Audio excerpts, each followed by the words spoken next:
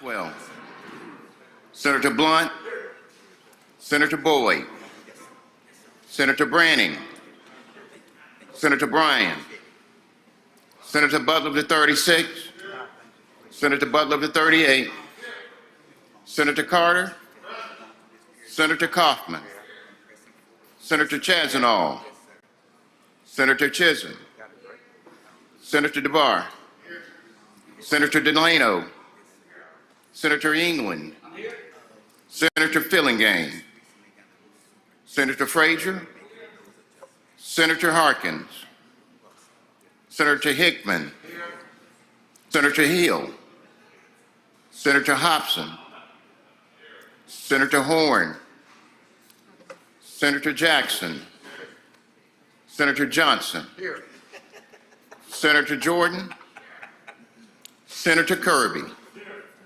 Senator McCon, Senator McDaniel, Senator McClendon, Senator McMahon, Senator Michelle, Senator Moran,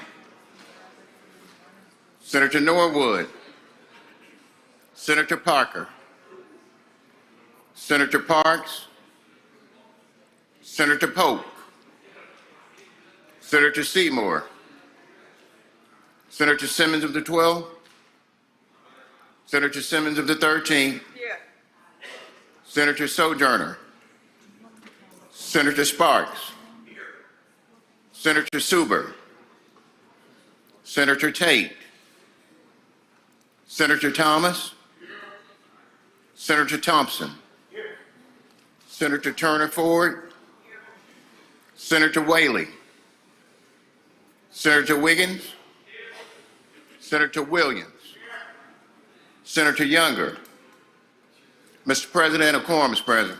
Thank you, Mr. Clerk. Will the senators and guests in the gallery please rise for the invocation to be given by Bishop Roderick Mitchell, who is the pastor of New Life Church in Cleveland, Mississippi. Invocation be followed by the Pledge of Allegiance for Senator Simmons. Bishop Mitchell. Good morning. Gracious God our Father, we enter into this time of prayer, which is a moment of petitioning and praising you for this day that you have made, and we declare it to be marvelous in our eyes. We acknowledge you according to your word, which declares, Lord, how majestic is your name in all the earth. We acknowledge you according to your word, which says, great are you, Lord, and greatly to be praised, and your greatness is unsearchable. Now, Father God, you are good. We acknowledge that in this assembly, you are steadfast and your love endures forever, and your faithfulness is to all generations. We thank you now, Father God, for your wisdom, and we believe that this House of Senate of the state of Mississippi is open to your wisdom for guidance and for your direction in the affairs of our state, which are before them. This day we thank you for you are the God who guides this legislative body through the very darkest of times, because you are our light. And we thank you that you are guiding them even now through the night times of our existence with your light from above. This morning, as these men and women, Father, have assembled here from the north, south, east, and west of the state of Mississippi, I thank you that in their minds that you are the God of our wealthy and weary years. Show them the contentment that's in you and provide them with your power, your wisdom, and your strength regarding the upcoming bills that are before them that are to be presented in this session. We thank you for the prosperity and the productivity and the good success of each bill that is agreed upon. As difficulties, as they do loom from time to time, remind them that you can move mountains and create opportunities. Blaze the trail ahead of these senators with your might and wisdom, for you are our shelter and hope. Now, Lord, in conclusion of this communication between heaven and humanity, we acknowledge that you are the God who blesses us in the midst of joyful and tearful moments you have brought to the state of Mississippi and brought us all the way to this very day. It is by your might that we continually are summoned to your light. Keep us, O God, not only in this session, but in each day of each futuristic session in the path of wisdom. In the name of Christ our Lord, we thank you today. Amen. Amen. Would you please join me in the pledge? I pledge allegiance to the flag of the United States of America and to the republic for which it stands, one nation, under God, indivisible, with liberty and justice for all.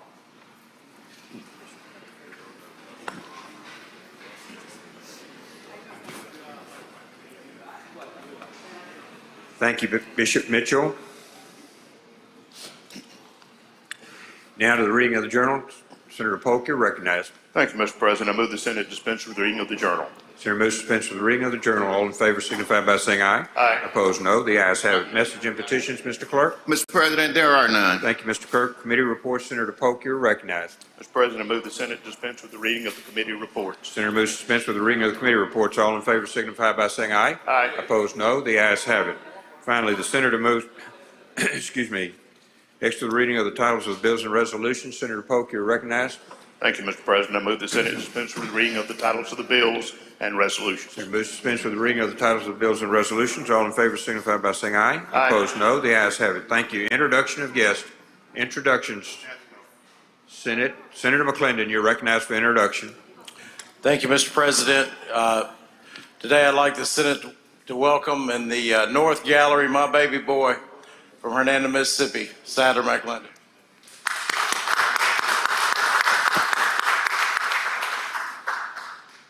Good to see you. Welcome.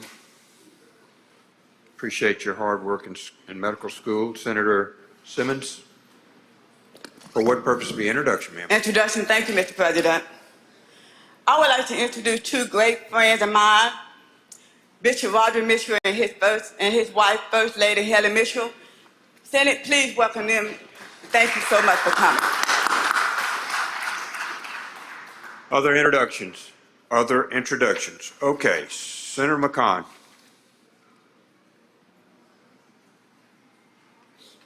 I'm sorry, Senator Horn. Yes, thank you, Mr. President. And they're coming into the gallery right now, so we'll give them just a minute to walk in. But I had the pleasure this morning of meeting with the Impact Homeschool group that's comprised of homeschoolers, young men and women who are being homeschooled, along with their homeschoolers, mostly their mothers, in the gallery with us today in the South Gallery. And they're here learning about government. So I'd like all of the Impact homeschooler groups to stand up and wave to the Senate and have us make you welcome.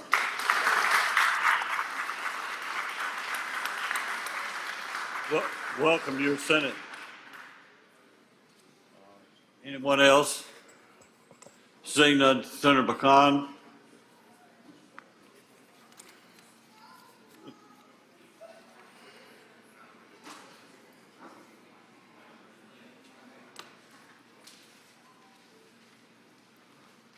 Thank you, Mr. President. Every year as we start getting ready for the Dixie National Rodeo, it is our privilege here in this body to get to bring in a few of those people who are ambassadors to rodeo around the United States. We are fortunate this year to have all three with us, being the Miss Dixie National Rodeo, Miss Rodeo Mississippi, and Miss Rodeo America. As such, Mr. President, I would ask for 4 privileges for Miss Dixie National Rodeo 2023, Miss Rodeo Mississippi 2023, and Miss Rodeo America 2023 to come to the floor with their guests. 4 privileges are granted.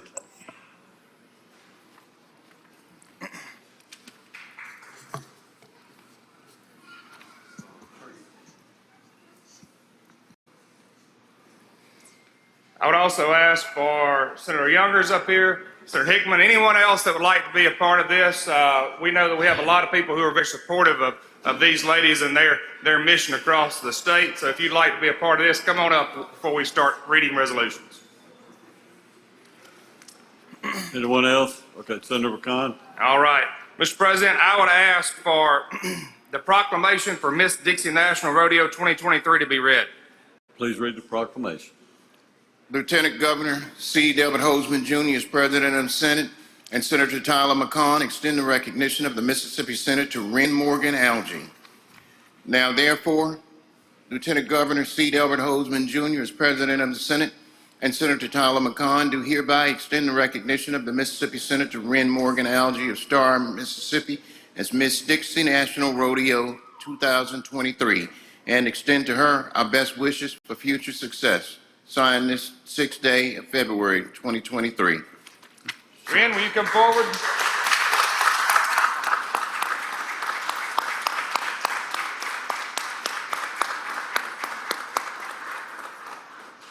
Senator McConnell, Mr. President, I would ask for SR 13 to be read. please read the title.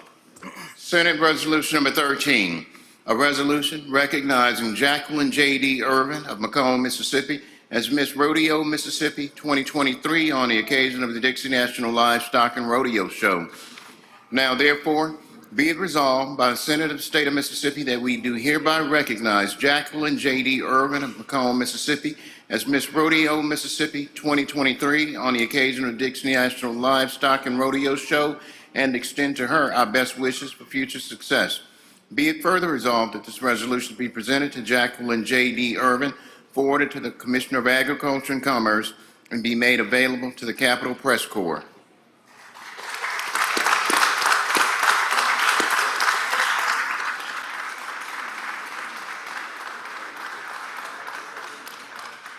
Mr. President, I would ask for Miss Rodeo, Mississippi to be able to have the authority to address this Senate. You're recognized.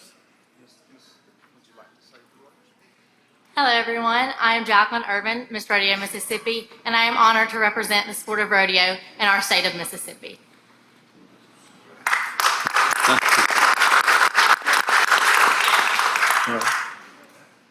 Senator McConnell, And last but not least, ladies and gentlemen of this Senate, you know that we have been fortunate over the years to have multiple Miss Rodeo Americas. Unfortunately, this one is not from Mississippi, but if you look around and you see the average, we do pretty good. And we're so glad today to have Kennedy Riggs. Mr. President, I would ask for SR 12 to be read. please read the title of the resolution. Senate Resolution Number 12, a resolution recognizing Kennedy Riggs as Miss Rodeo America 2023 and welcoming her to Mississippi on the occasion of the Dixie National Livestock and Rodeo. Now, therefore, be it resolved by the Senate of the State of Mississippi that we do hereby recognize Kennedy Riggs as Miss Rodeo America 2023 and welcome her to Mississippi on the occasion of the Dixie National Livestock and Rodeo. Be it further resolved that this resolution be presented to Kennedy Riggs, forwarded to the Commissioner of Agriculture and Commerce, and be made available to the Capitol Press Corps.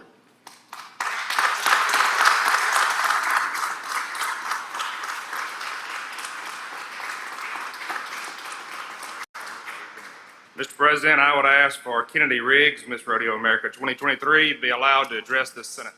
Ms. Riggs, you're recognized. Good morning, everybody. Thank you for having me. I know now what Southern hospitality truly feels like, and my belly is just as full as my heart, but I'd like to thank you officially as Miss Rodeo America from the Professional Rodeo Cowboys Association and on behalf of them as well for doing what you can to preserve all of these principles and traditions that we try to preserve as rodeo queens, because they're unteachable outside of this industry, and our society is hungry for these things that we get to call so special to our hearts. So please continue to do so, and I feel very heartwarmed to be able to be here with you today and here with you this week for the Dixie National.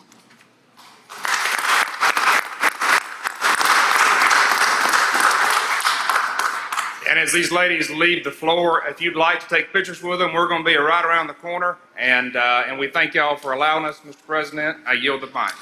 Thank you. Congratulations, ladies. Thank you for being here. Okay, next I think we move to the calendar of the day. And let's see, first on appropriations, Senator Hobson.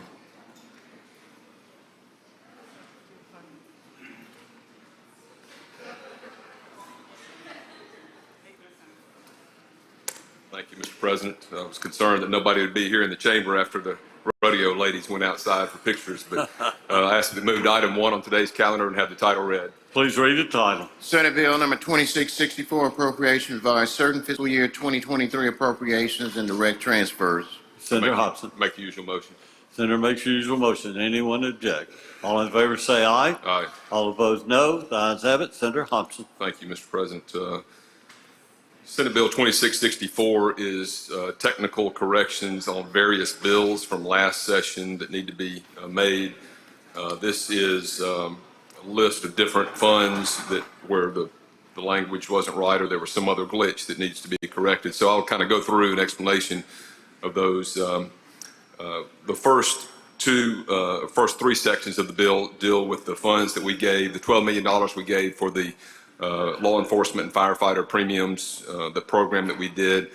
There was a reconsideration of the ARPA language and how that was to be utilized. So rather than using this from ARPA funds, we actually are going to use lost revenue funds, which we had set aside through ARPA last year to fund that program, to keep from having a violation in the ARPA language. This also would transfer $12 million from the Coronavirus State Fiscal Recovery Fund to the Coronavirus State Fiscal Recovery Lost Revenue Fund. Section 4 was we had $13,000 in there for the autism board, but the should have been $26,000 in the language, which was what we had put into the budget. Also, funds were provided to the autism board last session this was for modernizing their computer system, but the section pertaining to those funds was not updated in the bill. Section 5 was we mistakenly put general fund for funds that had gone to reappropriated for Educational Television Authority for maintenance and upgrades to towers, and that should have been capital expense fund, not general fund.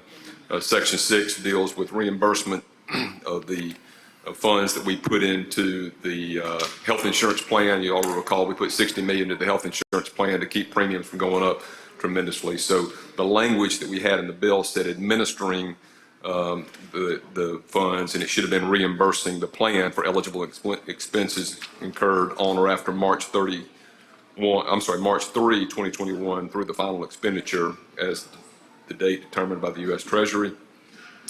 Section 7, 8, and 9 deal with funds that were set up in capital expense last year for DFA to administer.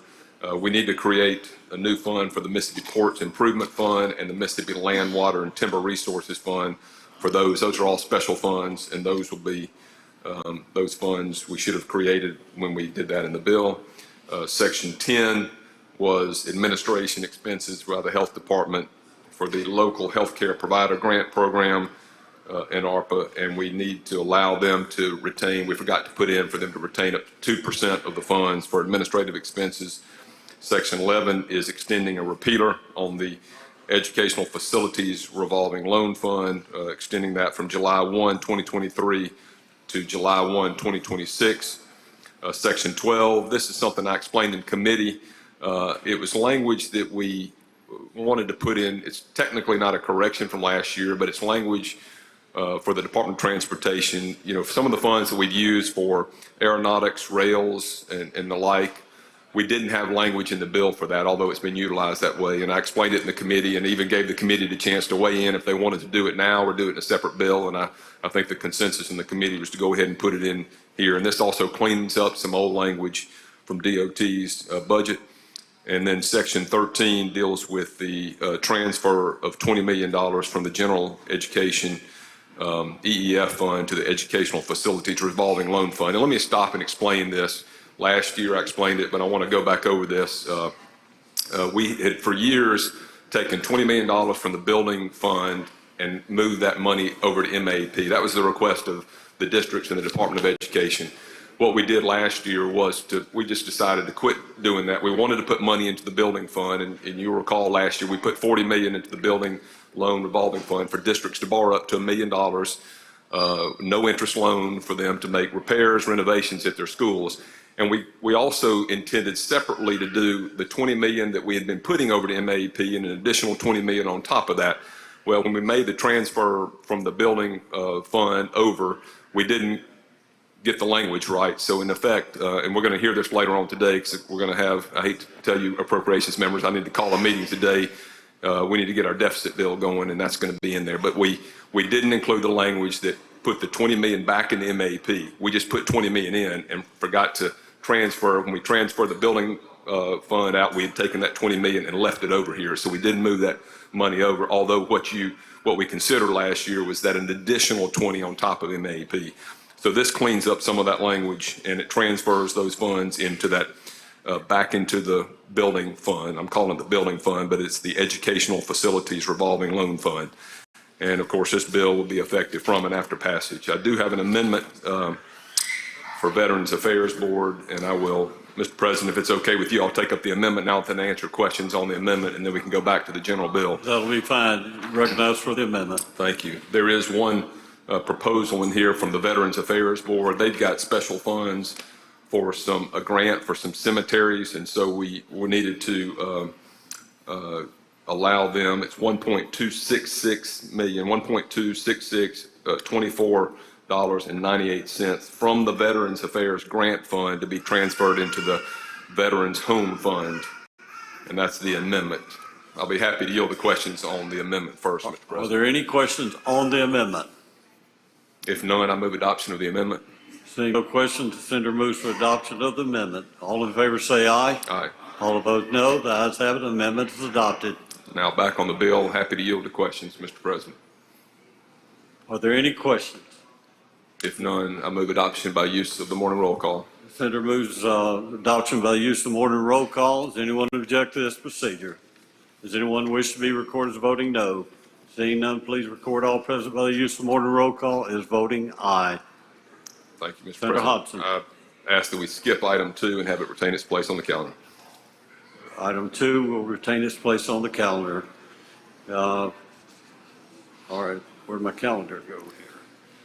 All right, Finance, Senator Harkins. Thank you, Mr. President. I'd like to skip item 3, have it retain its place on the calendar, go to item 4, Senate Bill number 2433, and have the title read.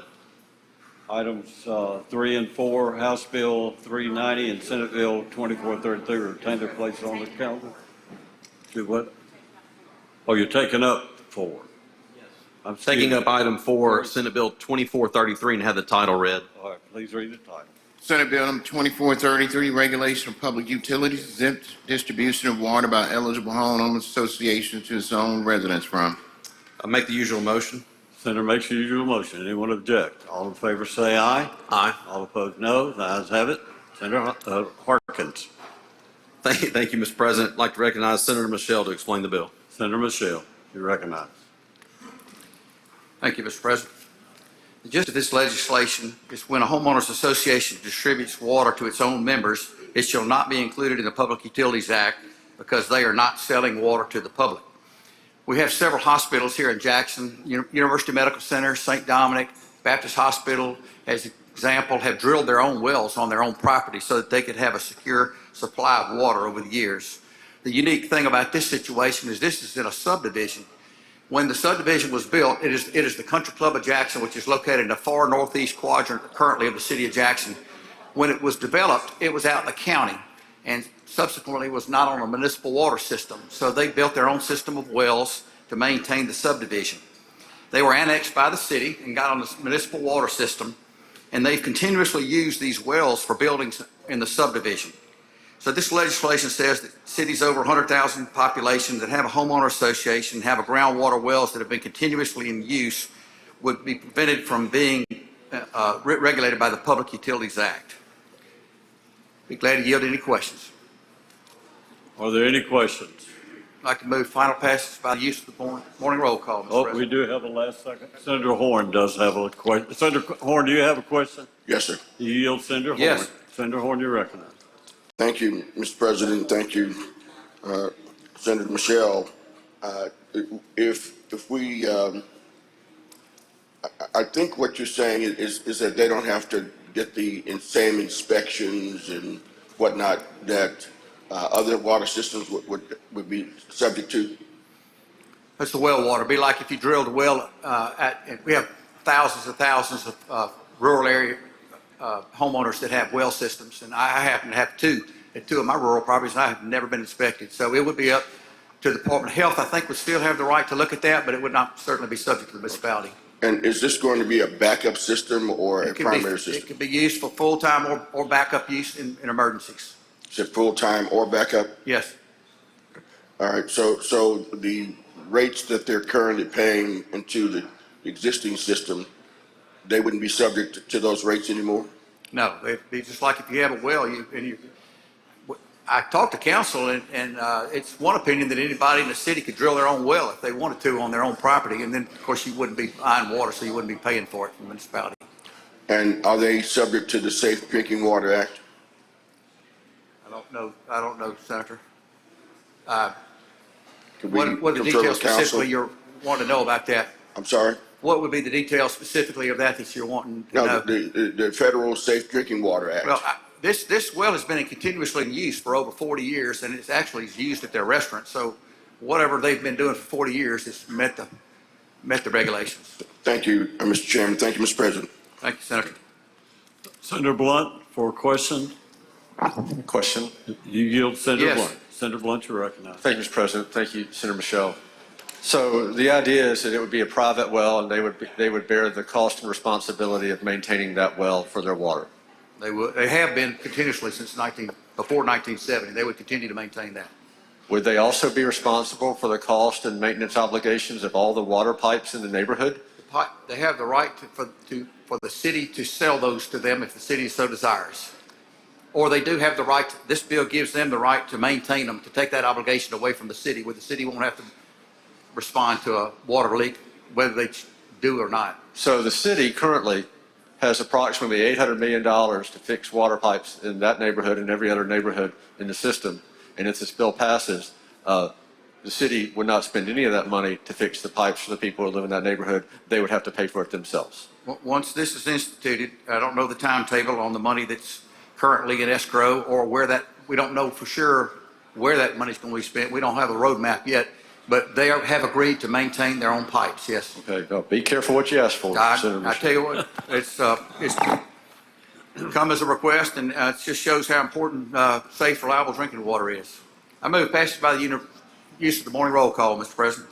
Seeing no further questions, the Senator suggests the use of morning roll call for final passage.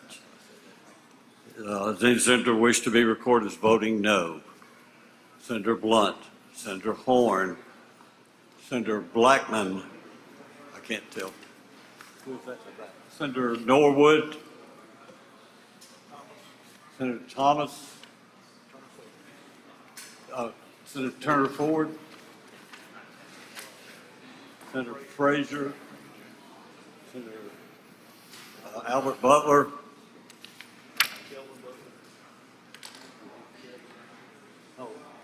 Senator Kelvin Butler, Senator Jordan, Senator Robert Jackson. Anyone else? Anyone else wish to be recorded as voting no? Please read off those voting no. Oh, and Sarita Simmons. Senator Sarita Simmons, excuse me.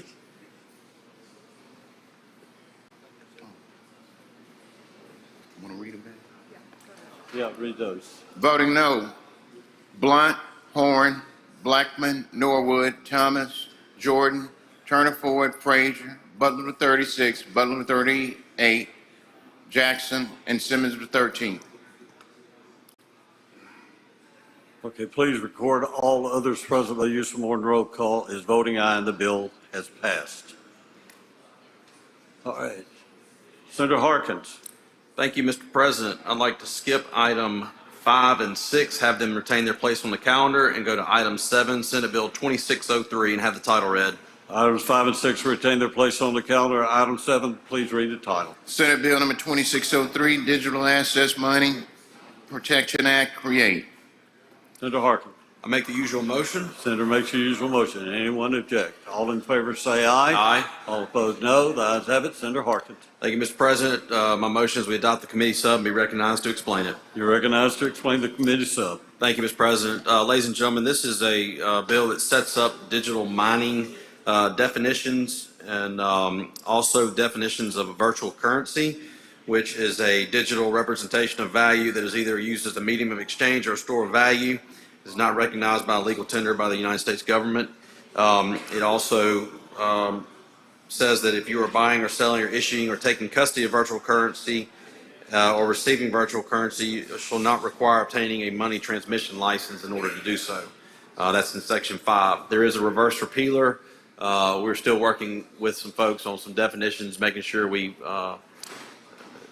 haven't missed anything. I think over 30 states have set up definitions in statute across the country for digital currency. And Mississippi is just joining the ranks of those that are doing so. That is the explanation of the bill.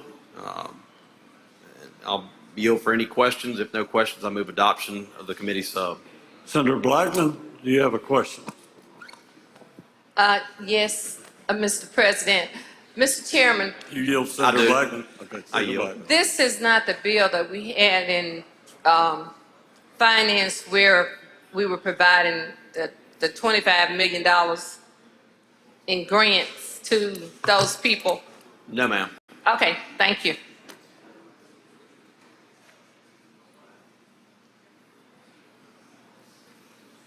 Seeing no further questions, move adoption of the committee sub.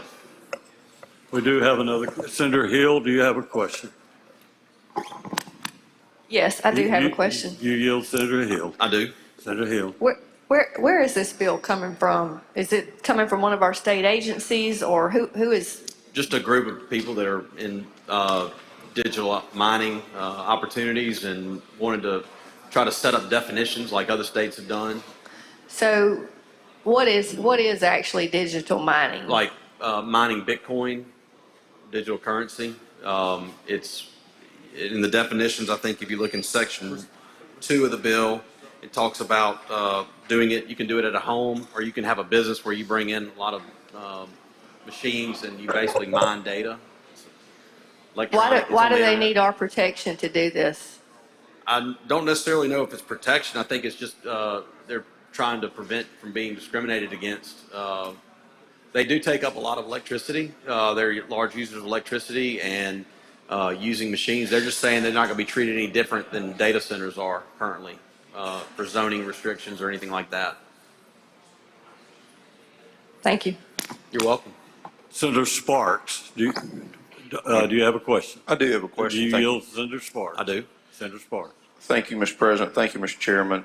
In the definitions that we're talking about discriminatory rates, I'm assuming that means just not charging more for similar service to someone who's mining Bitcoin? I believe so, yeah. It just says electricity rates substantially different from other industrial uses of electricity in similar geographic areas.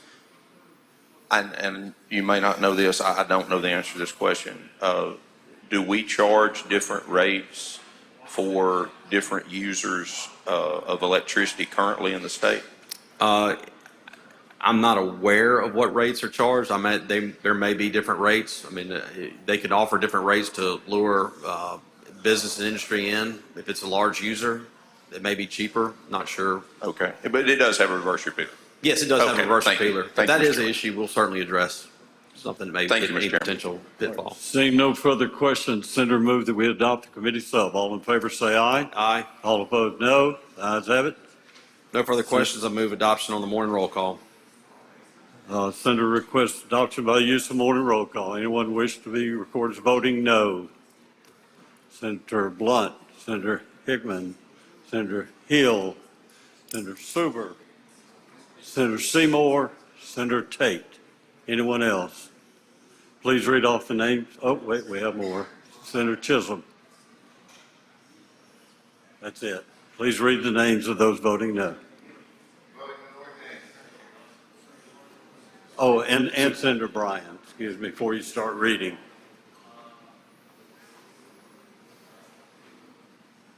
Voting no or nay. Bryan, Blunt, Hickman, Hill, Suber, Seymour, Tate, Chisholm. Okay, please record all others present by the, oh, well, there is one more. Senator Simmons, did you wish to vote no before I announce the vote? Senator Simmons? No. Derek Simmons? Okay, please record all others present by the use of morning roll call as voting aye, and the bill is passed. Now, Senator Harkins. Mr. President, I'd like to skip item 8 and 9 and have them retain their place on the calendar. 8 and 9 will retain their place on the calendar. We'll go next to the motion to reconsider. Number 10, pass and retain. Number 11, pass and retain. 12, 13, 1414, Senator Parker. Thank you, Mr. President. I'd like to go to item 14, have the title read. Please read the title. Senate Bill number 2889, Mississippi Capital Region Utility Act, create. Senator Parker. My motion will be that we table the motion to reconsider. We had good discussion, debate on this bill yesterday. As I explained, I look forward to continued debate and input from members of this chamber as this goes along, but my motion is to table the motion to reconsider. Senator Albert Butler, do you have a question? Yes, sir, Mr. Chairman. I would like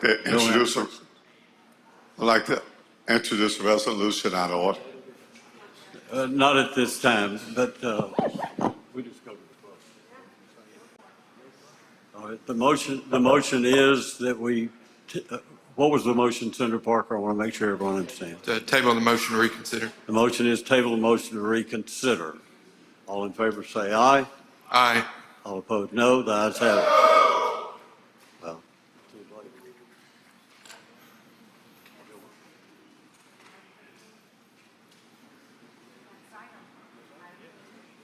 All right, next item, item 15 on the calendar. Pass and retain 16 and 17. Go to item 18. 17, Senator Michelle, item 17. Thank you, Mr. President. I'd like to go to item 17, Senate Bill 2224, and ask the title be read. Read the title. Senate Bill number 2224, insurance, prohibit insurer or third-party payers from setting maximum dollar amount reimbursement for proper ventilation treatment. I move that we table the motion of consideration on Senate Bill 2224. Motion is to table the motion to reconsider. All in favor say aye. Aye.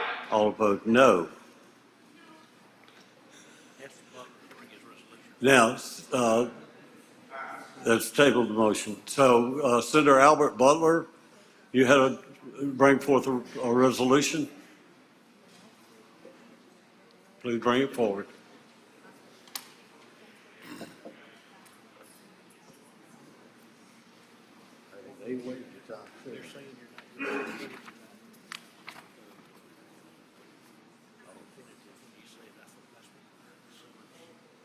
All right, Senator Simmons, you wish to be recognized?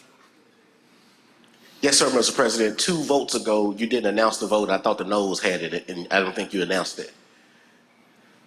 Well, no, I'm sorry, the ayes had it.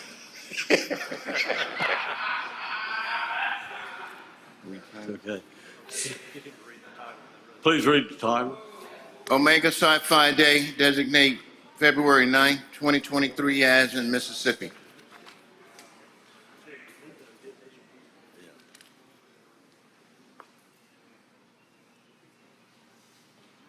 Do you have another? No.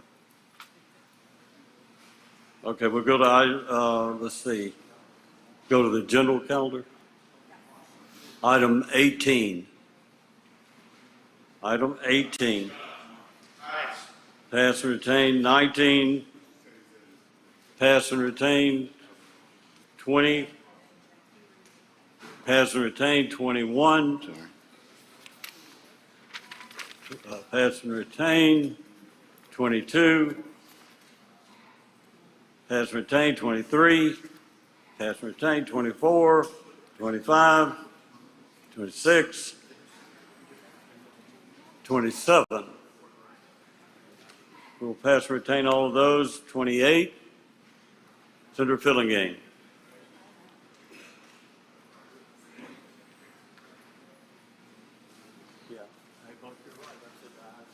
Thank you, Mr. President. We're going to skip item number 28 and have it retain its place on the calendar and go to item number 29, please, sir.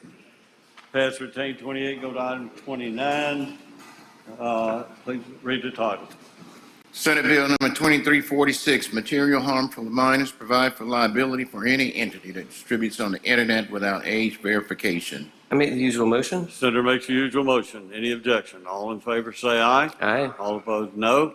The ayes have it. Senator Fillingane. All right, if you will recognize Senator Williams to explain the bill, please, sir. Senator Williams, you're recognized to explain. Thank you, Mr. President. Thank you, Mr. Chairman. I think we as a legislature have done a tremendous job over the last several years of allocating dollars to put fiber all across the state. We're on the cusp of having super highway to every home in this state. In a very few short years, I think we will have succeeded that. One of the negative things of doing that is we can allow some harmful things to come into the home by having that super highway that's there in a virtual sense. What this bill does, it basically puts a door in place with which you have to have a key to get through. Louisiana enacted this legislation in January of this year. Senator Smith, I believe, is a national senator from Utah, is working on that legislation at the national level. With this legislation, what you'll have to do if you're going to an adult website, you'll have to prove that you're over 18 years of age. You'll have to present identification. There's several different mechanisms that are available to do that. The definition is a commercial entity that more than 1/3 of their business is going to be for adult content would qualify for this. The burden is going to be on them to put forth the mechanism in place. There are different apps and things that are out there that would allow the verification services. The verification services will not retain any information from the identification. Once a validation is done, they will be able to enter the site. As you know, today with a phone at home, with an iPad or whatever, just a very few keystrokes, you can be in some places that you don't need to be. And our children can't unsee things that they see, and this is a mechanism that will stop that. With that, I will yield to any questions, Mr. President. Any questions? Seeing no questions, motion. I would move by passage on the use of the morning roll call, Mr. President. Senator suggests use morning roll call for final passage. Anyone object? Thank you. Seeing none, please record all present by use of morning roll call as voting aye. Senator Fillingham. Thank you, Mr. President. I'd like to get item number 30 called up and have the title read. Please read the title. Senate Bill number 2347, Hospital Police Department authorized for certain private entities. I make the usual motion. Senator makes the usual motion. All in favor say aye. Aye. All opposed no. Ayes have it. Senator Fillingham. Thank you. If you recognize Senator England to handle the bill. Senator England. Thank you, Mr. Chairman. Thank you, Mr. President. If y'all would just bear with me just one moment, I'm going to have an amendment to this bill, and I think Council is bringing that over now. I will go ahead and begin explaining the bill to help us move along today and hopefully get out of here quicker today than we did yesterday. This is a bill that's very narrow in scope. It allows for privately owned hospitals to maintain a police force if that hospital was previously publicly owned and already had an established police force. This is a bill that's very important to my folks down at home where this does apply to a hospital that is up for bid currently. If you'll follow with me on the bill, the chief of police, item number 33, or line number 33, the chief of the hospital police is able to appoint the qualified individuals under this bill to be the police officers. The conditions and restrictions established in this bill are promulgated by the statute that we're setting up, as well as the Department of Public Safety. This does not supersede in any way the authority or duty of other law enforcement officers. The authority granted under this section, if this bill passes today, will have this being the sole law enforcement authority for the hospital police department. They are subject to the same reporting requirements as other police officers. These hospital police officers will be allowed to carry a gun as long as that officer meets the certification that we've already got under our current laws. The hospital police officer can exercise all the powers and authority of a law enforcement officer, except arrest whenever there's just a violation of policy or procedure. It has to be an actual law there. The hospital police officers maintain and enforce the law on the hospital campuses and in a campus and adjoining roads and parking lots. These hospital officers may also assist other law enforcement. If there's an accident near the hospital, if there's something ongoing, they're able to be called in to assist on that.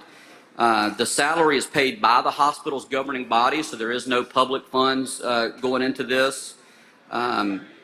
If your lines 117 through 124 address the limited liability of these officers, this bill does require that at the expense of the hospital, and this is very important, I think, for hospitals out there, these hospital police officers have to be trained in crisis de-escalation techniques that are consistent with the goals and objectives of this system. I think we would all agree that our hospitals throughout our state, they deal with very unique situations, a lot of times very dangerous situations that put our patients, our nurses, and our doctors and other personnel at the hospitals in jeopardy. And so that additional training is very important. And I would just note, during the committee, we had some questions about whether this applied to clinics or offices of the hospitals. And if you look at line 145, that's already existing law that this does not apply to clinics or other offices. This is just for our main hospital campuses there. I have heard from all of my officers at the hospital, or from the directors of those officers. I've also heard from our sheriff and from our police departments. They've all signed on to a letter. This is a very helpful police force down in our area in Jackson County. And I even got some texts yesterday from nurses that talked to me about how safe this police force makes them feel in this. That's an explanation of the bill, and before I go to questions, I would like to enter this amendment that we have, and I'll just tell you guys, so if we can put the amendment up, please, Mr. President. Yeah, we do have several questions, but we'll do the amendment first. Oh, thank you. Yes, if we can do the amendment first, then I can ask. Thank you. So I'll just read this amendment. It's going to go below lines 52. It will say that the governing body of the employing hospital shall enter into a memorandum of understanding with a local law enforcement agency with concurrent jurisdiction of the geographic location of the hospital to hold and maintain a hospital police officer certification issued by the Board of Law Enforcement Officers Standards and Training. So that certification will be held by a public law enforcement agency with jurisdiction of the hospital. So it's almost like a public-private situation there, which was, this was to address some concerns and some comments and ways to maybe clarify this situation with the Commissioner of the Department of Public Safety. And if you'll look on line 12 of the amendment here, that's just cleanup language that we had before to make sure that we're using the proper language to put this as the board on law enforcement officer standards and training. And then we've got a new subsection at the end that says that this section, this statute that we're trying to enter here, shall stand repealed on July 1st, 2028. So we have a 5-year repealer on this, so we can come back and look at it, because this is something that we're doing that's a little bit newer for our state. Other states have done this. We looked at West Virginia's law. Other states are having a lot of success, particularly when you have officers that are trained in de-escalating these situations that are unique to hospital situations. So that is the amendment. Again, the amendment comes after discussions with hospital personnel and with the Commissioner of the Department of Public Safety to help us work through this language. So my motion at this time is to adopt the amendment. Are there, excuse me, are there any questions on the amendment? On the amendment. Then we have questions on the bill we'll get to later, but on the amendment there are no questions, my understanding. Mr. President, I believe Senator Turner Ford does have a question on the amendment. You yield, Senator Turner Ford. I sure do, yes. Senator Turner Ford. Thank you, Mr. President, and thank you, Senator. So I understand that this bill originates from the hospital system in your area. That's correct. Which consists of 3 campuses? That's correct, yes. So Singing River Hospital, they have 3 main campuses. They have the Singing River Hospital, which is in Pascagoula, Ocean Springs Hospital, and over the last several years, they've got Gulfport, Singing River Gulfport. And so I understand that the amendment calls for a memorandum of understanding with the local law enforcement agency.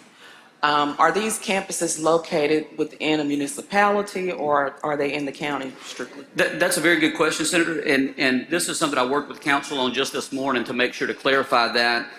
If you'll look on, let's see, line 5 and 6 there of the amendment that is up behind us, it says that the jurisdiction must be of the geographic location of the hospital. So in other words, you won't have an entity, a law enforcement entity with jurisdiction in Ocean Springs or Pascagoula holding a certification in the Gulfport area. So they do have to abide by the geographical locations. But my question is more for a campus that's located within a municipality, would the memorandum of understanding be required between the municipality and the hospital? Or does the hospital have the option to choose if it will have its memorandum of understanding with the county or the city? I think that they would have concurrent jurisdiction, so it would be either or situation. So if the sheriff would like to enter in that memorandum of understanding with the hospital police chief, that sheriff may do that. But of course, if on down the road, if that sheriff decides not to, they could then ask the city police chief to hold those certifications of those officers. And I think you mentioned that this practice is being used in other states. It is. I can't remember how many. It's between 25 and 30, I believe. But we looked at West Virginia's law. And again, so for the purpose of this bill, it's very narrowly tailored to, because this is only for county-owned hospitals that are going to be purchased by a private entity that already have an established police force. There's really only 3 in the state that have that, one being Singing River, the other being Forest General, and UMMC, I believe. So this gives us a chance to look at this, and I'd be happy to work with any of our senators in here if we see how successful this is and want to come back and look at that later. And the other states that are using, that are relying on this type of arrangement, is it in the context of a community hospital that has transitioned to private? Well, they're just privately owned. I don't know if that language was there. I don't know. As a matter of fact, I don't think so. I think they probably just passed a law that said our privately owned hospitals can do this. I would have to go look at that, but I'm happy to do so to check that out. But I believe these are privately owned hospitals in these other states that have these police forces, if that answers your question. And so my last question is, we're referring specifically to police power. And do we believe that there's going to be any contraindication with the Constitution for our state? I don't believe so, and the reason I say that is because we've looked at this with both counsel and with counsel of the hospital, and I've run this by the Department of Public Safety, the commissioner there, and the fact that we have these officer certifications being held by a public law enforcement entity, I think that's where what allows this without raising that question. Well, the reason I asked the question is, are we abdicating our authority, or are we allowing this private entity to exercise power that's inherent of the people? Yeah, and let me see if I can answer your question by looking back at the general bill that we have in front of us here. And if you'll bear with me, I will find this. Okay, so line 43 through 45 states that the authority granted under this section does not supersede in any way the authority or duty of other law enforcement officers. I think maybe that's what you're asking. So these are just, these officers are limited to the hospital grounds, parking lots, and adjoining streets there on the hospital location. And my last question is, and it's more of a comment, I think, I'm raising as a concern. Why would we allow a private hospital to have this authority, whereas, well, I guess this particular, in this instance, why would we allow this hospital system to benefit from having police power where other private hospitals have to hire security teams? So the difference in this situation and any other situation is that this hospital currently does have a police force that's working so well, and they currently have very well-trained officers that have even gone above and beyond normal certification to be trained in de-escalation within a healthcare location. And again, this is narrowly tailored for that reason, because this already exists and because we know it works and because my other law enforcement agencies on the coast have asked for this. Thank you. Thank you, Senator Turner Ford. Mr. President, I would just remind the body that we're on the amendment. And I'm happy, of course, to take questions on the amendment, but if we could pass the amendment and then discuss the regular bill, I may wonder if that might be the... Well, we have questions on both, I think. Okay, great. Okay, So, well, I'm happy to stand here. But Senator Parks, for what purpose do you wish to be recognized? An introduction at the appropriate time. Why don't you do it now, because we're going to be tied up for a while, it looks like. Thank you, Mr. President. If everyone would look to the South Gallery this morning, We have Sandy Charles Jones with us here today. She is the organizer of the Rooster Run that's become very famous in North Mississippi. So if you will, let's give her a nice welcome this morning.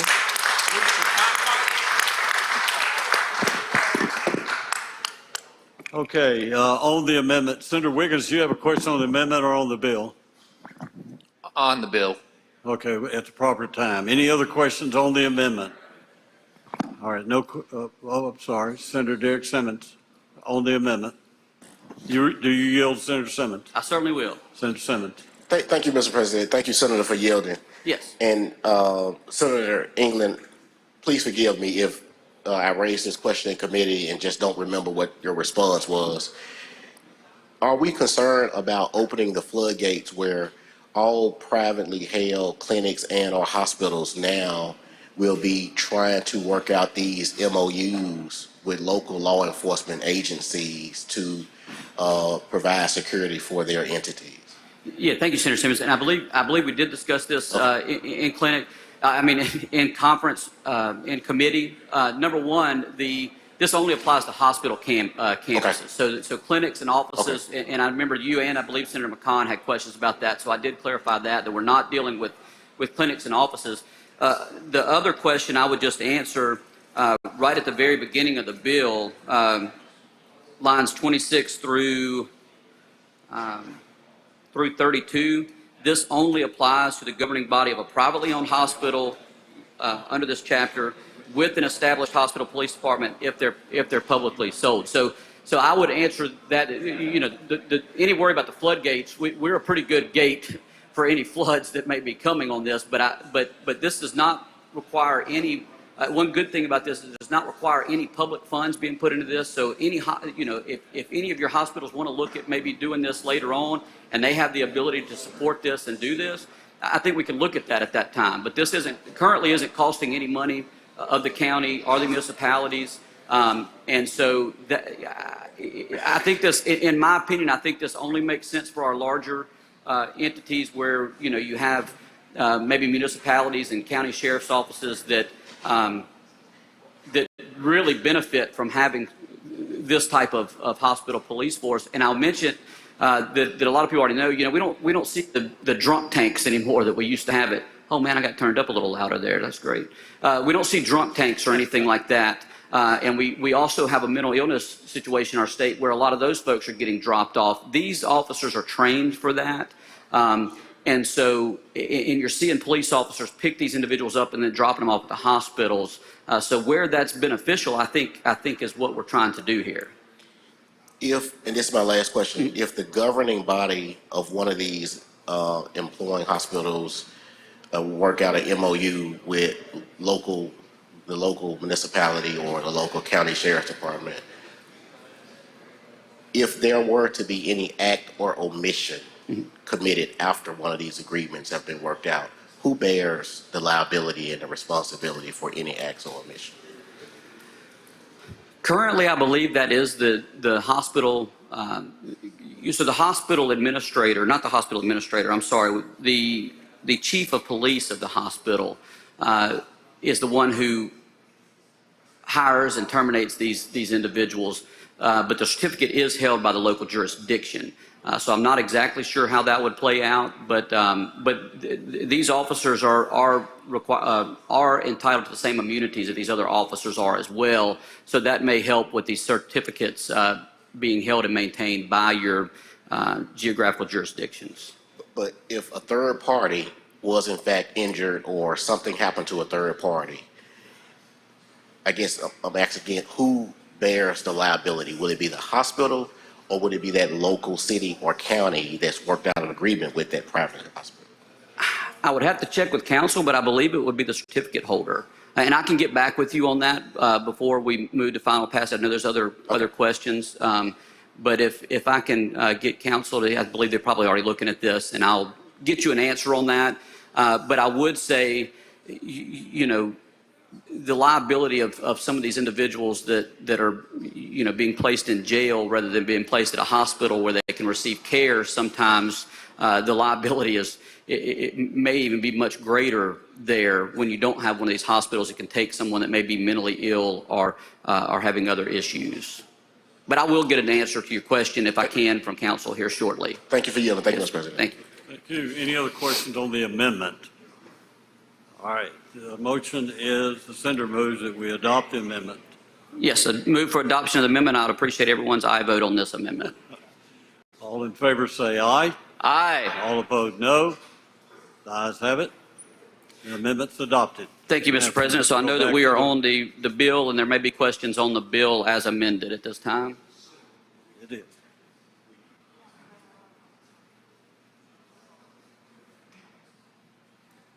Okay, Senator, I believe Senator Jordan had the first question. Question, Senator Jordan? Thank you, Mr. President. I do yield, yes. Just one question. Is this bill necessary, or is there more violent in hospitals, now? There certainly is, Senator Jordan, and I would say that this de-escalation training is very beneficial to these officers, not only to the officers, but to the health of our nurses and our doctors that are really concerned and have contacted me about this. And I would just mention that we had a very tragic situation on the coast right around Christmas time with some officers dealing with a mentally ill person, and that resulted in the death of 2 officers. And the situation there, I believe, had to deal with how to de-escalate such a situation. And so this hospital, and we're seeing it all across the country, but also in our local areas where individuals are in the waiting rooms and in the patient's rooms where either a gun or a weapon is pulled on someone over their treatment, and having these people, these police officers, these well-trained police officers on location certainly has and will continue to save lives. Now, may I ask a question? We have a state, at one time, I don't know, it's still functioning for us. The mental hospitals sometimes house mentally ill patients, and I can see where it would be necessary there. But if they're not handling mentally ill patients, where the state hospital, Whitfield, at one time handled, I don't know if it's still functioning or not. Does many hospitals still house those kind of patients, mentally ill? They do, and I know that's been a subject of a lot of other legislation that we've looked at to try to help out our more local and even our state hospitals with dealing with mentally ill patients. So I would say I know for certain that ours have beds that are dedicated to mentally ill patients, whether it be there's no long-term like you see at our state hospital, but they do have short-term holds, sometimes 72 hours or so. Well, my point, I was just wondering was necessary because most hospitals owned by counties and municipalities usually have security there by the county or the city. That's correct, and currently they're allowed to do that. So any that wants to set this up can do that under current law. So this is primarily for private hospitals. That's correct, and I'll just state again that this is also only for hospitals that were once publicly owned, maintained a campus police force, and then become privately owned. So it's very narrowly tailored, and also the amendment that we passed has a 5-year repealer, so we can also work on this and see how, if we need to amend it, or if something that doesn't even take place, then this bill will stand repealed in 5 years. The reason I'm so inquisitive because most hospitals having difficulty even trying to survive, and I figured this would be more of a burden on them trying to pay these individuals. What they not need. Senator Jordan, I think that's an excellent point, and I know that we're working to try to help fund our hospitals for other reasons, but currently this hospital does maintain this police force through their own budget, and so certainly other hospitals would need to take a look at that and have their administrators look at whether this would even be something that they could afford to do. Thanks, sir. Thank you, Senator Jordan. Senator Kelvin Butler, do you have a question? Yes, sir, Mr. President. You yield, Senator Butler. I sure do, yes. Senator Butler, you're recognized. Thank you, Mr. President. Thank you, Senator England. Yes, Senator Butler. Just kind of help me understand. Right now, do any other hospitals do what you're trying to ask us to do for Singing River? No, not currently. Not currently. This is a Okay. brand new thing for our state. And I also want to point out, since I've got the opportunity with your question here, that this doesn't require any privately owned, if a hospital is currently publicly owned and a private entity comes on and buys that hospital, if it has a police force, that private entity does not have to maintain that police force. So we're still leaving that in the hands of that private company, whether or not, and kind of goes back to Senator Jordan's point, if they don't want this item in their budget, they can remove the police force. But this just allows them to keep that. Okay, well, all right, now you kind of answered one of my other questions. So I Okay. thought that when you was trying to sell them, that would be part of the deal, if you will. That is not. That is not part of the deal. No, we're not getting involved in that. We're just allowing them so that this police force that's there, that's been a big, huge benefit to my entire community. Any private buyer, should that come about, we don't even know if it's going to be there's going to be a private buyer. But if there is, they would have the option to keep this. Again, subject to the other parts of the statute, including our amendment that requires a memorandum of understanding with a public police force with jurisdiction over that area to hold the certification and maintain that certification of the officers. Okay, so the hospital is for sale. There's an RFP out now. I believe it's due back in March. We could, have a number of people come in and want to purchase or zero. And if that's the case, then obviously the hospital will move forward with trying to do whatever they can. But there is a bid out on this. Okay, so what you're trying to do is basically, I guess, if it sells or when it sells, that you want the police department to be sold with it, if you will. Well, we want it to be. If the private people want to buy it like That's correct. If they want to do that, and again, so I haven't talked with any possible purchasers on this. I know there's been several mentioned.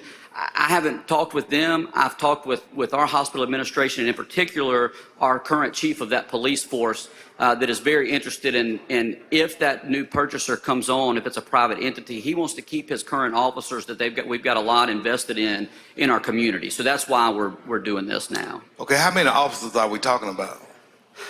I want to say it's between 20 and 25, but I will say this, it's currently probably it's certainly one of our top 3 police forces in our county right now. So there are officers there that are doing this, and they're able to bring in retired police officers that want to continue their certification, which is a very important deal for them. It's a benefit for not only the officer but for the hospital. Did you say it were 3 campuses? There are currently 3 campuses, which is, so if you look at, going back to the regular bill here, which we've already adopted the amendment, but the original 2 campuses were in Pascagoula and Ocean Springs for this hospital, okay, so for Singing River Hospital. They purchased Gulfport, I believe it was Garden Park before, now it's Singing River Gulfport. That campus currently doesn't have a police force there, but we're allowing on 30, line 30, any wholly owned subsidiary of a hospital that was previously publicly owned and had an established police department. So yes, there are 3 campuses. I know I answered that in a long way, but I'm trying to use your questions to make sure I maybe can answer any others that may be on the floor this morning. Okay, thank you, Mr. President. Thank you, Senator Butler. Senator Turner Ford, do you have a question? I do. Do you yield Senator Turner Ford for a question? Yes, Senator Turner Ford, yes, I'll yield. Thank you. And so my question is about the chief of police. And as I understand the bill, the chief of police is the sole hiring, firing authority for these officers? That's correct, but they still have to, just like any other chief of police, if you look on lines 106 to 116, it says that the chief hospital police of the hospital or his or her designee shall report the termination of employment of a hospital police officer by submitting notice of the terminated officers to the Mississippi Law Enforcement Board of Standards and Training, and I believe it's the board on law enforcement officer standards and training. The chief hospital police shall also report the hiring of a hospital police force to the same entity. So they do just as other police forces have to do when they hire or fire an officer. They have to report that to that specific entity as any other police force. And again, that's 106 to 116, if that's helpful. But that's not a local. That's not a local board. That entity they report to is a state board. And so unlike a police department such as Jackson, West Point, any other place, those officers are hired, and those hires are presented to the board. But in this instance, we're talking about an individual making the decision to hire and fire an officer and then just report this. That's correct. Now, the chief of police is appointed by the board that governs the hospital there, but again, the certification being held by through a memorandum of understanding with the local jurisdiction also has to be taken into consideration, those certifications that are held by those jurisdictions. And does the bill specifically state what the requirements for a chief of police would be? I believe we may.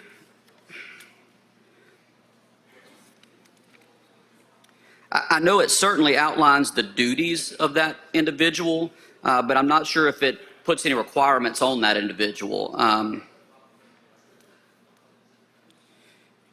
Yeah, the first part of the bill just establishes his duties, his or her duties. Thank you. Yeah, thank you, Senator Turner Ford.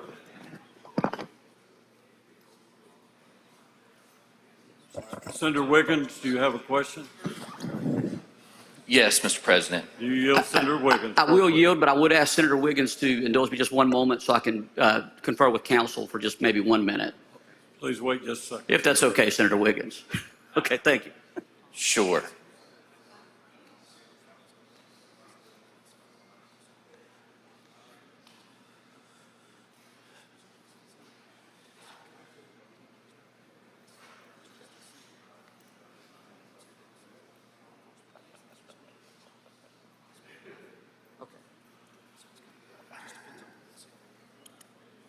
Okay, thank you, counsel. Senator Wiggins, yes.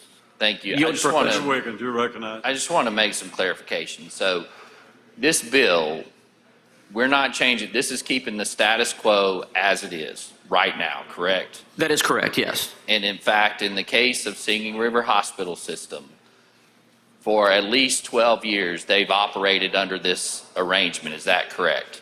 That is correct, yes. Okay. And because of the situations with the hospitals, and particularly in Singing River's case, an RFP is out for them to be sold, then this bill is necessary to keep the status quo. Is that correct? It is necessary, very necessary, because it offers some understanding for the current officers that we in the legislature are trying to help them, because again, if they don't have this understanding, then they could leave the police force and we would lose a lot of those officers. And under current law, community hospitals, which you mentioned, Forest General and UMC, are organized as community hospitals under state law.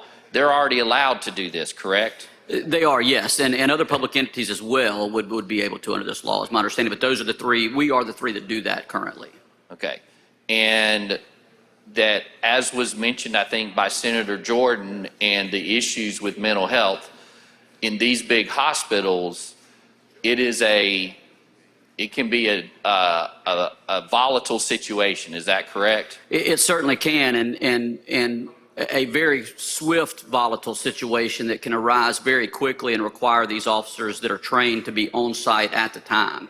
And so this allows for protection, for safety of patients, doctors, and everybody else there, correct? That's absolutely correct. And the amendment that this body passed into the bill allows, or actually orders any entity as a result to enter into an agreement with the local police force.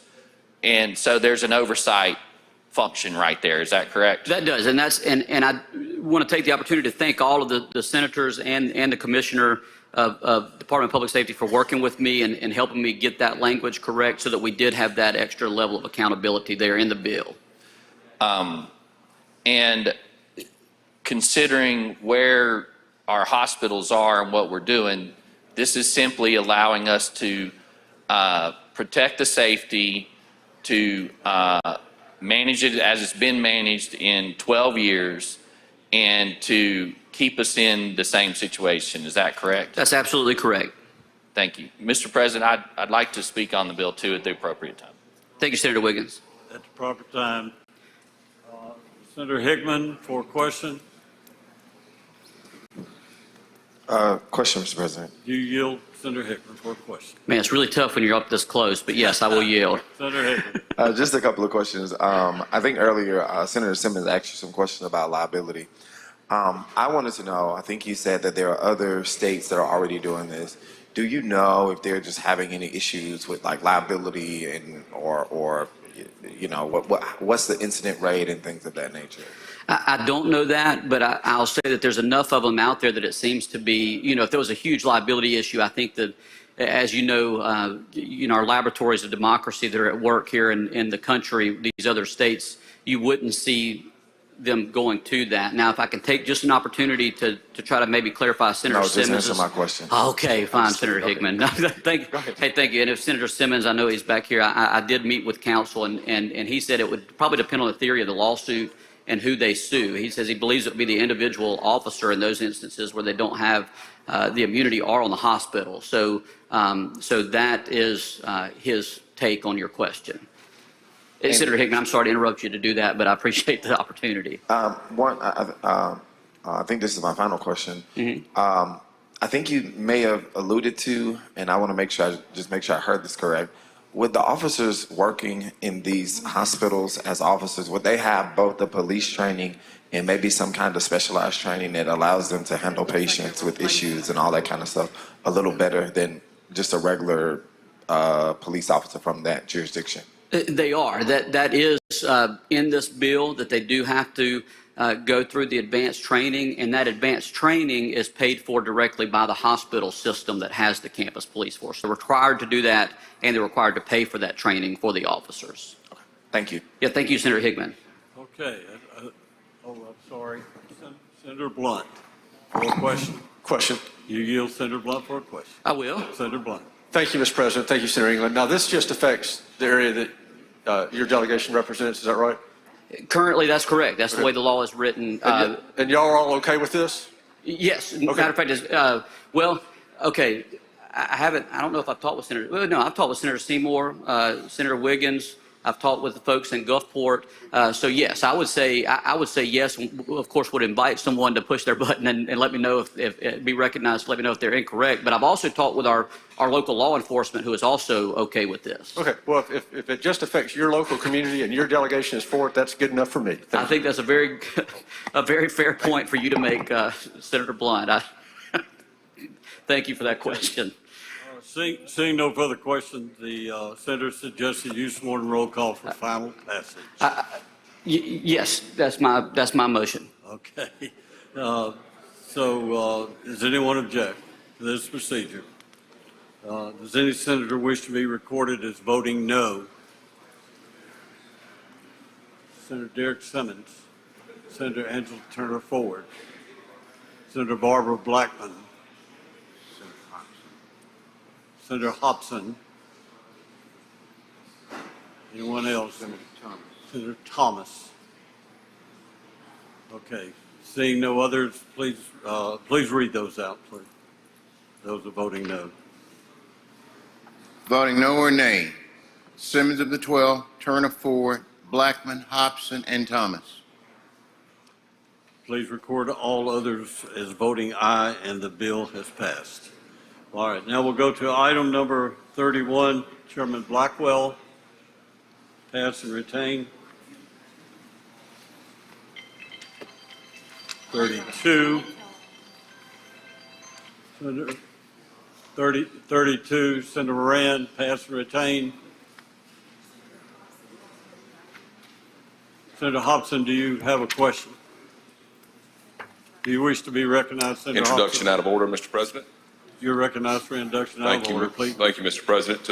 It's my pleasure to introduce a group of leaders in Vicksburg. The Leadership Vicksburg team is in our South Gallery. I would ask them and their director, Ann Elizabeth Byes, to stand, and the Senate to make them welcome today.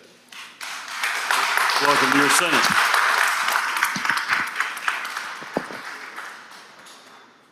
Okay, we'll go to item 33. Senator Delano, you're recognized. Yes, sir, Mr. President. I'd like to call up Senate Bill 2729 and have the title read, please. Please read the title. Senate Bill number 2729, limitation of liability requirements for information technology contracts clarified. Senator Delano. Thank you, Mr. President. I have a committee sub, and I'd like to be recognized to... Make the usual motion. Oh, yes, sir. I'm sorry. Make the usual motions, please. Anyone object? All in favor say aye. All opposed, no. Ayes have it. Senator Delano. Now I'd like to be recognized to address the committee sub. You're recognized on the committee substitute.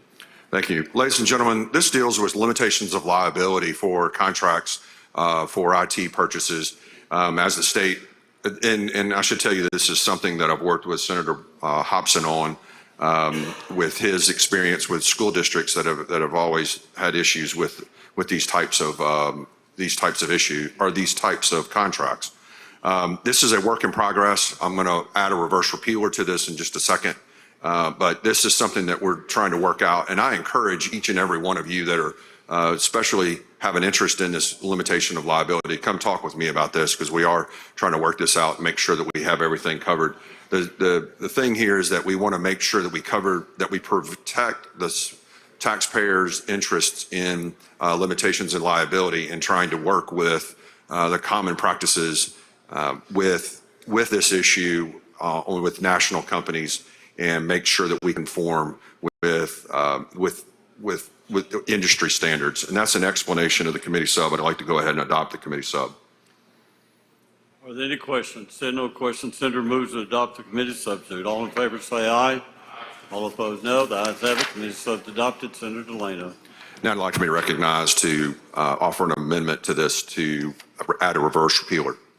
You're recognized for the amendment. I've already explained this. This is the reverse repealer, and that's all. Okay. Any questions? Seeing no questions, all in favor of the amendment say aye. All opposed, no. The ayes have it. Senator Delano. Now we're back on the bill, and if there are no other questions, I'd like to move for final passage using the morning roll call.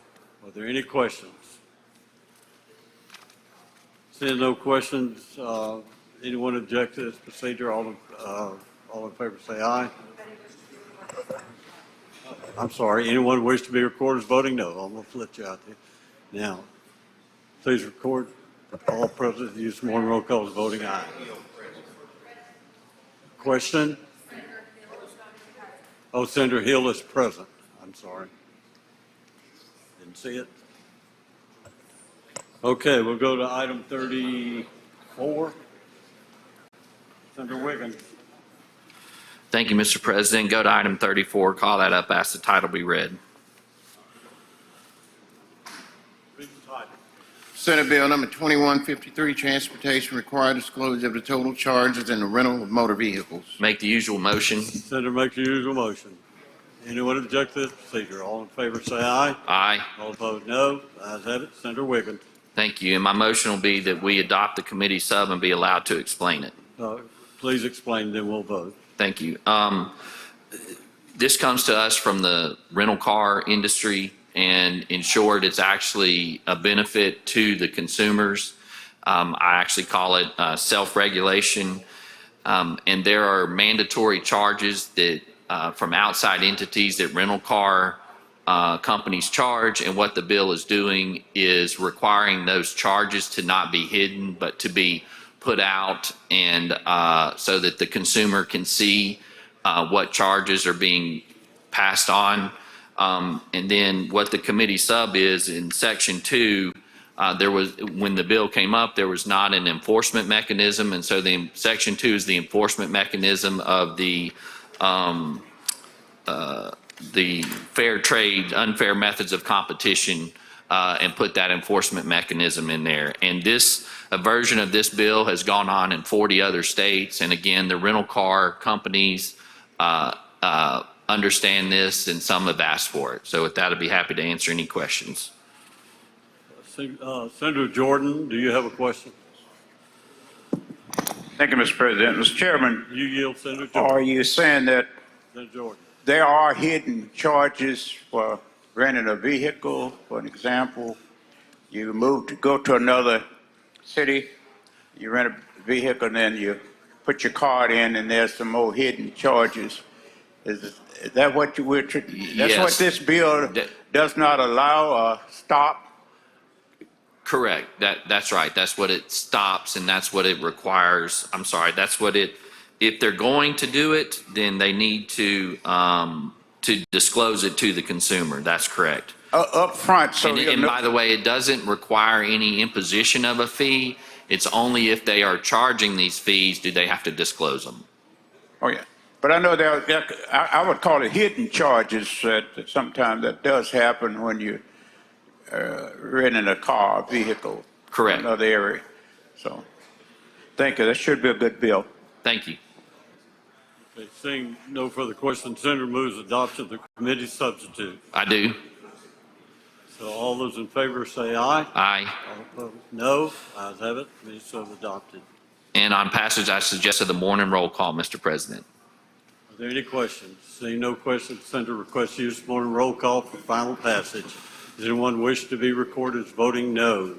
Seeing none, please record all present by the use of morning roll call as voting aye. Bill is passed. Mr. President, call up item number 35, ask the title be read. Please read the title.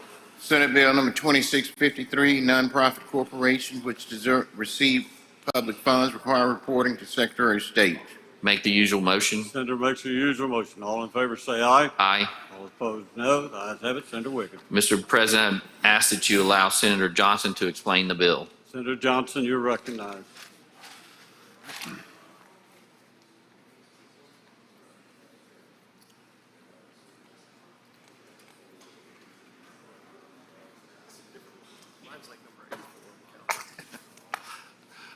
I withdraw that. Mr. President. What this bill does is it simply allows, let's see, 1 second.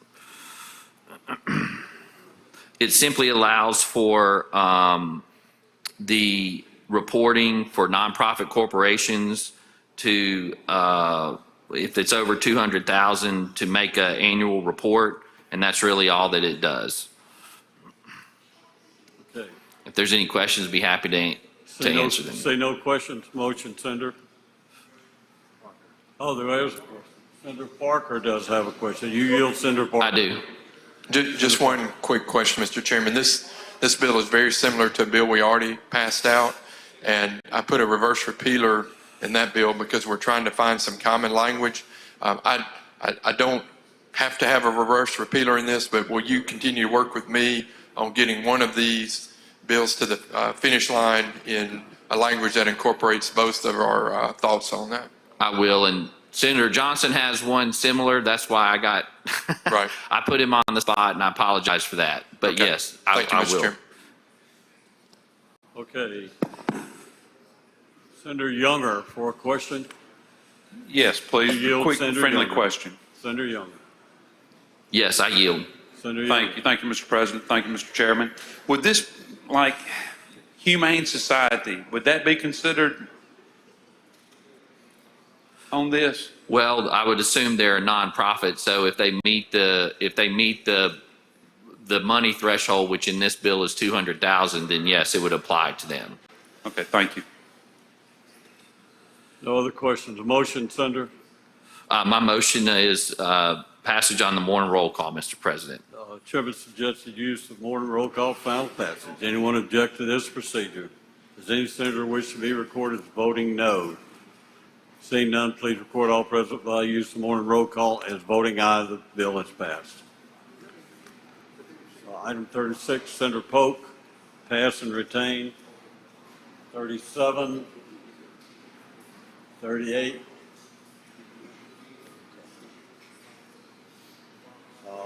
Senator Whaley, recognize item number 39, Senate Bill number 2534. Thank you, Mr. President. I'd like to go to item 39, call it up and have the title read. Please read the title. Senate Bill number 2534, Commission on Wildlife, Fisheries and Parks, require additional regulation of freshwater fishing guides. Make the usual motion. Senator makes the usual motion. Anyone object? All in favor say aye. All opposed, no. Ayes have it. Senator Whaley, you're recognized. I'd like to recognize Senator Suber to explain the bill. Senator Suber, you're recognized. Thank you, Mr. Chairman, Mr. President. Over the past few years, we've had a lot of people who now are guiding in fresh water, like in a lot of our lakes, North Mississippi and throughout the state. And due to the large number of people guiding now, we wanted to go ahead and change the fee on the freshwater boats. And this is very close to what DMR is doing. And in order to do that, if you look at line 13 down to line 25, basically just gives definitions of what a charter boat is, a head boat, what a guide is, skipper, captain. But going down line 30, you have to have a decal put on your boat. Line 32 through 36 is the main part of this bill. In-state residents would have a fee of $500 to guide, and out-of-state would be a $2,000 fee.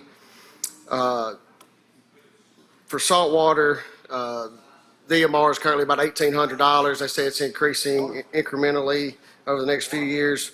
And in-state is a little lower than this, but actually the guides actually requested, because we have a large amount of people who are guiding now. Also part of this will be a 1-year residency requirement. And you also have to have a sportsman's license. You be required to be certified in first aid, CPR, and of course you have to abide by all the rules and regulations. There's also a $250 fee that will be applied to the fishing guide to the boat. And basically that is it on this bill. But the main part of this is just the fees. There sets the fees at $500 for an in-state and $2,000 for non-residents. And I'll be happy to answer any questions anyone has. Okay, are there any questions? Senator England, for a question? Yes, question. You yield for Senator? Yes. Yeah, and I think this is probably a friendly question, Senator Suber.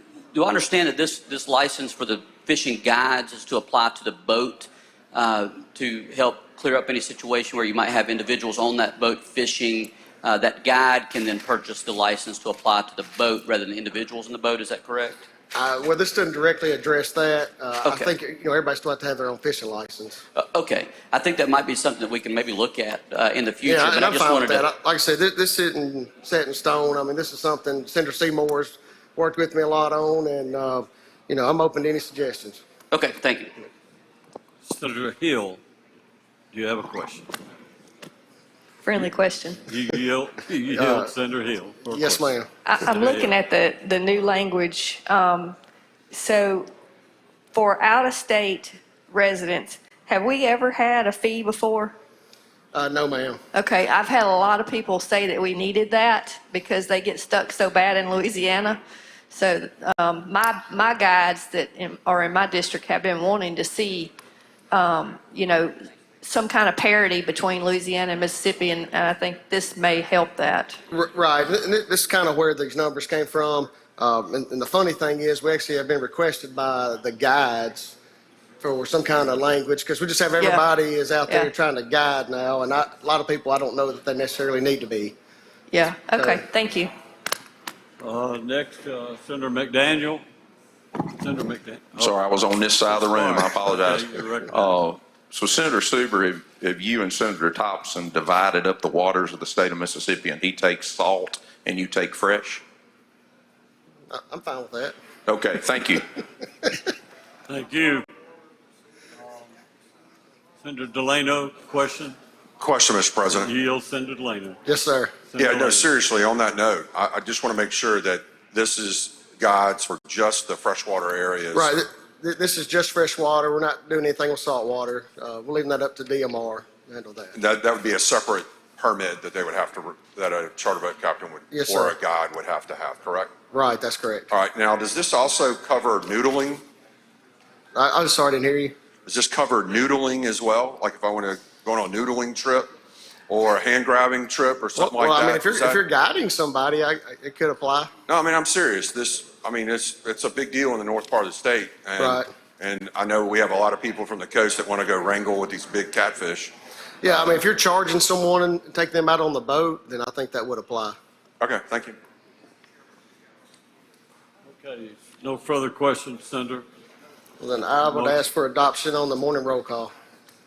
Senator suggests use morning roll call, final passage. Does anyone object to this procedure? Does anyone wish to be recorded as voting no? Senator McMahon. Anyone else?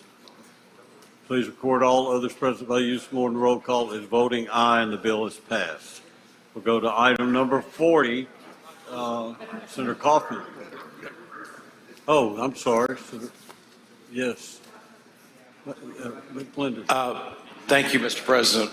By unanimous consent, I'd like to be added as co-author to the last bill, Senate Bill 2534, please.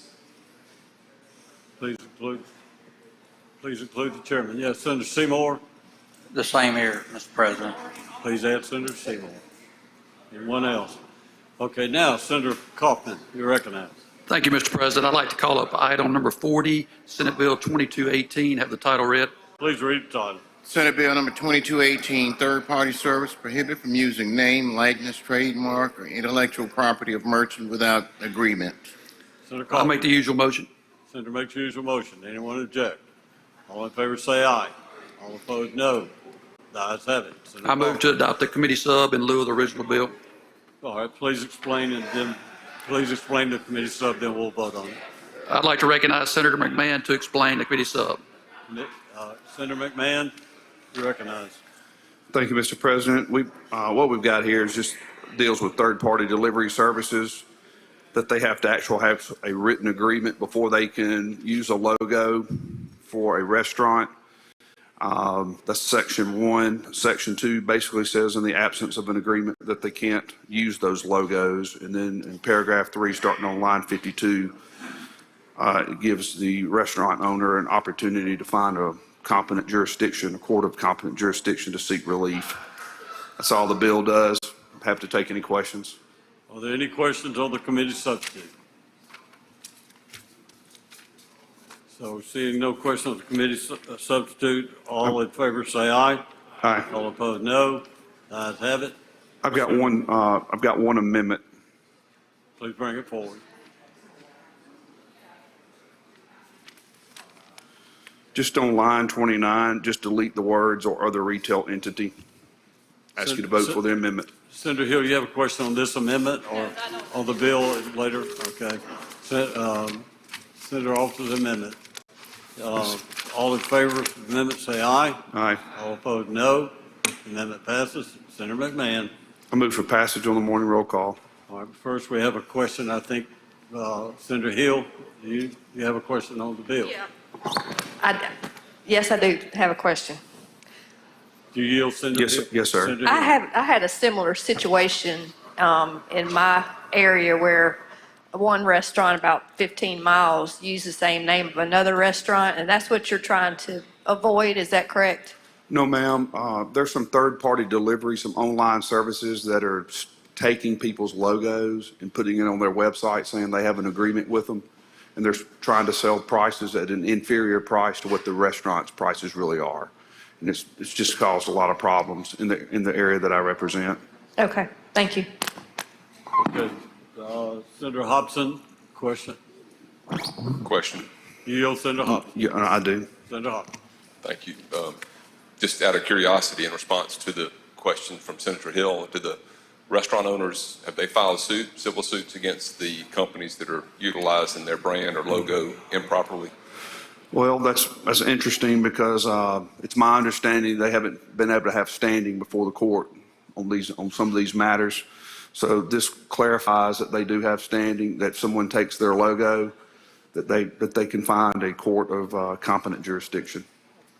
Why wouldn't they have standing if their name or brand was impaired in some way? I can't answer that. What I can share with you is there's a group of companies in North Mississippi and really across the state. I've had other restaurant owners contact me, and how much they appreciate this. It'd be like if you and I started a third-party delivery system, we could just take logos from anybody and say that we're representing that company. And, you know, this says that they got to have a written agreement before they can take those logos.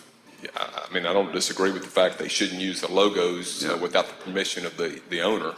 It just seems like, or I know that you can file a suit against somebody for that right now. And I guess this just says we're going to double up, make sure that you can file a suit, even though you can already do it right now. Is that what this does? That's my understanding, Senator. What about the amendment that was just made? So the language in line 29 now reads, restaurant means a restaurant? Yes, sir. What happened is, that's a great question. So there are some grocery stores that have, you know, they'll have a restaurant in the grocery store, buffets type, and the merchants didn't want to be included. They're not opposed to it, they just didn't want to be included. So. I know, but have you read the way it's worded now? Yes, sir. That's what you intended. Restaurant means a restaurant. Yes, sir. It's difficult to, in some cases, to nail down what a restaurant, to define what a restaurant is. What would restaurant mean if you what would sometimes, it mean otherwise? You know, sometimes you just have to apply common sense. And well, if you're a applying restaurant common is sense, a restaurant. wouldn't you just delete that whole section Yeah. if you're applying common sense? Yep. Wouldn't you want to just delete that section or that subsection if you were applying common sense? I would oppose that. The Restaurant Association, you know, they put this together the way they'd like to have it, and we've worked with the merchants, and we've worked with the merchants and other entities like that, the Grocery Store Association and all that. This is the way they'd like to have it. I didn't really realize this was a big problem, Senator. I don't normally order online myself, but apparently it's become a very big problem with the emergence of e-commerce. Well, would this? I mean, I would think you could appreciate if I didn't take your logo on your law firm and start saying that I'm representing you and had a website.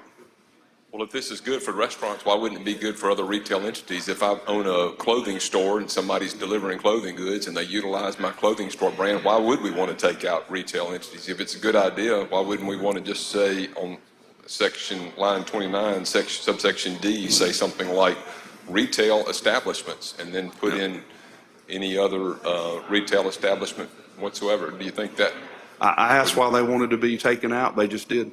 The merchants wanted to be taken out. They? The merchants, the Association of Mississippi Merchants. Which merchants are we talking about? I don't have. I mean, we can get their association lobbyist if you'd like, but they didn't want to be included. Okay, thank you, Senator McMahon. Thank you, Senator. Okay, Senator Sparks, question? Question. Do you yield, Senator Sparks? I do. Senator Sparks. Thank you, Mr. President. Thank you, Senator McMahon. A couple of things. You mentioned the Restaurant Association. Are they supportive of this bill? Yes, they help write the bill. Have they dropped anything? I know our desk, mine in particular, gets cluttered up with stuff.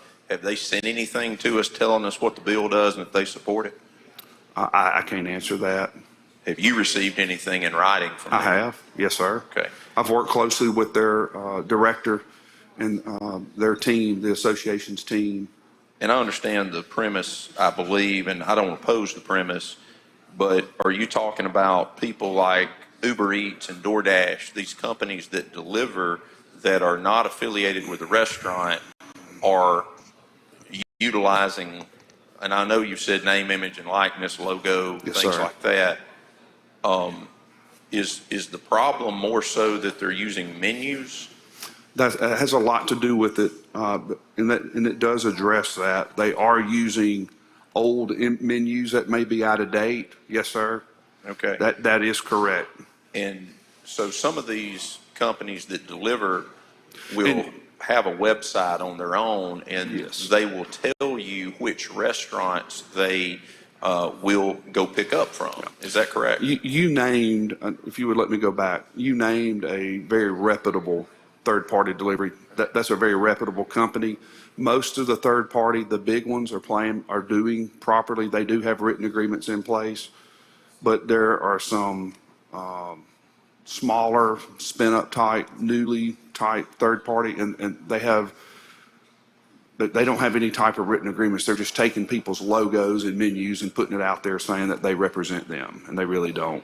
Okay, but now, as I understand it, if you use one of these services, ultimately that driver's got to go pay that restaurant. So they're going to have to pay whatever the proper price is at the restaurant. It's not like the restaurant's getting shorted because the price is wrong. Well, it's funny you mention that because when the products are delivering, the receipts many times are at a higher price than what they book for. Okay, but that's the fault of the third party, not the restaurant. That's correct. All right. That is correct.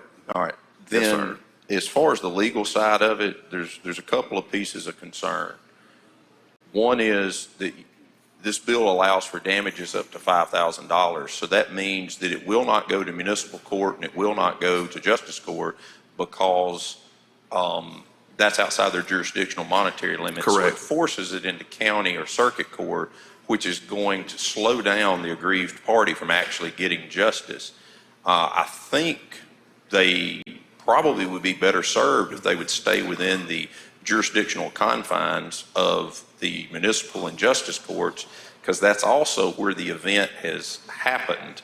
And I'm not sure that I understand, we're not trying to give jurisdiction to somebody else, are we? Like if this happened in Tishomingo County, then they must bring suit in Tishomingo County, correct? That's my understanding, and that's very good observance. I made that argument, and if you read, that's why we put in there amount not to exceed $5,000. So if a restaurant owner wanted to seek relief in a competent court being justice court, they could sue for the $2,500. Well, which that's why it doesn't say a max. It doesn't say a fine. It says up to a fine. Well, and so I would think if someone is continually doing this, that they may want to elevate it to another court outside of justice court. But yeah, that would be the appropriate, that would be my first stop is justice court. And that's where I have asked some of the restaurants to seek relief when things like this are happening. But it's asking to impose a civil penalty up to, I'm not sure if the court has the range to go to 5,000 that you can bring it in the lower court. And then the second part would But be.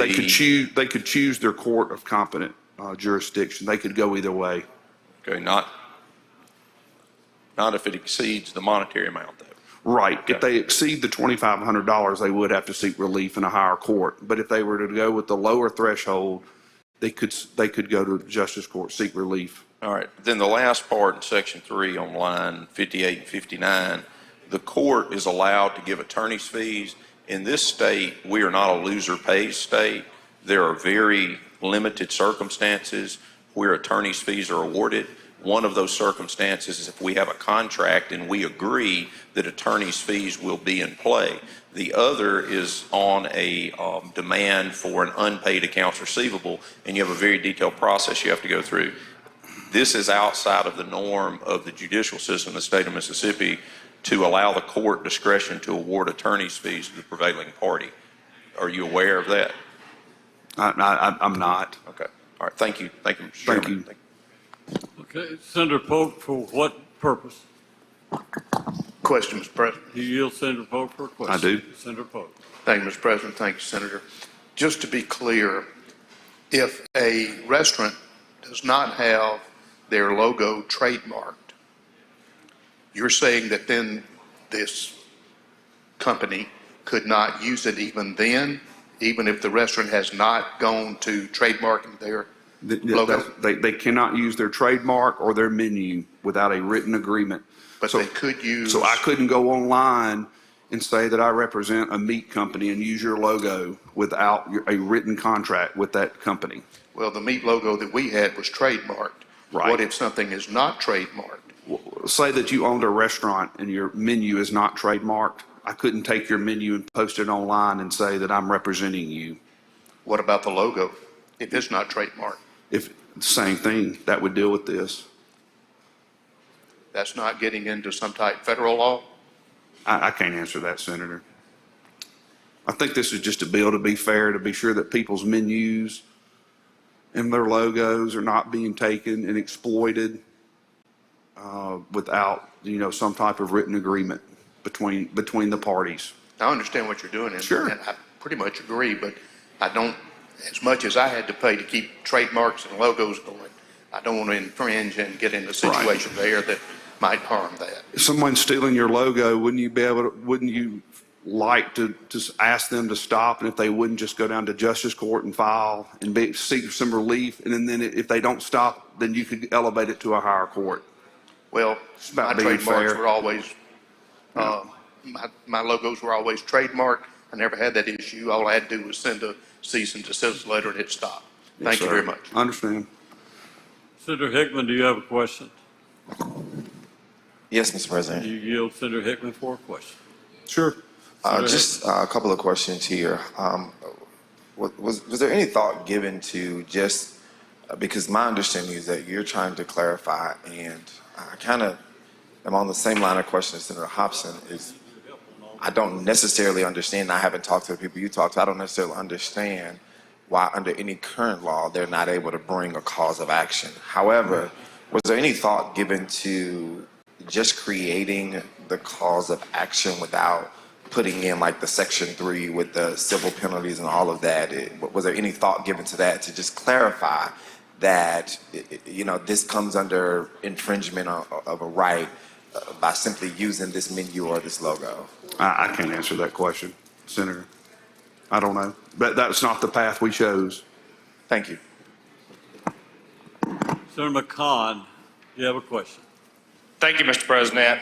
So my question is this, Senator. You yield, if you Senator yield. McCon? I do. Senator So the agreements in here that are mentioned, in absence of an agreement, is this an attempt to force like mom and pop restaurants, maybe in small towns, to now have to have a formal agreement drafted by an attorney?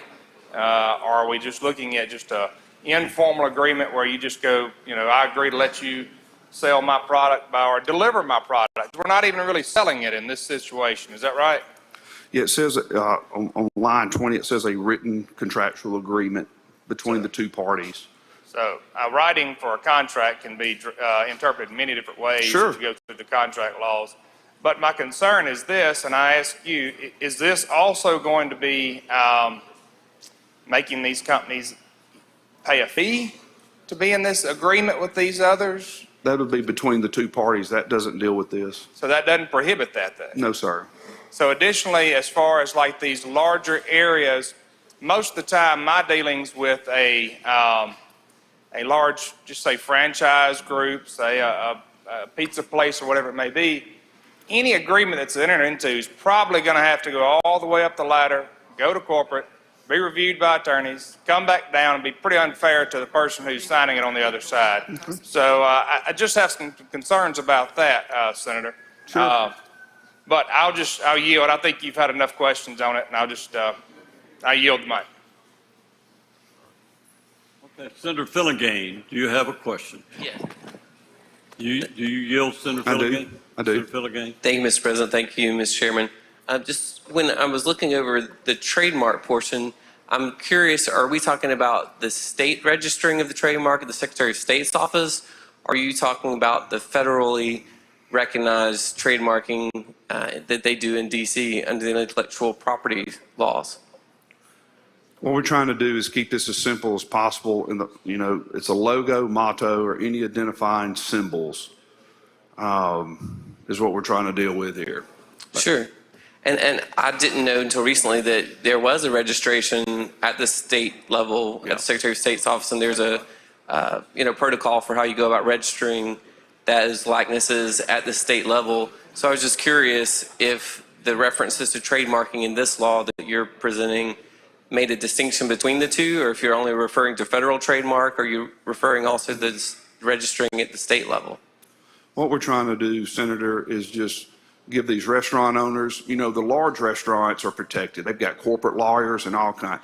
This is really for your smaller restaurants that may be regional or maybe even have one location, and third parties are stealing their taking old menus or taking logos or symbols, and they're saying they represent them. And I would think as an attorney, you could appreciate they've got to have some type of written agreement between them before they can use those symbols or those menus. All right, thanks. Yes, sir. Okay, Senator Hobson, Question? Thank you, Mr. President. One other question. Yes, I think sir. Senator Sparks mentioned companies like Uber or DoorDash. Yeah, those are reputable third party. That's not who we're Okay. targeting here. All right, I understand, but your bill says the name. So if Uber wants to say that they're going to pick up at Wendy's or the ABC restaurant or McDonald's or whatever, if they use that name, they're in violation of this law. If Nope. they pick up all over your town and they use that name, they're in violation under this proposal, correct?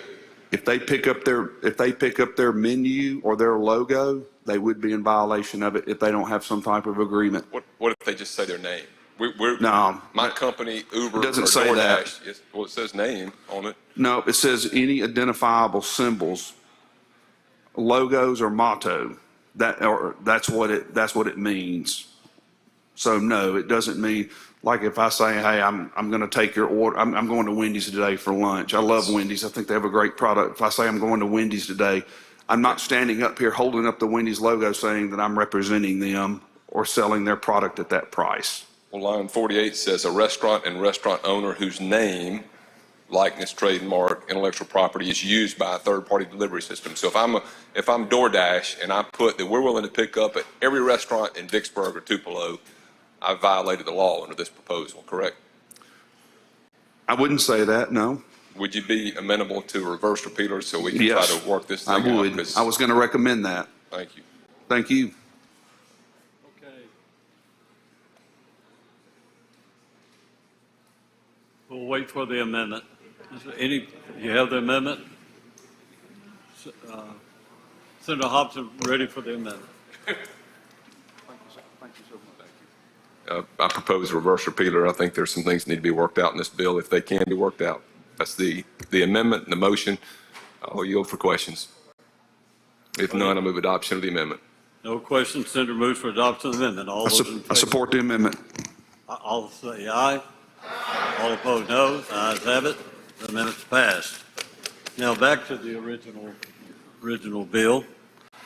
If there aren't any more questions, I move for passage on the morning roll call. Chairman suggested use of morning roll call for final passage. Does anyone object to this procedure? Does anyone wish to be recorded as voting no? Here we go. Senator Hickman, Senator Sojourner, Senator McDaniel. Hickman, I have your name. Put your hand up. Oh, Senator Chisholm, Senator Branning, Senator Parks, Senator Blackwell, Senator Jackson, no. All right, Boyd, I have Hickman already. Senator Parker, Senator Albert Butler, Senator John Horn, Senator Fillingane, Senator Moran, Senator Turner Ford, Senator McClendon, Senator Butler. Oh, I'm sorry, Senator Butler.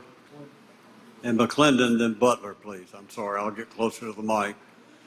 Senator England, Senator Frazier, Senator Thomas, Senator Derek Simmons.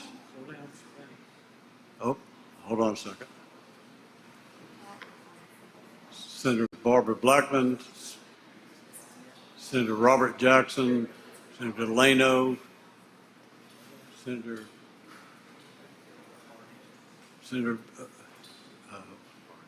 Barnett, Senator Jordan, Senator Sarita Simmons, Senator Seymour, and Senator Hill. Anyone else? Senator Norwood. Anyone else wish to be recorded as voting no? Senator Pecan.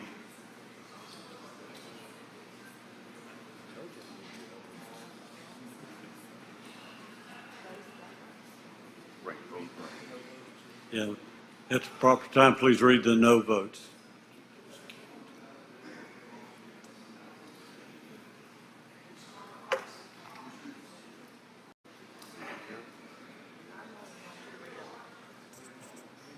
Voting no or nay, Seymour, Hill, Norwood, Moran, McCon, Thomas, Blackman, Delano, Barnett, Jordan, Simmons of the 13th, Moran, Turner Ford, McClendon, Butler of the 36th, England, Frazier, Simmons of the 12th, Hickman, Sojourner, McDaniel, Chisholm, Branning, Fillingham, Parks, Blackwell, Jackson, Boyd, Harker, Butler of the 36th, and Horn. Did you say any name twice? Any name twice? Okay. Well, you need that out. Senator Whaley, do you wish to be recorded as voting no? Present. Present? Okay.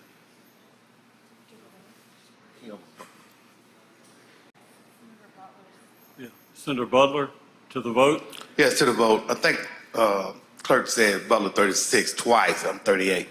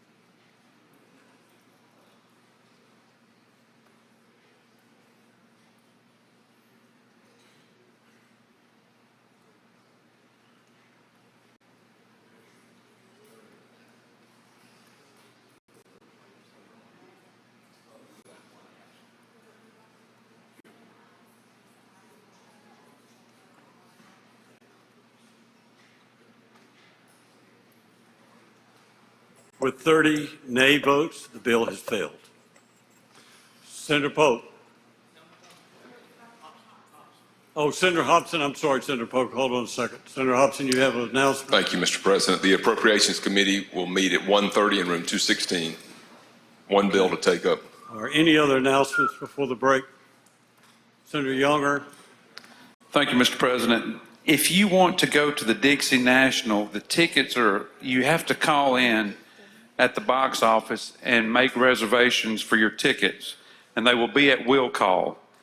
And I also need some more money. I hate to beg for money, y'all, but this is for the Junior Sale of Champions for scholarships for kids. If you feel the need to give, please do. Thank you. Any other announcements? Senator Pope. Thank you, Mr. President. I move the Senate stand in recess until 2 p.m. Senate stands in recess until 2 p.m. All in favor say aye. All vote no. Senate stands in recess until 2.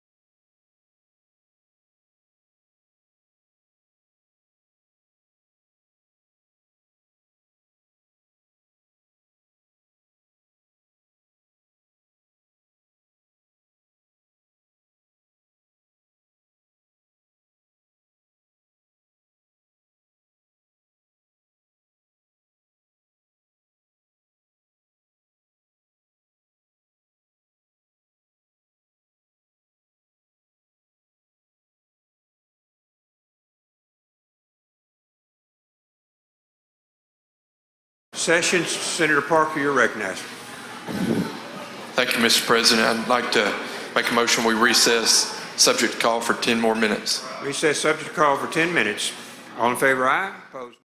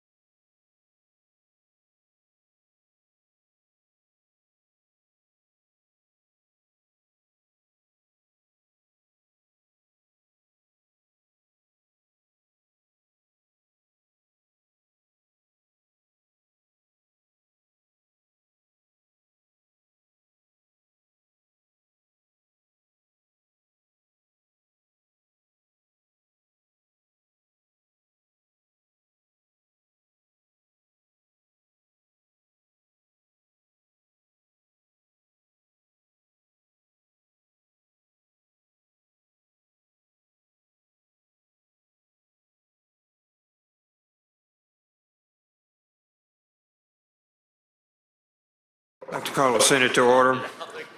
Senator Kaufman. Senator Kaufman is recognized. We're on 41. Before you start, Senator Hickman, for what purpose you seek recognition? Introduction, Mr. President. Please proceed. Mr. President and the senators, we would like you to make welcome and we'd like you to stand some of the greatest court reporters in this state. We have Ms. Melissa Grimes, Ms. Susan Alford, Ms. Anna Alford. They're joining us from my area along with, who else is from this area? Senator Williams, Senator Younger, and the rest of us. We also have Ms. Phyllis McCartley and Julia Mims. Give them a hand and make them feel welcome to our Senate today.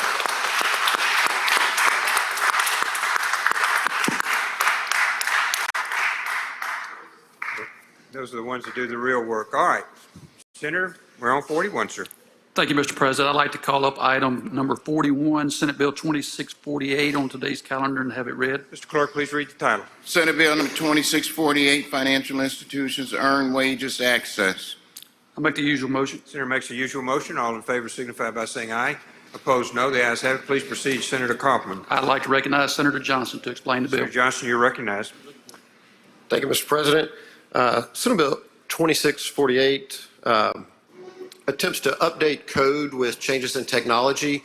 There's currently apps available where people across the United States, including in Mississippi, are getting an advance on their paycheck.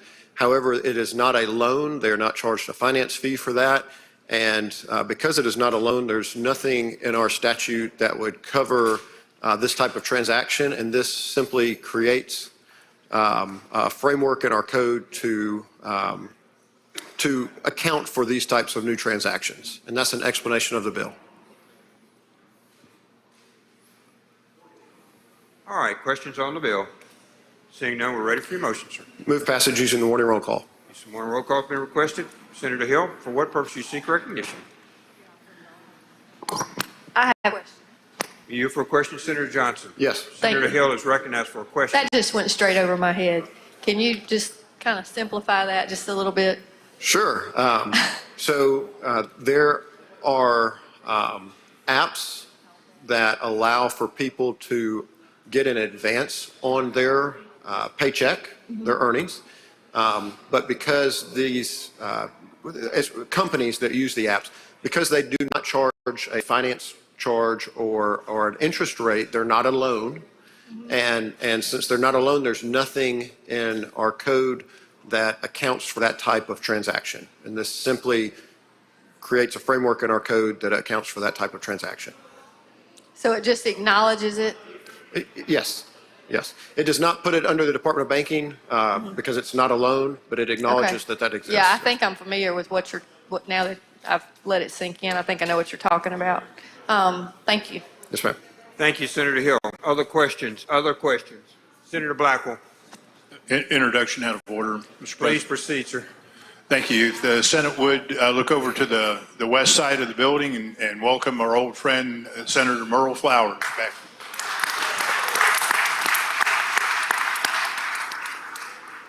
Welcome, Senator. Glad to have you back.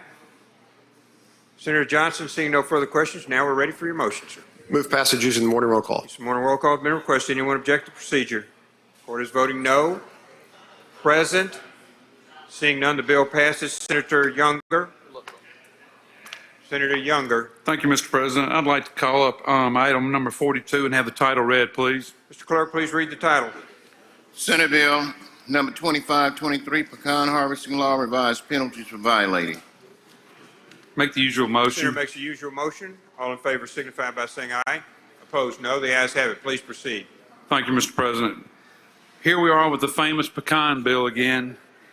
We've passed it the last 2 years and it gets over to the House and it fails. All this is doing is shoring up the law and making it tougher on these people that are going into the pecan orchards, backing up to these great big tote bags that hold about 2,000 pounds of whatever, pecans or soybeans or corn or whatever you have. And they're stealing a lot of pecans and they're very expensive. And in section 5, the underlining language, it's just an update of the minimum and maximum for those crimes that are listed. And that's pretty much it in a nutshell. Look, we're trying to lock up some squirrely people here now. Come on. Senator Pecan, for what purpose you seek recognition, sir? Thank you, Mr. President. Introduction out of order at the proper time. One moment, please. Senator Moran, for what purpose you seek recognition, sir? Question, you go ahead and take care You of have it. a question, Senator Younger.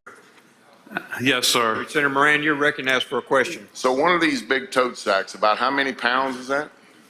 About a ton, 2,000 pounds. 1,000 pounds. How many nuts would be in that sack? Well, it depends on how big they are. I know they've gotten very expensive. I have a pecan orchard myself, and the days of the 50 cents a pound pecans are gone. That's right. It's a very good bill. Thank you. Thank you. Thank you, Senator Moran. Any other questions? Any other questions? Seeing none, Senator, we're ready for your motion, sir. Make passage by the morning roll call, please. Just the morning roll call has been requested. Anyone object to procedure? Court is voting no. Present. Seeing none, bill passes. Chairman Carter. Senator Carter, you're recognized. Senator Tate, one moment, please. Senator McCon, you were going to introduction order. You're recognized. Thank you, Mr. President. In the South Gallery up here, I'd like to welcome our Dean of the MC Law School, former Dean. I'm sorry, he's not there anymore, but he's just as much of an ambassador as anybody, Dean Rosenblatt, along with 2 second-year MC Law students who are part of the Animal Legal Defense Fund, Jordan Rogan and Casey Irwin. Make them feel welcome at their Senate.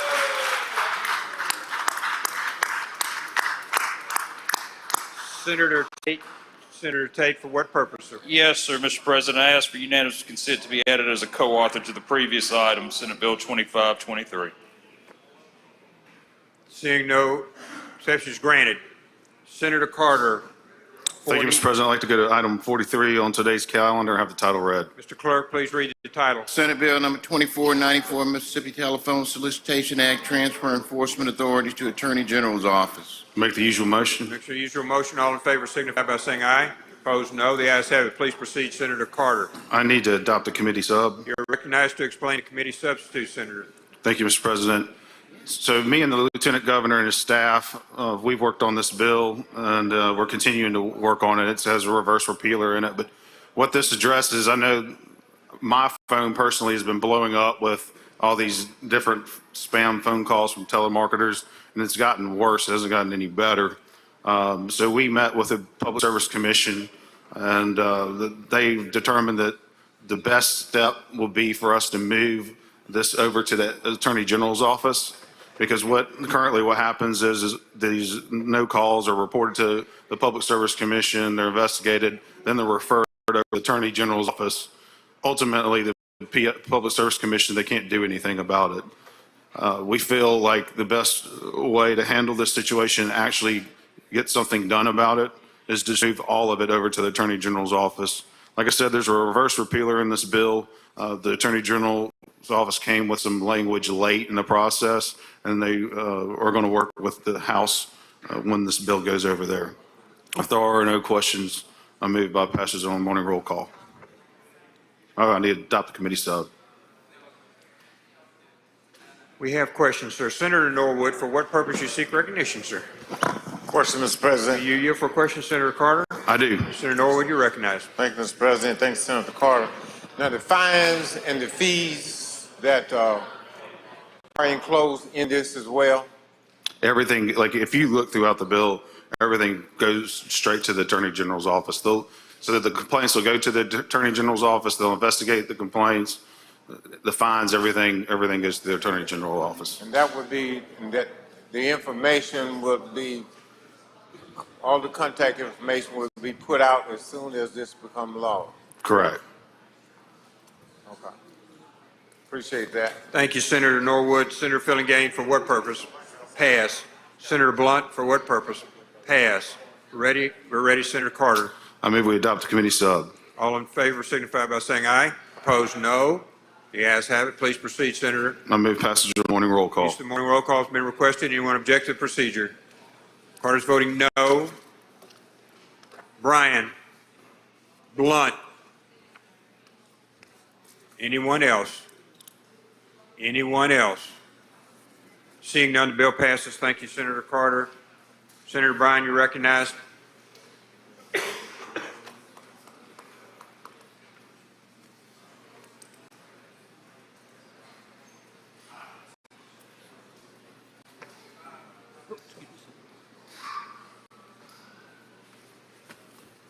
I think we're at item 43 on the calendar.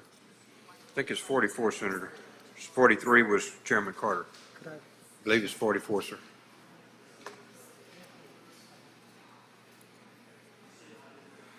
I'd like to go to item 44 and ask that the title be read. Mr. Clerk, please read the title.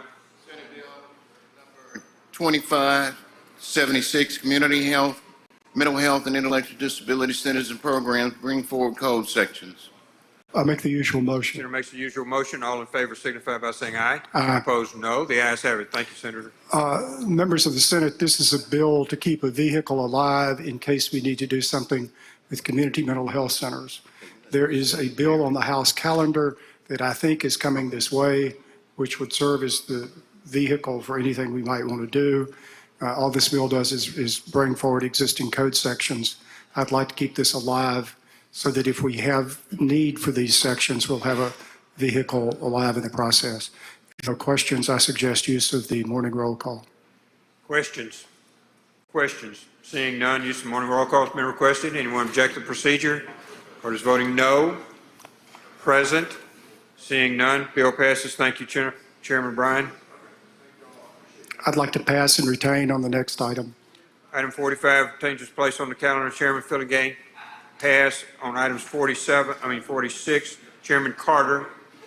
Chairman Carter, you're recognized. We're on 47, Senate.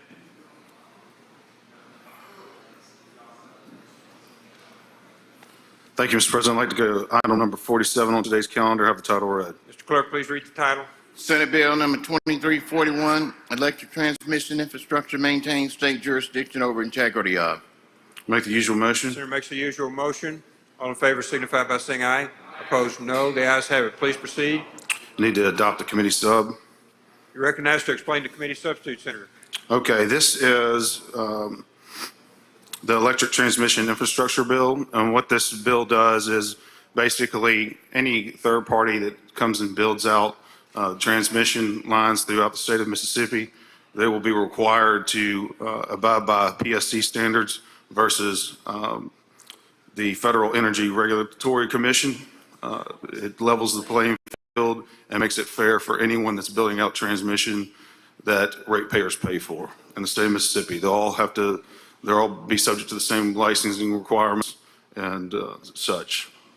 And if there are any questions, I have an amendment, but I'd like to entertain any questions first. Questions on the bill? Questions? Senator Seymour, for what purpose, sir? Question, Mr. Will President. you yield Senator Carter? I do. Please proceed. Mr. Chairman, can you give me an example of a third party? Do what now? An example of a third party? It's just an out-of-state contractor. Thank you, Mr. Senator England, for what purpose, sir? Question. You yield for question, Senator Carter. I do. Please proceed, Senator England. Senator Carter, you mentioned trying to level the playing field here, and I've heard a lot of bills trying to do that this year with out-of-state entities trying to level the playing field for other people coming into our state. What do you mean by that? So currently, if we abide by what the federal law is, people can come in from out of state, build out this infrastructure that Mississippi ratepayers are paying for, but they don't have to abide by the PSC regulatory standards that Mississippi contractors do. Do we currently have people coming into the state building out infrastructure? We have projects going on right now that are from out of state contractors. So have they already bid out that process and they've already started building and we're going to change up the rules on them kind of midstream here? So part of my amendment addresses what you're saying right there. Okay. So if we have someone that can come in under the federal rules, are they able to build out infrastructure cheaper than somebody that maybe is having to abide by the PSC? No, I mean, all this does is, like I said, I mean, you can either go by Biden's federal policy or you can go by Mississippi's Public Service Commission. So they don't have to abide by both? No, it's either or. Okay. I may have another question once we get to the amendment, but I'll hold until then. Thank you. Thank you, Senator England. Any other questions? Okay, we're ready to adopt the committee substitute and then go to the amendment, Senator. I move that we adopt committee sub. All in favor signify by saying aye. Opposed, no. The ayes have it. Senator Carter, we have an amendment. Amendment number 1, please. It's on the screen. Okay, so this amendment, first of all, it removes the reverse repealer in the bill. There was a reverse repealer put in committee because there were some concerns that have been addressed. And then the second part, it takes care of anybody that is an out-of-state contractor that's currently building transmission. They will be grandfathered in under this new language right here, and it won't affect any of their current projects going on right now. That's the explanation of the amendment. Questions? Questions? Seeing none, we're ready on the motion on the amendment, Senator. I move adopt a mission of the, I have a question. Senator Butler, for what purpose you seek recognition, sir? Question, Mr. Were you here President. for a question, Senator? I do. Senator Butler is recognized for a question. Thank you, Mr. President. Thank you, Senator. So you're saying that companies that are in the state now that are already doing some contract work that's not under the PSC, they'll be able to do it based on your amendment? This amendment, any ongoing projects currently in the state of Mississippi, if they are an out-of-state contractor, we don't want to do anything. We want to keep that, make sure that project is completed. We want to penalize them. After that, then you'll start. Right, 100%. Okay. All right. Thank you, Senator. Thank you, Mr. President. I move adoption of the amendment. Thank you. Any other questions? Seeing none, ready on your motion. Adoption of the amendment. All in favor signify by saying aye. Opposed, no. The ayes have it. All right, Senator, we're ready on your. I move passage on the morning roll call. Use of passage morning roll call been requested. Anyone object to procedure? Record as voting no. Present. One moment. Not voting, Senator Hill. Senator Hill not voting. Anyone else? Senator England? No. No. Anyone else? Anyone else? Bill passes. Thank you, Senator Carter. Senator Carter, you're on 48, sir. Pass. Senator Pope passes on 49. Chairman Branning, Senator Branning, we're on 50.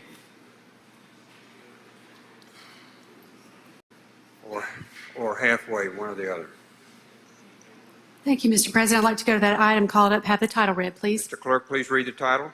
Senate Bill number 2569, Transportation Allow and Regulate Autonomous Vehicles. Make the usual motion. Senator makes the usual motion.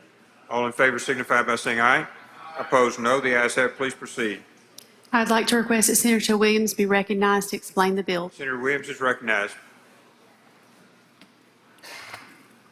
Thank you, Mr. President. Thank you, Madam Chair. Mr. President, I'd like to be asked to explain the committee sub.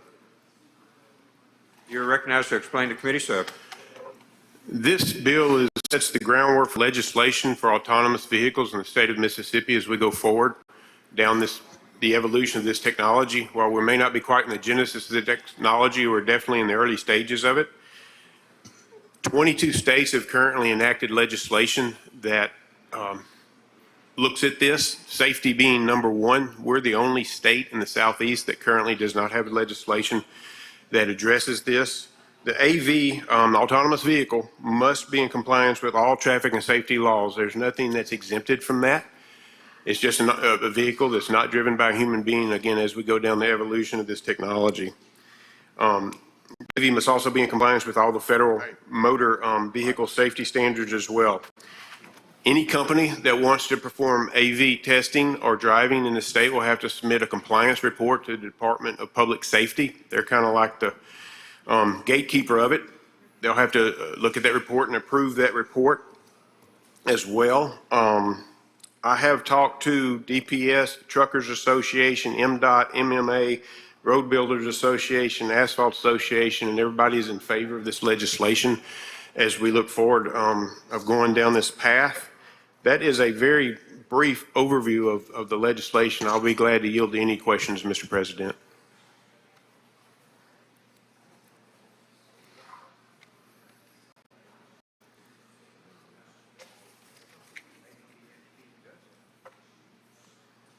Sorry, Senators. Questions?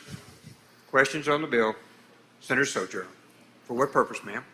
For a question. You here for a question, Senator Williams? Yes, sir. Senator Yes, ma'am. Sojourner is recognized. Thank you, Mr. President. Thank you, Senator. Yes, ma'am. In the bill, would it allow for even 18-wheelers to drive on the truck unmanned? Yes, ma'am, it sure does.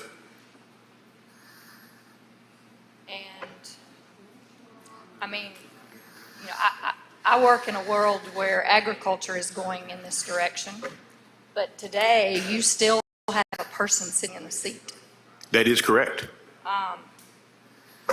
And I can share with you several examples where there's been some disastrous accidents. Yes, ma'am. I have no doubt that the world is changing, but do you not see a concern with allowing an 18-wheeler loaded being on the road without a human in the seat of that truck? Absolutely. I think that's a great concern. And today, I don't think the technology is there. I think as we go down the evolution of this technology, we're laying that framework out there. Currently, I'm sorry. Oh, no, yes, that's ma'am. okay. You go ahead. Go ahead. Currently, there are autonomous 18-wheelers running routes between Dallas and Houston. They've been doing that for a couple of years. When I say autonomous, let me explain that.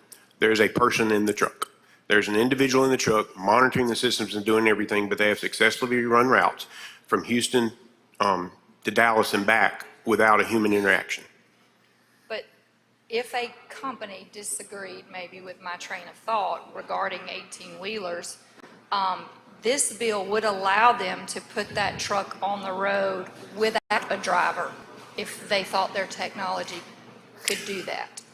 DPS has to approve that. Our Department of Public Safety will have to be a report submitted that really details, number one, the technology, the safety is there, that we are at least as safe with the human driver, and then also the reactionary measures. If there's an altercation, an accident, or something happens, and you've got a trooper or a deputy that goes up to this vehicle, what do? You don't have a person to deal with. So that plan of action always has to be vetted and dealt with before a vehicle is ever put on a road in the state of Mississippi. I see what you're trying to do. I think we are a long way off, and I think this bill is getting ahead of where we need to be for safety reasons right now. I appreciate that concern very much, and in the research I've done with it, I think the safety reasons is the first and foremost thing out there. Economic development rolls up into this way below the safety aspect of it. You've got companies right now looking at planning routes between Atlanta and Dallas, and the only hole in that route is the state of Mississippi. 22 other states have done the legislation that puts this in place, but it's not like the Wild Wild West, hey, here, let's go. It's just laying the framework or the roadbed, if you will, as we evolve down this. The committee sub, I didn't explain, has a reverse repealer in Section 4, which is the repealer that, the section that pertains to the Department of Public Safety. Commissioner Tyndall had concerns about trafficking and contraband. How would we deal with that issue? So we felt better not putting this out there in perpetuity as having a clawback in a few years so that we can look at this evolves. The safety piece to me is the most important thing. Economic development is second to that. So while I appreciate your concerns, I think if we back up 100 years, we're probably having the same conversation about motor vehicles on roads and getting away from horse and buggy. It seems absurd now, but we look at it, but when that first legislation was probably done from this well at some point in the past, I doubt people foresaw 70-mile-an-hour speed limits or motorcycles or things of that nature. But as that technology evolved over the last 100 years, I'm sure that we came in, we looked at that legislation. Safety, I hope, was paramount as we crafted that legislation and went forward. That's why I said, while we might not be quite in the genesis of this technology, but we're definitely in the toddler stage of it, there's so many things we don't know as we go forward. Would you consider this bill to be a preemptive policy? No, ma'am. Initially, when I was asked to do this, the Autonomous Driving Association is kind of where this thing comes from. I felt the same thing, and then as I did more research and I found out that we're already doing autonomous driving, very controlled situations. This is not the Wild Wild West, and people talk about a Tesla driving itself. That's not autonomous driving. We got 5 levels of autonomous driving. We're at level 3. Level 4 is where we're having some metered success with that. And technology, it may be 5 years, 10 years, 20 years. Don't know that evolutionary time frame, but we know that the technology is evolving, and I think we're just sending a statement as, hey, we're embracing technology, we're here for it. We're vetting it, we want it to be safe. There's no compromise on that from my perspective, and I don't think the legislation does that. So the short answer is I don't think we're being preemptive. I appreciate the explanation. I do. I think on this issue, we are preemptive in that we're not Yes, doing ma'am. this, and I've heard a lot of people in this body shoot down really good policy because it was considered preemptive. But thank you. I respect that, Senator. Thank you. Senator Chasnow, for what purpose, ma'am? For a question, Mr. Are President. you for a question, Senator? Yes, sir. Senator Chasnow is recognized for a question. Thank you, Mr. President, Mr. Chairman. Do you think that this is somewhat similar to autopilot on a commercial airliner, perhaps? I do. Where you have people who are being carried from one continent to another, and yet sometimes in a long flight, the pilot may put the plane on autopilot? Yes, ma'am, I do. Let me qualify it, and not having done the research down aviation, so it's a little unfair for me to say that, but I know that a lot of flights are going from A to B without human interaction. You've got the human there in case something happens, so I think that there's definitely a similarity there. Yes, ma'am.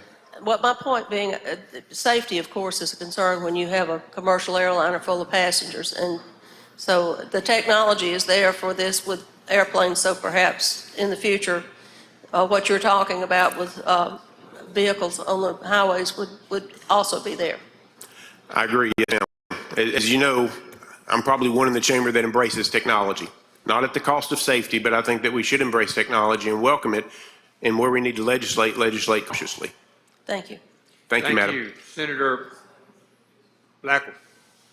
For Thank what you, Mr. purpose, sir? Question. Were you here for a question, Senator? Yes, sir. Senator Blackwell, you're recognized for a question. Thank you, Mr. President. Are these vehicles going to be able to change lanes and drive in the left lane? Yes, sir. Only until they pass. Which could be miles, because right now we got trucks that get in the left lane and they camp out in the left lane. And they think that because they can go 1 mile an hour faster than the other truck, they just pull out and hold up traffic for literally for miles. Personally speaking, I share your frustration, Senator, with that situation. So these vehicles, are they going to have governors on them? The manufacturer gets to really set some of those parameters, if you will, but with the people we've talked to, you know, we had the 2 trucks out here at the first of session, and talking to those people, what they have happening is they specifically mentioned those trucks will be in the right lane. They're going to go 10 miles beneath the speed limit. Obviously, again, whereas we're at the front of this technology, they're going to be very cautious with what they're doing. But I think every effort is being made so that the public will not alienate this technology.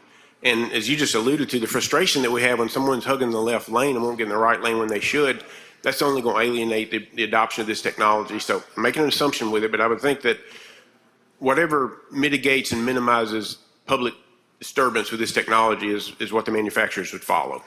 Well, if they're going to be going 10 miles slower than the other traffic, they're going to create traffic jams on the interstate. Well, there again, as the technology evolves, I think in the genesis of this technology, they're just trying not to disrupt the apple cart, so to speak, as they go forward. Thank you. Thank you. Thank you, Senator. Senator Moran, for what purpose, sir? I'm sorry, Senator Whaley. For a question, Are please. you here for a question? Yes, sir. Please proceed. Thank you, Mr. President. Thank you, Senator, for taking my questions.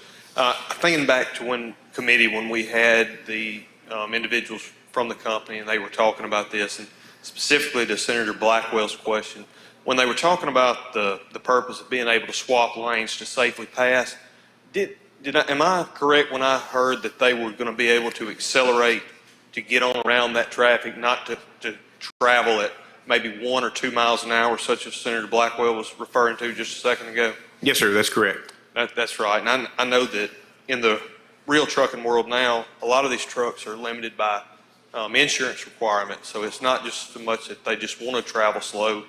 But I appreciate what those trucks are doing. Thank you. Thank you, Senator. Senator Sparks, for what purpose, sir? Question, Mr. Are you President. here for a question, Senator Williams? Yes, sir. Senator Sparks? Thank you, Mr. President. Thank you, Senator. 2 quick questions. One is, do the states around us already have this ability? Yes, sir, they do.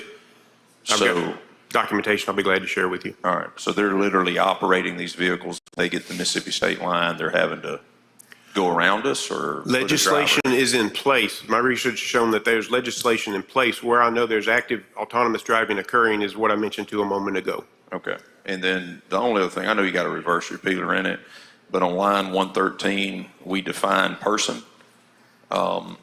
But on line 125, it says a person may operate a fully autonomous vehicle. if it's fully autonomous, the person's not operating, the car's operating. And we define a person as a natural person or several of some entities. So I would like for us to get tighter language on who's operating this vehicle, because if I just read Section 3, I would think that a person could operate an autonomous vehicle. I understand. I'll work on that. All right, thank you. Yes, sir. Thank you. Thank you, Senator. Senator Hill, for what purpose you seek recognition, ma'am? Question. Will you for a question, Senator? Yes, sir, I will. Senator Hill, you're recognized. I'm going to make this painless as I can. Thank you. We have 18-year-olds that need jobs, don't we? Yes, ma'am, we do. We have 18-year-olds that can sign up and go to Afghanistan or anywhere abroad and serve in the military, carry an M16, drive a tank, or do anything that the military requires them to do, right? Yes, ma'am. But they can't drive a semi-truck intrastate, in interstate commerce or intrastate commerce currently in the United States, can they? I don't know the answer They to can't that. drive across state lines unless they're 21. They can't get a CDL unless they're 21. They can't drive a semi-truck unless they're 21 currently. Okay, I didn't know that. And you're aware that the federal government has created a pilot program to try to allow 18-year-olds to be able to finally, maybe one day, if we don't have all these autonomous vehicles, to where these 18-year-olds can actually drive a truck and make a living. Yes, ma'am. I did not know that, but So, you know, everything is, of course, going to automated, but I'm extremely concerned that technology is not ready for this. Every time we turn on the TV or radio, we talk about what's being hacked and what's being taken over. And now we're going to have 18-wheelers on the roads of the state with no vehicles, with computers running them, that are subject to being hacked and taken over, you know, by who knows what, because, you know, we've got hostile actors that are looking at every type of technology and, you know, intellectual property that they can get their hands on, correct? yes, ma'am, that's correct. Thank you. Thank you, ma'am. The two concerns there, I think the employment concern is a very real concern that will eliminate all these drivers.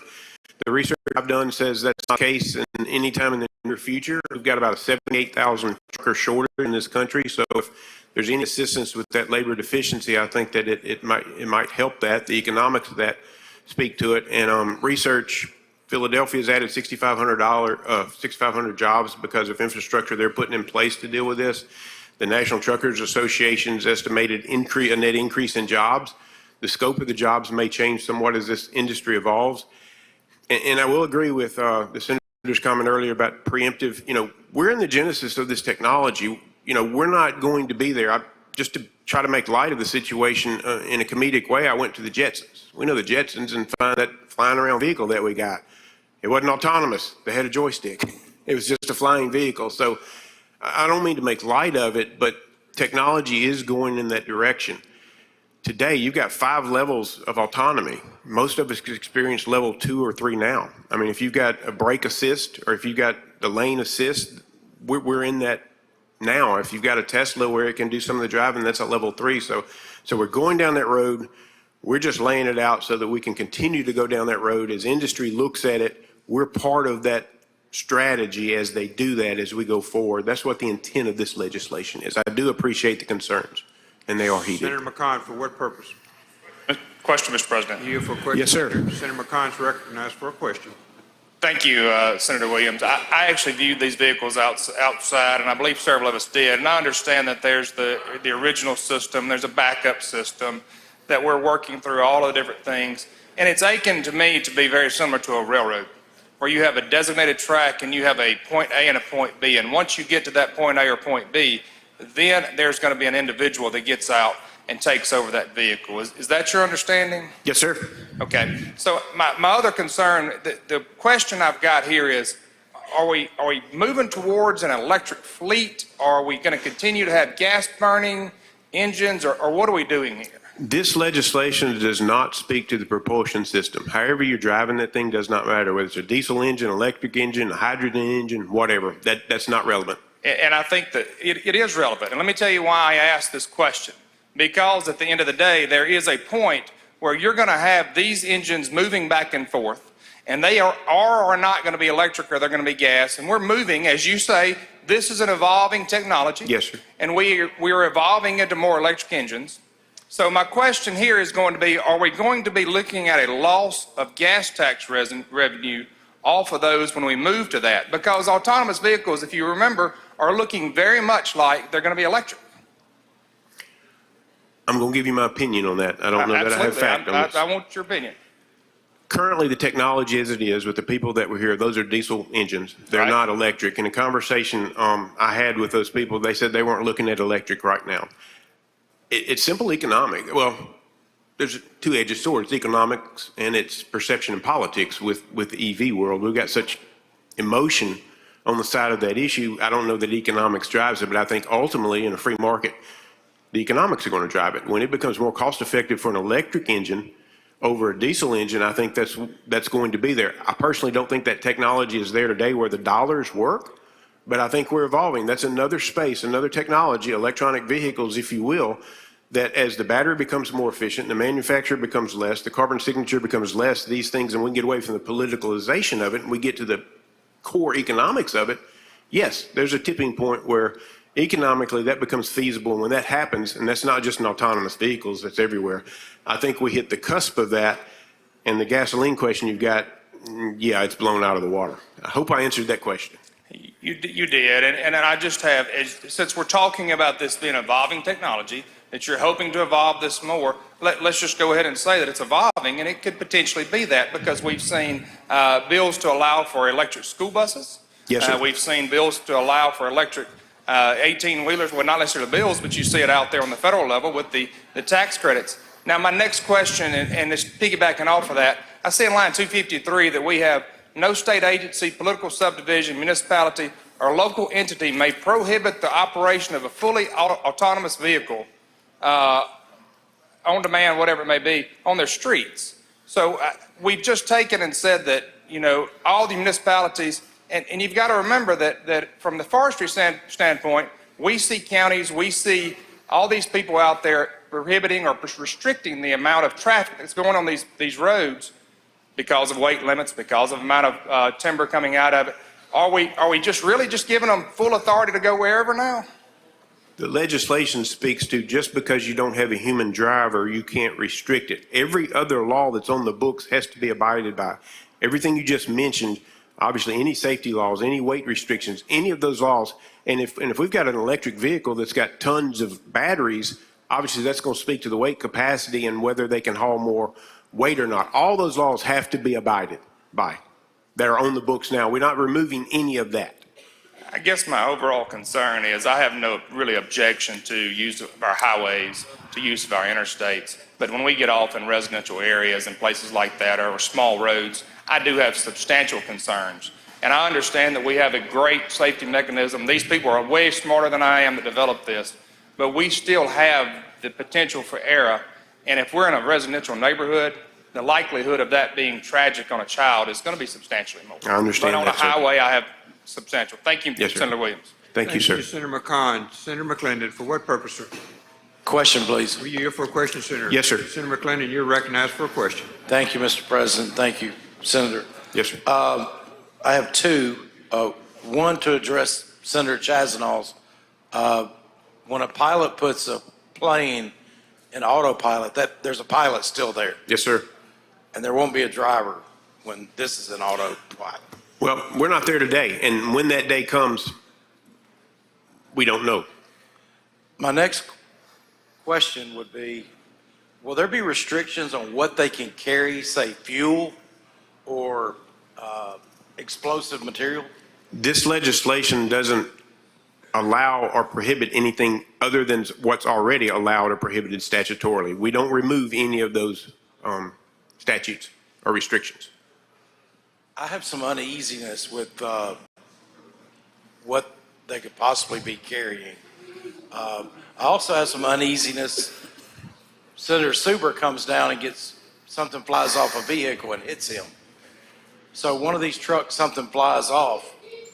How do you pull that truck over to say, hey, something just blew off your truck?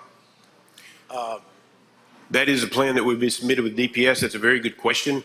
And the vehicles will have the ability to be pulled over. There'll be a plan of action that the law enforcement, these vehicles will not be allowed to go on our state roads until this plan of action has been submitted and approved by DPS, at which point there's a reactionary plan that will occur. The repealer I mentioned about in section 4, I believe earlier, for law enforcement section of this thing, one of the concerns was hauling contraband, because if you have someone hauling contraband, you've got a driver that you maybe can get a hold of and he can help you. They'll break. Computer's not going to do that. You have that ability.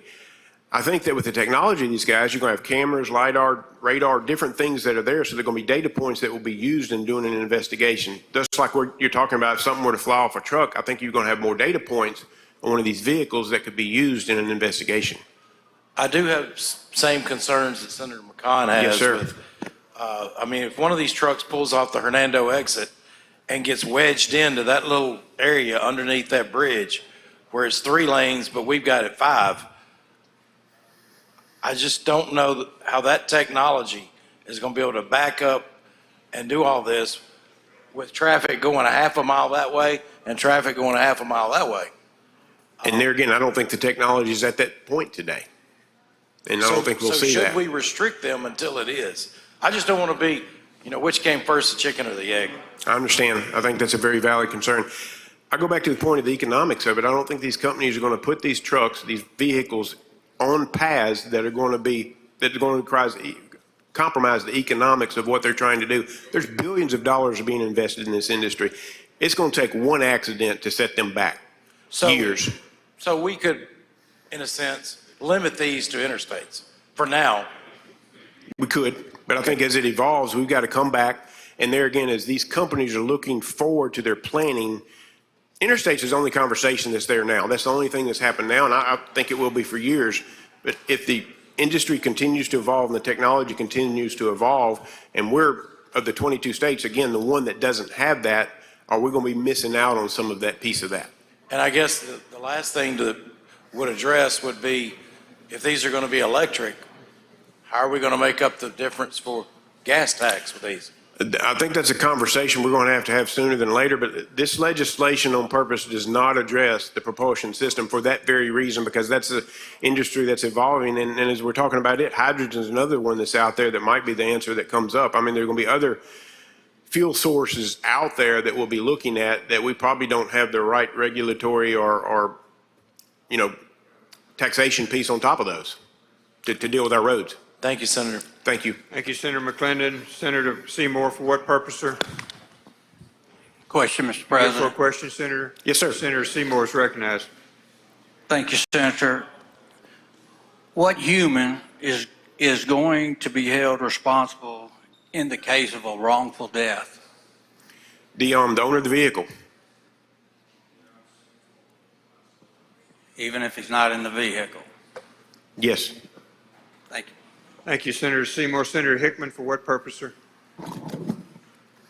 Question, Mr. You President. for a question, Senator Williams? Yes, sir. Senator Hickman is recognized. So, Senator Williams,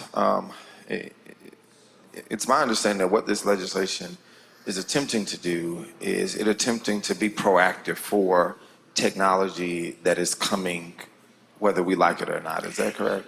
Partially, yes, sir, Senator. I think we have technology that's at a certain point today.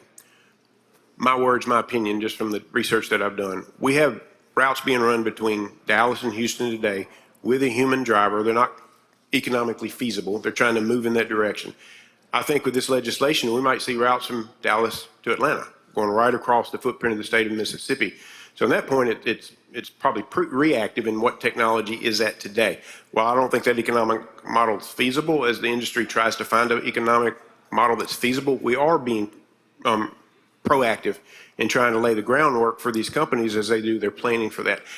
I've got faith that the safety piece is going to be mitigated and out in front, and quite honestly I do, and I think there's some valid concerns in here that maybe that's not the case. But I think that the technology in there, again, the industry's understanding that the perception has been evidenced today is, ooh, wait a minute, we're not ready for this. And if you have one of those accidents, or you even have a traffic jam where you block traffic up, I mean, that makes national news, and that's going to set the industry back. I'm not saying it's not going to happen. We don't know. When we did automobiles 100 years ago, we had the first fatality. We had the second fatality because of it that we might not have had just because of the speed and the size and things that are there. But yes, short answer is it's reactive and proactive. So it's been my experience, and I don't know if this has been your experience, but the law often lags behind technology. And this seems to me to be an attempt. I originally thought before I asked my last question to kind of put us ahead of the technology, but I'm guessing in some ways it catches us up to the technology, in other ways it puts us ahead of the technology and what you're trying to do now. Is that a correct assumption? I would agree with that. Yes, sir. And in general practice, are there manned vehicles having accidents? I mean, it's horrible. We would hope that our highways would be safe and that no one would be in a tragic accident on our highways. But are accidents happening with manned vehicles? Yes, sir. Every day. And so these companies would be the ones held liable. And as a practicing attorney, I can tell you to the tunes of millions of dollars if there's a fatality. These companies are not going to be off the hook because they can say there wasn't a person driving the vehicle. As a matter of fact, I would see as an attorney, if there's no human in there, then it's automatic liability. And I can probably, my clients will probably come out with a day quicker, even if there was a human in the vehicle. Is that correct? I would agree. I think it's a lot more objective data you would be using instead of subjective data that the human element produces. Thank you. Thank you, Senator. Thank you.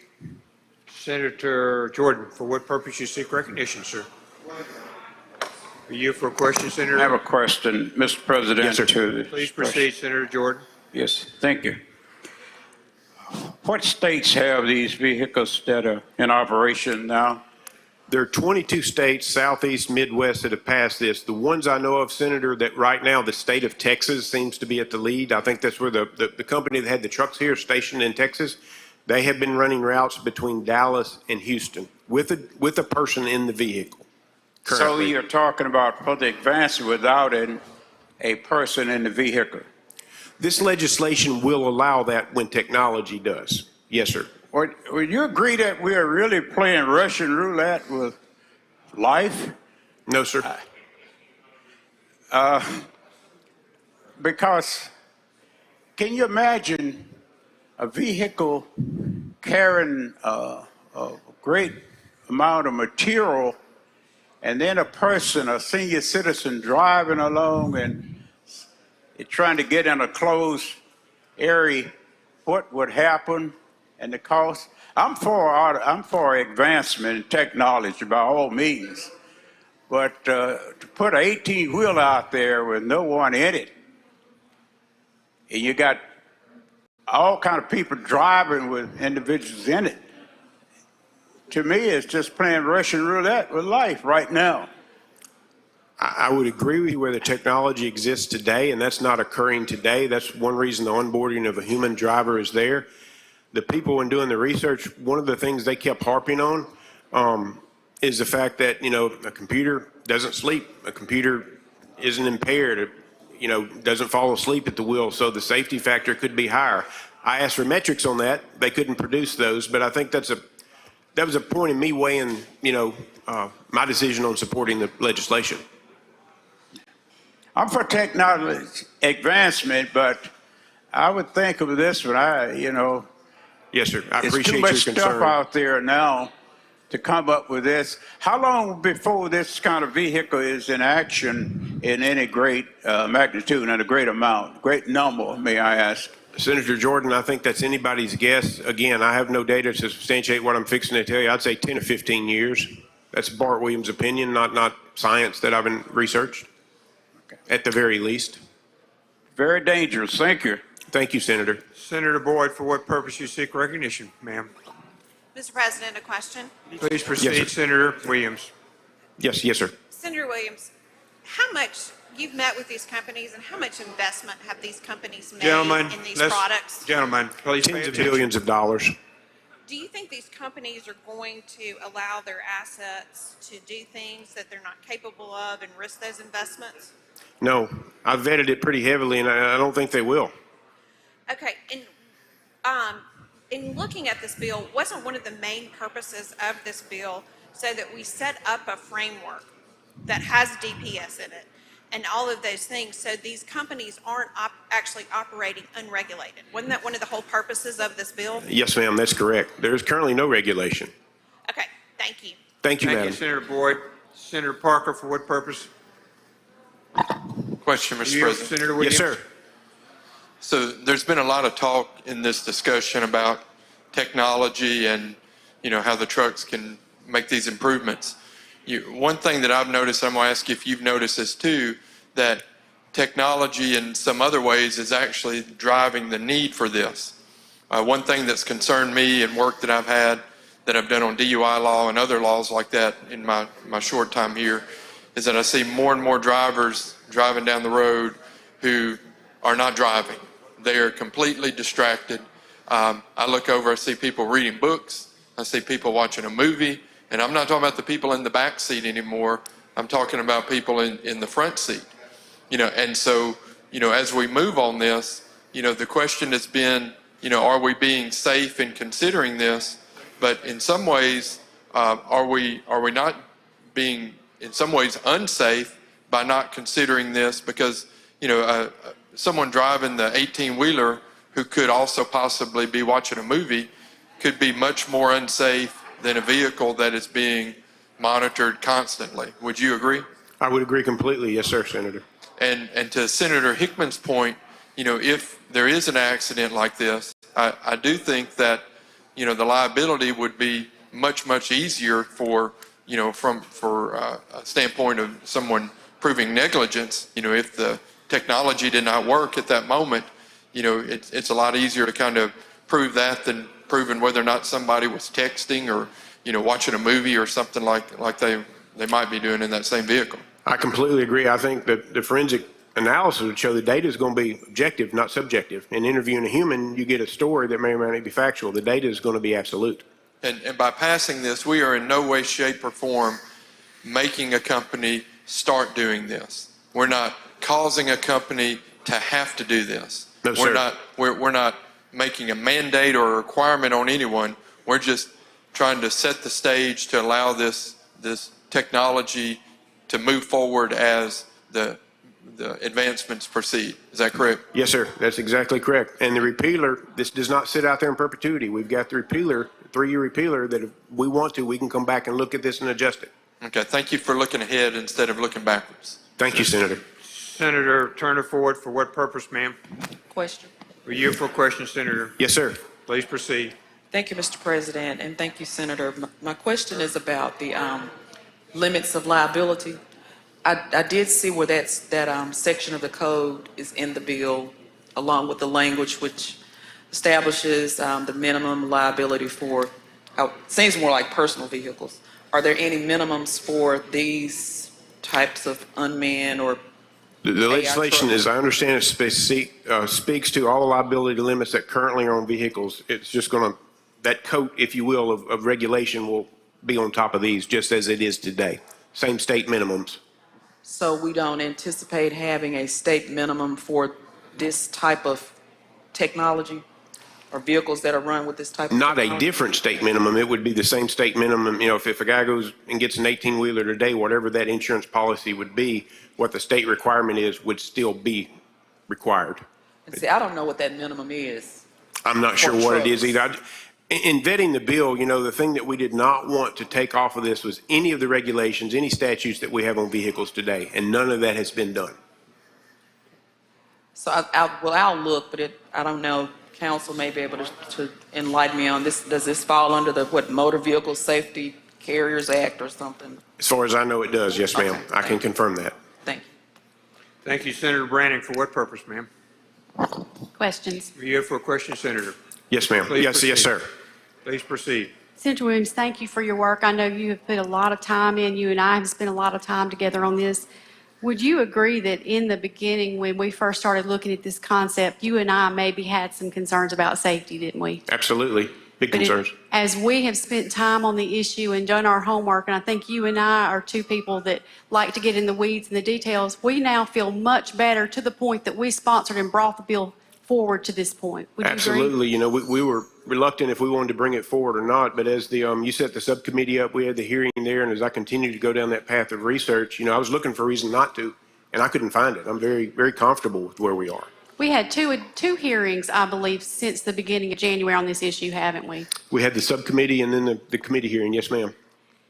Let's talk about issues, and I believe two different senators have raised these issues with regard to safety of travel as it now exists on roadways today with texting and driving, distracted driving as a whole.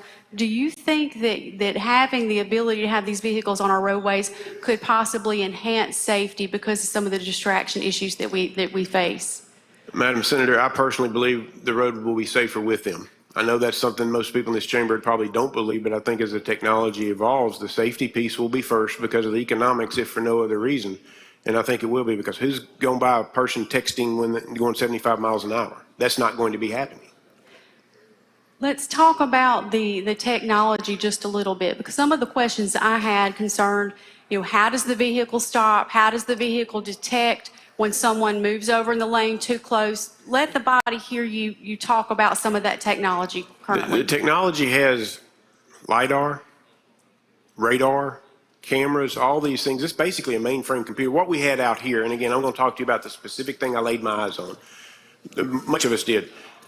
It's doing thousands of computations a second to evaluate, just like we are. When we're driving down the road, we are doing many things in our mind to drive, to brake, to do all that. The computer's doing the same thing. I have the confidence in the technology that it's going to react quicker than we are as human beings. And again, you don't have fatigue. The first place we'll see this technology is in the long truck routes that, fatigue becomes a very big deal. These things are going immediately. And you did mention that the maximum rate of speed would be 10 miles under the posted maximum on most roadways? Currently, what is occurring, the routes, as I've referred to several times, between Dallas and Houston, they are running 10 miles under the speed limit. They're staying in the right lane. They're, again, just trying to probably collect data as the technology evolves. The legislation does not speak to that. It speaks that they will obey all traffic laws. So as it evolves, they may approach speed limit, and I'm sure the economics, fuel economy, et cetera, will go into that decision. And let's face it, the companies that are looking to deploy this technology, they're business people.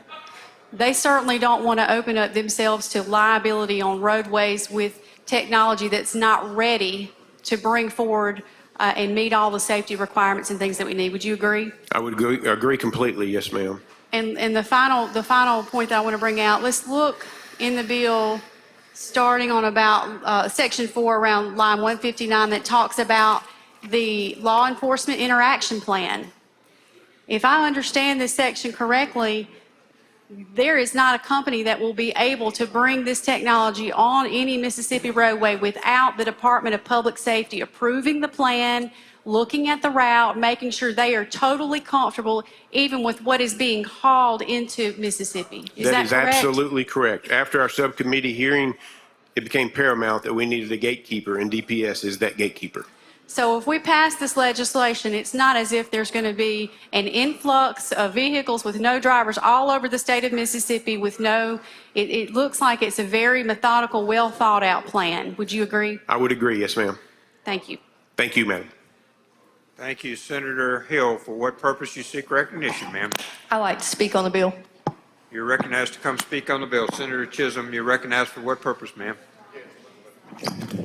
Questions? Senator Williams, will you yield for questions? Yes, sir, I will. Yes, sir. Senator Chisholm is recognized for a question. Thank you, Mr. President. Thank you, Senator. Yes, Would you ma'am. agree with me that all humans make mistakes? Except for one. And I hope you're referring to Jesus Christ. Yes, ma'am. Thank you. Okay, so if humans make mistakes, and these computers that control these trucks are no smarter than the human that put the information into the computer, right? That's correct. So these computers in these trucks, now we have a liability of them having wrecks and killing people because the person who programmed the computer can make mistakes, therefore having the truck to make mistakes, correct? I don't know that I would draw that conclusion because you've got a person that's programmed. You probably got thousands of people that are involved in the programming and the code that has to be written for these things to function properly. You've got layers of people that are going to do that, hopefully found the mistakes. There are going to be tons of mistakes in the program, I can guarantee you that. In addition, we've evolved to the point that artificial intelligence should also have a hand in that and trying to mitigate the human error, if you will. Well taken. But still, mistakes can be made no matter how many humans are involved. Okay, my husband drove a truck for 30-plus years, and then he came off the road, and he was in management over the cross-country drivers. And one of his deep concerns with this bill, black ice forms on a road like in a matter of minutes with no warning. Now, is this truck going to recognize that black ice I would sure within hope so. minutes? There again, as this technology advances, inclement weather conditions, environmental conditions that change rapidly have to be in the equation of understand, the safety equation of that. And I'm going to say, yes, they're going to have to do that. I can't say that for sure. I can't tell you the technology is there today, but as we evolve, and I think it's just like as our industry has evolved now with the human drivers, the first time that was faced, it was probably dealt with in a detrimental way. Hopefully we have that case study as this thing evolves, that they know these environmental conditions and all these scenarios have been plotted out, virtually before they have to be dealt with realistically. One of my greatest concerns in the time that it evolves from now until the time that it is involved, Yes, ma'am. and the corrections are made, my big concern is, what about the lives that are taken between now and then?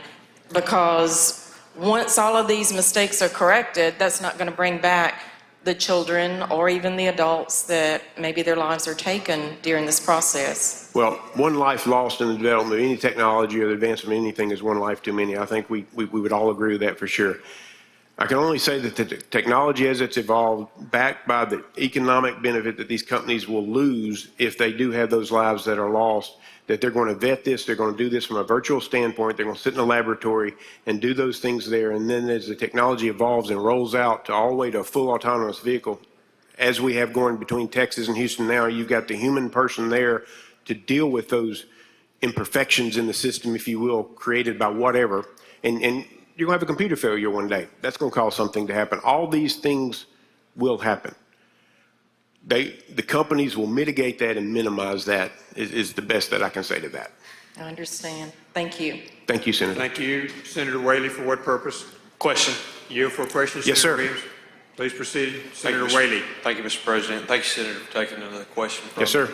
I keep hearing when we talk about the computers and the programming and such, and I remember back to the committee meeting when we were going over all of this. Supposedly there are 2 computers systems in the trucks, correct? Yes, sir. And in case of a malfunction, the second one, Yes. it would take over correctly That's correct. The redundancy.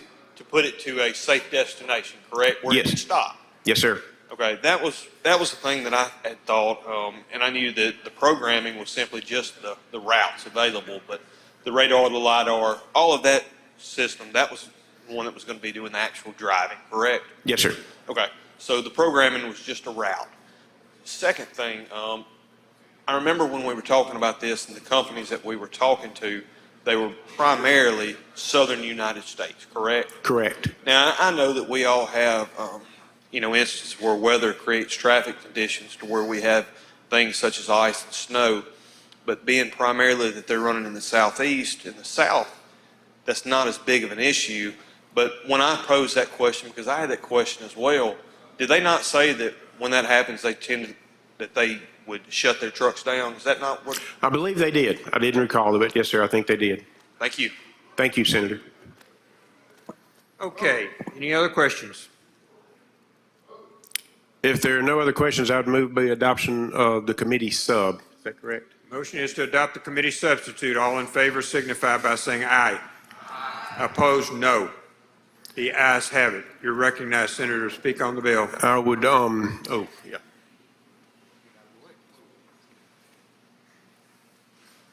Be very brief. The only statistics that I can find out here right now where these cars are being tested in 36 states in DC, it says there's an unfavorable statistic for self-driving cars with an estimated 9.1 self-driving car accidents per million miles driven in the United States. In turn, the average number of human accidents stands at around 4.1, and this is June 22nd, 2022. So it looks to me like these tested cars are having accidents at more than twice the rate of a person behind the wheel. So that's the only thing I can find. Thank you. Thank you, Senator Hill. Senator Williams, you're recognized.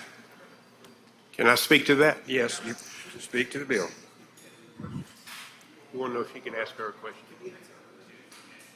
Senator Hickman, for what purpose you seek recognition? I had a question for Senator Hill. Senator Hill, will you take a question? No. All right, Senator, you're ready. I would like to speak to that statement. I don't know where that data came from, and I'm going to assume that it is valid, but I know a lot of people have called the Teslas fully automated vehicles. They are not. There have been accidents with that. That's a level 3. That is not an automated vehicle, would not pass any plan that's there. But with that being said, Mr. President, if there are no other questions, I would move for passage on the use of the morning roll call. Use of the morning roll call has been requested. Anyone object to procedure? We have an objection. Please call the roll. Mr. Clerk.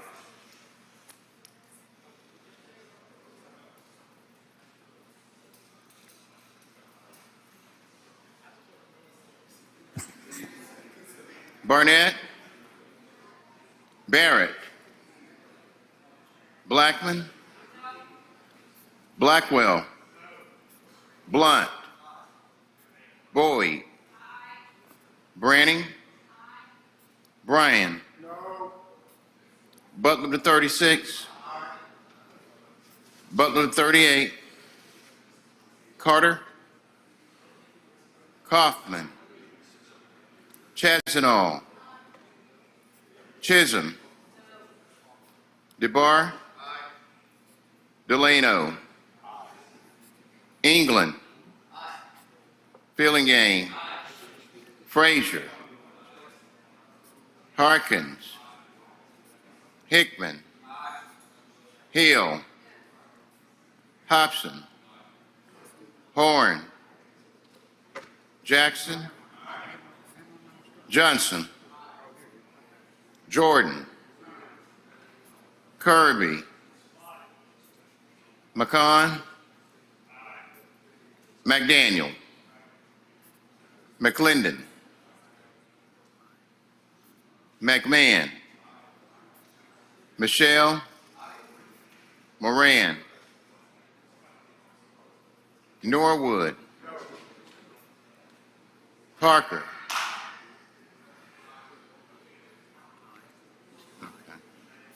Parks, Hope, Seymour,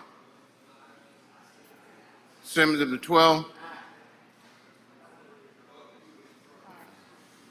Simmons of the 13th, Sojourner, Sparks, Suber, Tate, Thomas, Thompson, Turner Ford, Whaley, Wiggins, Williams, Younger, Barnett, Barrett, Butler to 38, Carter, Kaufman, Horn,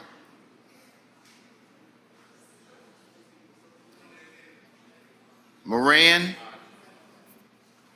Sparks, Suber, Tate. Voting yes or yay. Barrett, Blunt, Boyd, Branning, Butler to 36, Butler to 38, Carter, Kaufman, Chazanall, DeBar, Delano, England, Fillingane, Frazier, Harkins, Hickman, Hobson, Jackson, Johnson, Jordan, Kirby, McCon, McDaniel, McClendon, McMahon, Michelle, Moran, Parker, Parks, Pope, Seymour, Simmons of the 12th, Simmons of the 13th, Sparks, Thomas, Thompson, Turner Ford, Whaley, Wiggins, Williams, and Younger. Voting no or nay, Blackman, Blackwell, Bryan, Chisholm, Hill, Norwood, Sojourner, Subert, and Tate.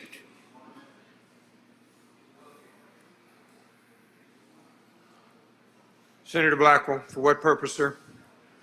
Introduction out of order. Please proceed. Thank you, Mr. President.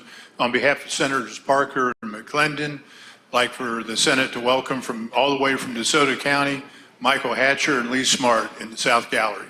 Welcome, guys.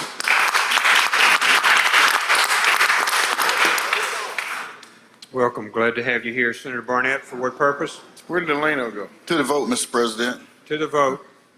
I did not hear my name being recorded as voting no. Barrett. Where did Delano go? You got Barnett, no. Mr. Clerk, Barnett, no. Yes, sir. Anyone else? Anyone else? Okay, Mr. Clerk. Close the roll.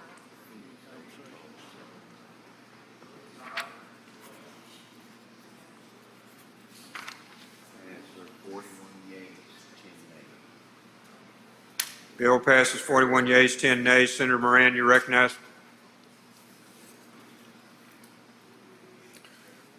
Thank you, Mr. President. I'd like to take up item 51 and ask that title be read, please. Clerk, please read the title.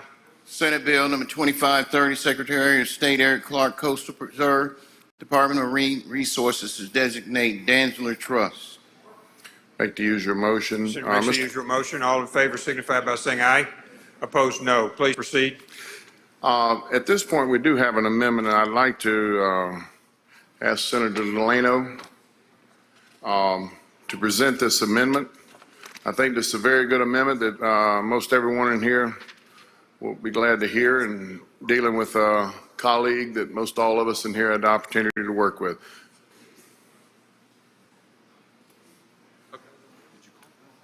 Yes. Make the motion and everything? Yes. Okay. On the amendment.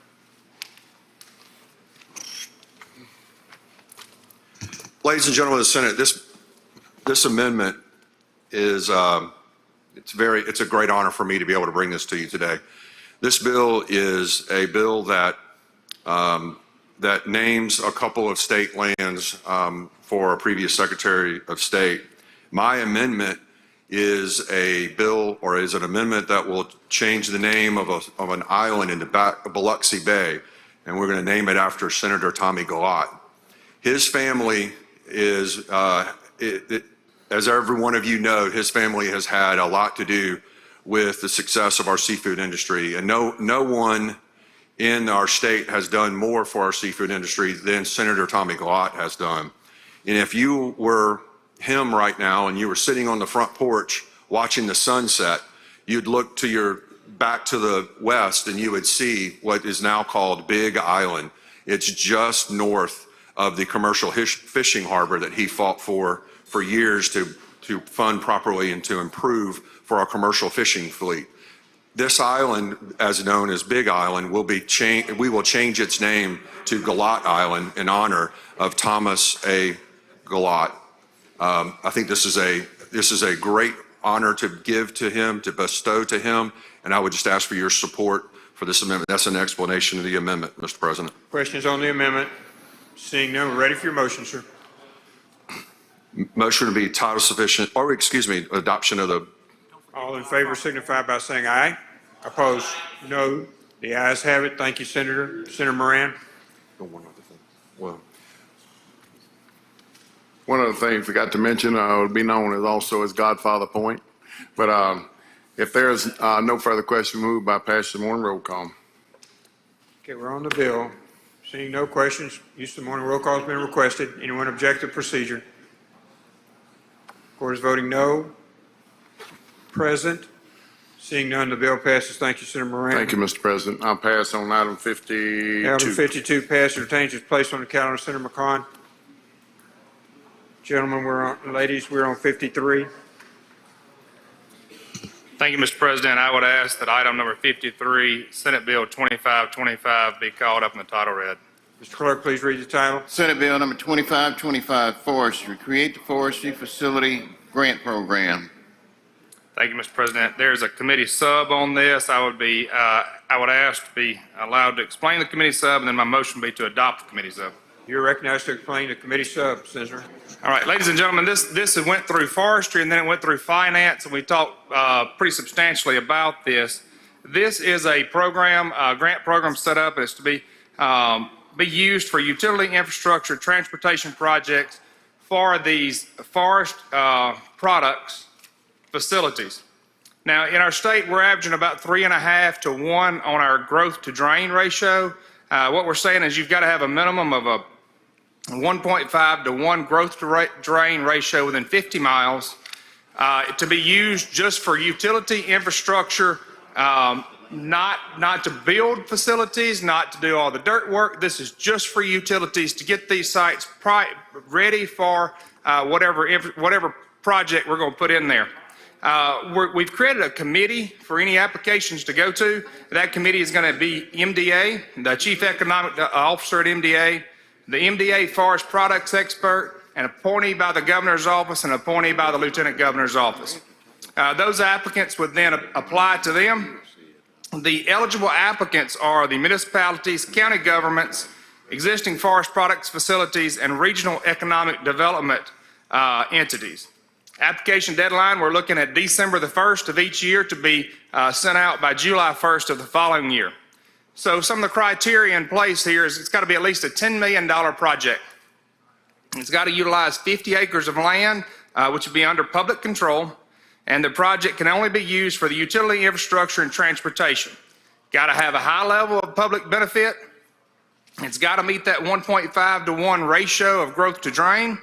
And it's got to consider the geographic size and location of projects and must be considered to be able to be done within the time period projected on the project.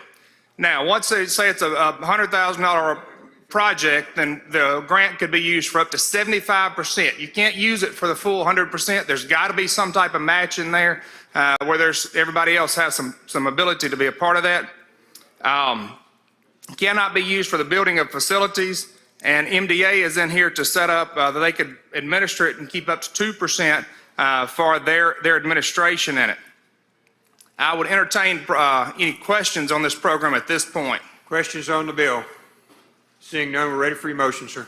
Mr. President, I would ask for adoption of the committee sub first. All in favor signify by saying aye. Aye. Opposed, no. Mr. President, I would ask for final passage based upon the morning roll call. Use of morning roll call been requested. Anyone object to the procedure? Court is voting no. Present. Seeing none, the bill passes. Senator Parker, you recognized. I'm sorry, Senator Turner Ford?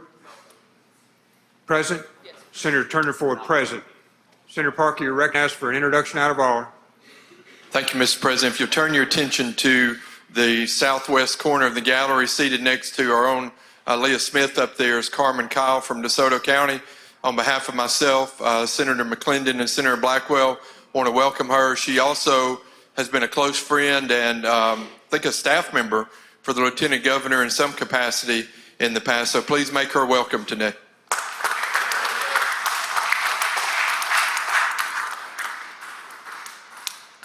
And I have you down, Carmen. It's good to see you. Senator Butler, for what purpose? Yes, sir, Mr. President. I would like to ask for unanimous consent to be a part of Senate Bill 51, Senate Bill number 2530, number 51 on the calendar. Thank you, Senator. I've had other requests for that, so I'm going to ask, is there anyone who does not want to be a co-sponsor on 51, Secretary of State Eric Clark Coastal Preserve, as amended for Thomas Galat Island? Anyone? So the clerk will recognize everyone as a co-sponsor. Okay, that just saves a lot of time. Senator Williams. The order, please. Please. While you're looking at the Southwest Gallery, let's welcome Jennifer Lay. She does a great job for our tourist industry in the state. Welcome to the Senate. Thank you, Jennifer. All right. Senator Branning. Senator Branning, 54. Pass. Chairman Chasnoff. 55. Chairman Chasnoff is recognized.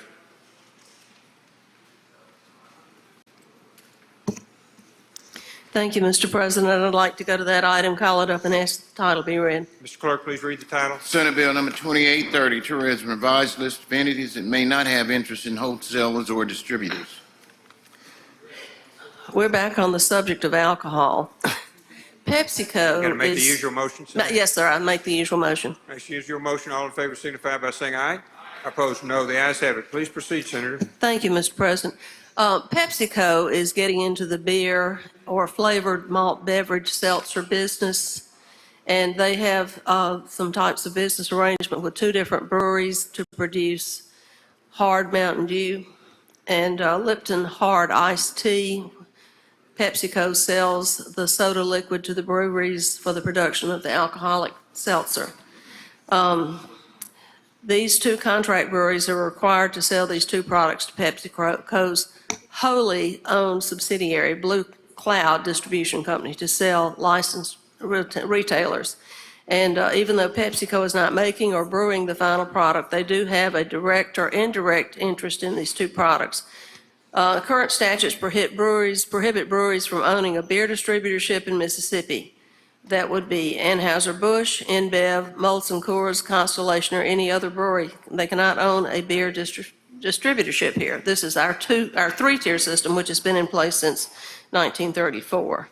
Coca-Cola is also involved in the business of selling flavored malt beverages and so forth, and Molson Coors is producing Topo Chico hard seltzer and Simply Spiked seltzer. The bill is to clarify that PepsiCo and their wholly owned subsidiary is directly or indirectly involved as a brewery, so therefore they would not qualify for a state wholesaler beer permit. Now, having said all of those things, this is new territory. We're plowing new ground. And as a result of that, I would like to be able to insert a reverse repealer into this bill so that discussion can continue on it. There are more items that are being produced. This, for example, last year we had an alcoholic beverage that was brought forth as something that young people like because it's lower in calories, lower in alcoholic content. And I do not profess to know everything about these items that are being produced, but I would like to keep this bill moving forward if it's possible. So do we need to interject the amendment at this point?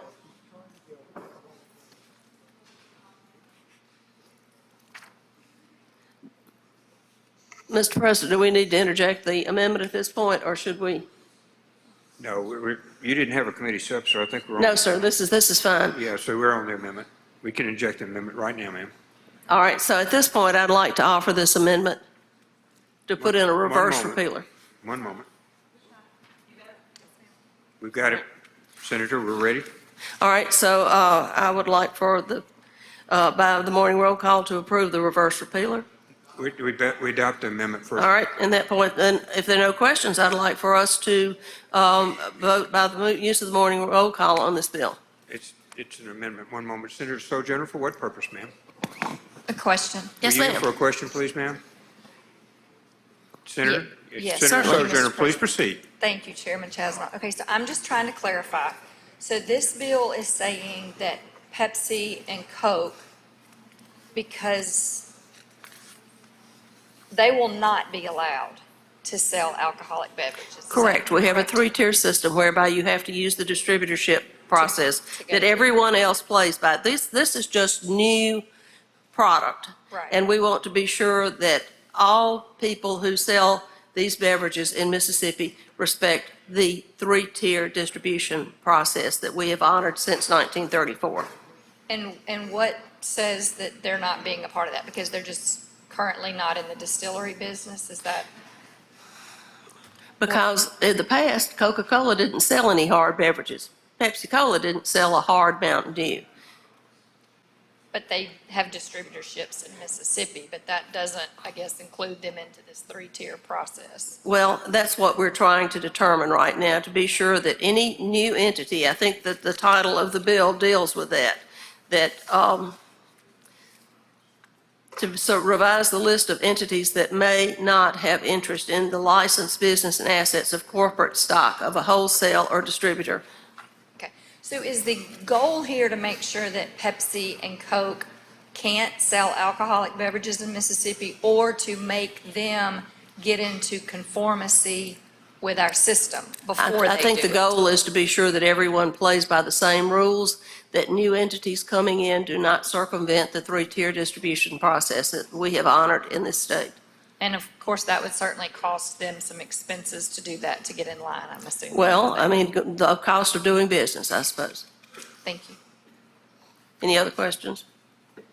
If there are no questions, I think we should move to adopt the amendment. Is that correct? That is correct. All right, that's my motion, sir. Motion is to adopt the amendment. All in favor signify by saying aye. Aye. Opposed, no. The ayes have it. Now you're on the... Thank you, Mr. President. I would move that we adopt the bill as amended by use of the morning roll call. Use of morning roll call has been requested. Anyone object to that procedure? Wish to be recorded as voting no. Sojourner. McDaniel. Hill. Branning. Parker. Frazier. Barrett. Norwood. Chisholm. Anyone else? Anyone else? Okay, Ms. Clerk, would you please read the names? Voting no or nay? McDaniel, Sojourner, Frazier, Hill, Branning, Parker, Barrett, Norwood, and Chisholm. Thank you. Senator Hawkins. Yes, Senator Hawkins. For an introduction. One moment, please. Sure. We'll call the bill, and I'll recognize you. 1 second. Good. Bill passes. Okay, Senator, we'll recognize you. Senator Hawkins. Thank you, Mr. President. I don't know if the doctor of the day is still in the room. He may have stepped out, but our doctor of the day is John Sadler, psychiatrist with Mississippi State Hospital. If y'all would please, there he is over there in the corner. I didn't see him behind the column. Thank you. If y'all would please help me make him welcome. Thank you. Senator Bryan. Senator Bryan, you're recognized. We're on 56, sir. I ask the title be read. Mr. Clerk, please read the title. Senate Bill number 2068, Psychology, Interjurisdictional Compact and Act. I make the usual motion. Senator makes the usual motion. All in favor signify by saying aye. Aye. Opposed, no. The ayes have it. Please proceed. I ask the committee substitute be considered in lieu of the original bill. You're recognized to explain the committee substitute, Senator. This interjurisdictional compact is a compact among a number of states which allows psychologists to practice in the states that are members of the compact. If psychiatry or psychology rather is involved, then both the originating state and the receiving state would have authority to engage in disciplinary action against the if there were a complaint. Otherwise, the requirements for certification and everything are just the standard requirements that normally exist. I have asked everyone I can ask if there's any objection to the bill. I find no objection. Nevertheless, the bill has a reverse repealer in it, but Senator Younger introduced the bill, and he says it is very useful and requested by individuals connected with Columbus Air Force Base. That's an explanation of the bill. If there's no question, I suggest use of the morning roll call. Senator McClendon, for what purpose, sir? Question, please. You here for a question, Senator Bryan? Yes. Please proceed, Senator McClendon. Thank you, Mr. President. Thank you, Chairman Bryan. Would this include psychiatrists, or does this only include I psychologists? misspoke. It's psychologist. Why was psychiatrists not added into this? It's a compact that a number of states have developed. We don't have an option to amend or modify the compact. We can either join it or not.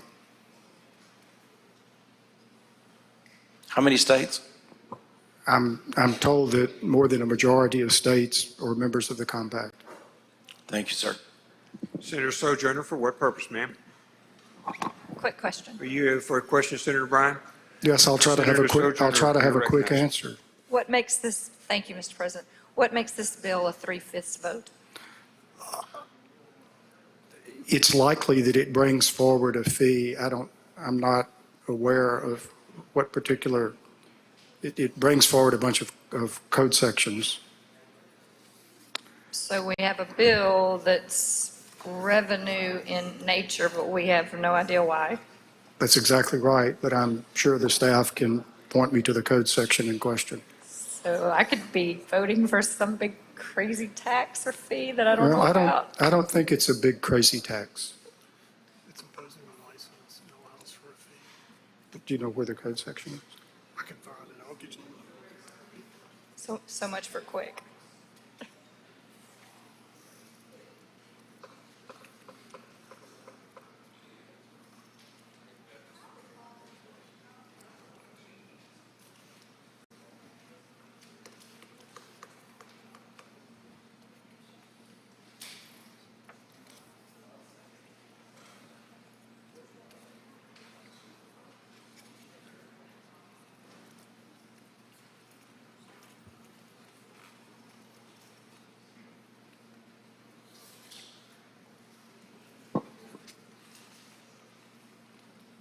It's line 1104.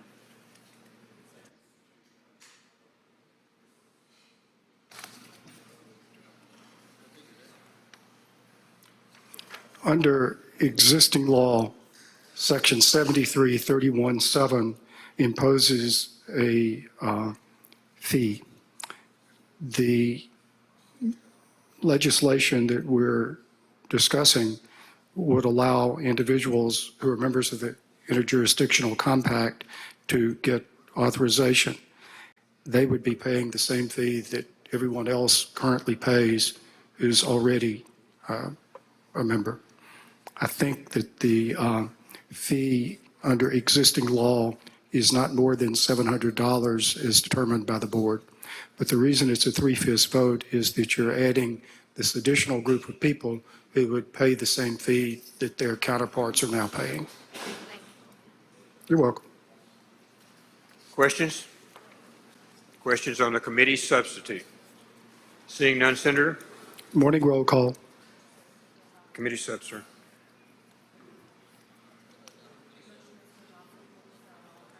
All in favor? That's committee substitute, sir. All in favor signify by saying aye. Aye. Opposed? No. Now we're ready, Senator, for your motion. Morning roll call.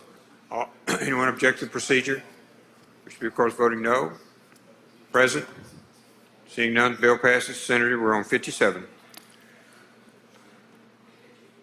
I'd like to pass that item and go to item 58 and ask that the title be read. 57, change its place on the calendar. 58, please read the title, Mr. Clerk.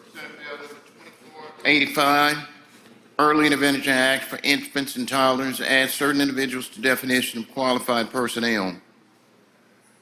I make the usual motion. Senator makes the usual motion. All in favor signify by saying aye. Aye. Opposed, no. The ayes have it. Please proceed, Senator Bryan. Under existing law, if you're providing early intervention services for infants and toddlers, you must be one of a large group of people. The change simply adds individuals who hold a degree in human development and family service or child and family service with a concentration in child development and licensure in pre-kindergarten and kindergarten to the long list of people who are qualified or permitted to render these services. The subsection is subsection M, so that makes it the 13th in the laundry list of people who can provide the services. If there are no questions, I suggest use of the morning roll call. Questions? Seeing none, use of the morning roll call has been requested. Anyone object to the procedure? Court is voting no. Present? Seeing none, the bill passes. Senator, we're on 59.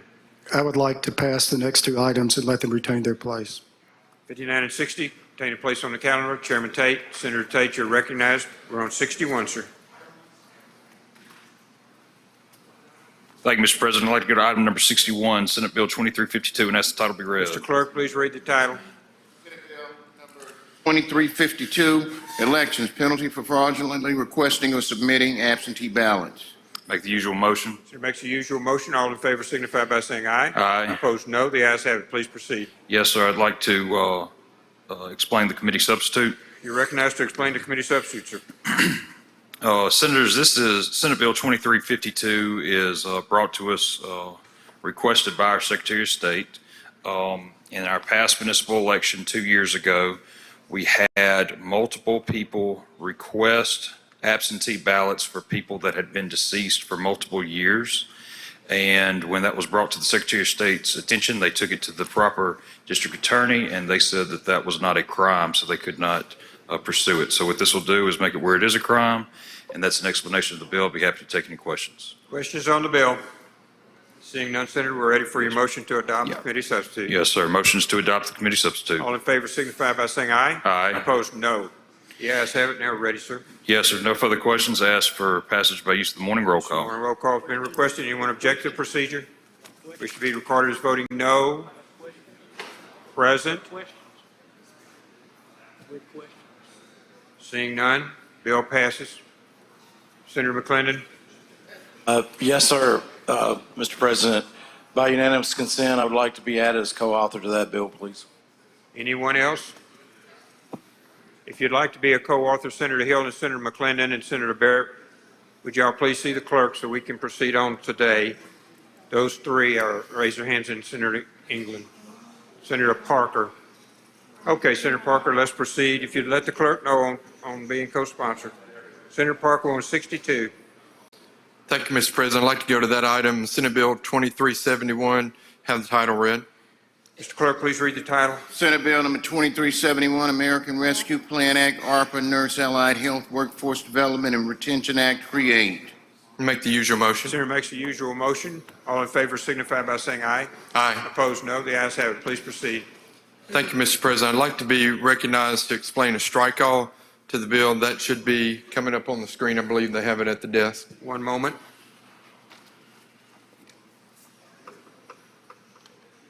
And thank you, Mr. President. The strike all makes very few changes, but it makes them in multiple spots, and I'm going to explain everything here. This is, as you recall, a bill we passed last year. This is ARPA, American Rescue Plan Act, Nurse Allied Health Workforce Development and Retention Act. We were able to get this through this chamber last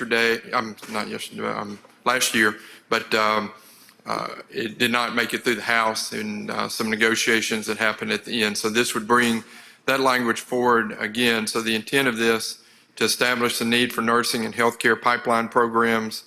And the new thing we're adding to this is a new residency fellowship program based on shortages of workers. So in Section 3, we're reenacting what we suggested last year, the Accelerate Mississippi Nursing Grant Program. This would allow nursing programs that include expenses such as equipment, curricula, remote learning technology, and other expenses to seek grants through Accelerate. We added new language on this that a recipient in the community, the recipient would be a community or junior college or other entities with healthcare training programs.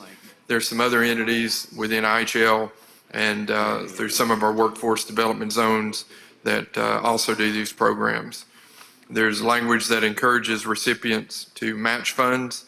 It also creates a special fund for the program.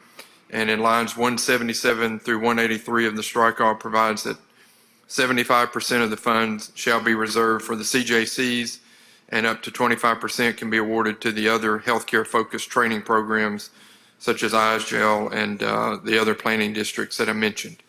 The new portion of the bill for this year, which is, I think, a great move towards helping some of our healthcare shortage needs, establishes the Accelerate Mississippi Physician Residency and Fellowship Startup Grant Program. So in our general and acute care hospitals in the state, outside of UMMC, they continue to have physician shortages. One thing that's been shown in data and other metrics is that if a hospital is able to implement a residency and fellowship program, physicians who go into those programs have a high likelihood of retaining or remaining in those hospitals. So this portion of the ARPA funds would be set aside for eligible expenses such as equipment, curricula, stipends for faculty, and other expenses to help facilitate a physician residency program within an acute care hospital in a state licensed in the state by the Mississippi Department of Health. Just like in the other portion, recipients are encouraged to match grant programs, and it creates a special fund for the program. Again, this is other than the addition of the residency portion, this is what we passed out of this chamber last year. And so with that, I'll be glad to answer any questions on the strike-off. Questions on the amendment? Questions? Seeing none, we're ready for your motion, sir. My motion will be adoption of the strike-off. All in favor signify by saying aye. Aye. Opposed, no. If there are no further questions, I move passage by the use of the morning roll call. Use of morning roll call has been requested. Anyone object to the procedure? Wish to record as voting no. Present. Seeing none, passes by use of the morning roll call. Thank you, Chairman Parker. Chairman Barnett. Thank you, Mr. President. I ask that we go to item number 63 on today's calendar and have the title read. Mr. Clerk, please read the title. Senate Bill number 2495, state inmates require MDOC to pay increased rate to house inmates in county jails. Senator makes the usual motion. Senator makes the usual motion. All in favor signify by saying aye. Opposed, no. Please proceed, Senator. Thank you, Mr. President. I ask that we allow Senator Sparks to explain the bill.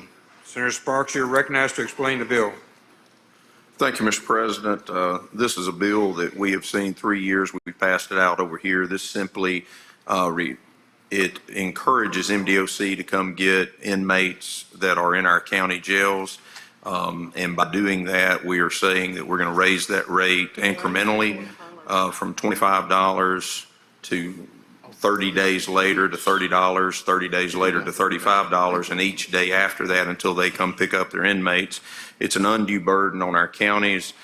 These inmates have not been classified. Many of them may be close custody or need mental or medical treatment. And so that is the nature of the bill. The second thing that the bill does is that the bill does allow for a request to have an inmate in the county jail that is not the county of conviction. There's already existing law to bring that person back to the county of conviction. If that is a request made by the sheriff or the board of supervisors, there would be no payment from MDOC. The county would actually bear that burden. That's a choice that they would have to request that inmate, and it would be a choice of the department whether to let them have that inmate. And I do have one amendment that I have passed forward that we can put on the board, and I will briefly explain that, Mr. President, if it's the proper time to explain the amendment. One moment.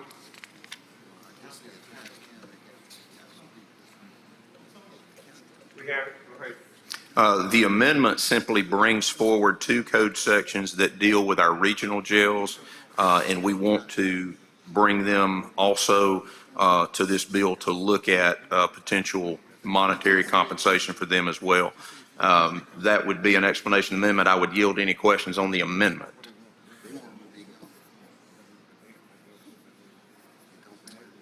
Senator Butler, for what purpose? Sir? To the bill. On the amendment, any questions? Any questions? Seeing none, we're ready for your motion, sir. I would move to adopt the amendment. All in favor signify by saying aye. Aye. Opposed, no. The ayes have it. Please proceed. If there are any questions on the bill, Mr. Senator President. Butler, for what purpose, sir? Question, Mr. President. You yield, Senator Sparks. I yield. Please proceed, Senator Butler. Thank you, Mr. President. Thank you, Senator Sparks.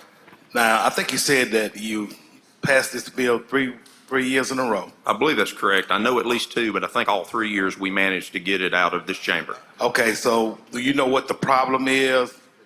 Or are we doing anything different this time versus the other times? I think we've had good conversations with the people that would be very important in helping us address this bill, and I think we've got a very good chance this year to do something with it that would help our counties. All right, thank you, Senator Sparks. Thank you. Thank you, Mr. President. Senator McClendon, for what purpose, sir? Question, please. We yield for a question, Senator Sparks. I yield. Senator McClendon, you're recognized. Thank you, Mr. President. Thank you, Mr. Sparks. Senator Sparks, I sent to you today earlier, as well as Chairman Barnett, the number of DeSoto County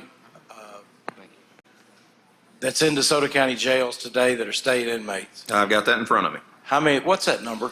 There are 88 adult males, 5 adult females, and there are 80 of those that are in the DeSoto County Jail 30 days past their sentencing date. And the unique thing about the DeSoto County Jail, of course, it's one of our larger counties. They have to house inmates for the municipalities within their county, or they choose to. Those municipalities pay $35 a day. So the state has 90 inmates, 80 of which have been there longer than 30 days, and the state's only paying them $20. That's one So of the that would be focuses. over 90 times 15, whatever mathematicians, they can do that work It's a lot of money. per day. Yes. Thank you. Thank you. Thank you, Senator McClendon. Any other questions on the bill? Seeing none, we're ready for your motion, Senator. Move for passage on the morning roll call, Mr. President. Pass the morning roll call has been requested. Anyone object to the procedure? Court is voting no. Present. Turner Ford. No. Present. Turner Ford, present. Anyone else? Anyone else? Seeing none, bill passes. Thank you. Chairman DeBar. Chairman DeBar. Chairman DeBar passes on 64. Chairman Bryan. Chairman Bryan. Chairman Bryan passes on 65, 66. They're turning their place on the calendar. 67, Chairman Chasnow.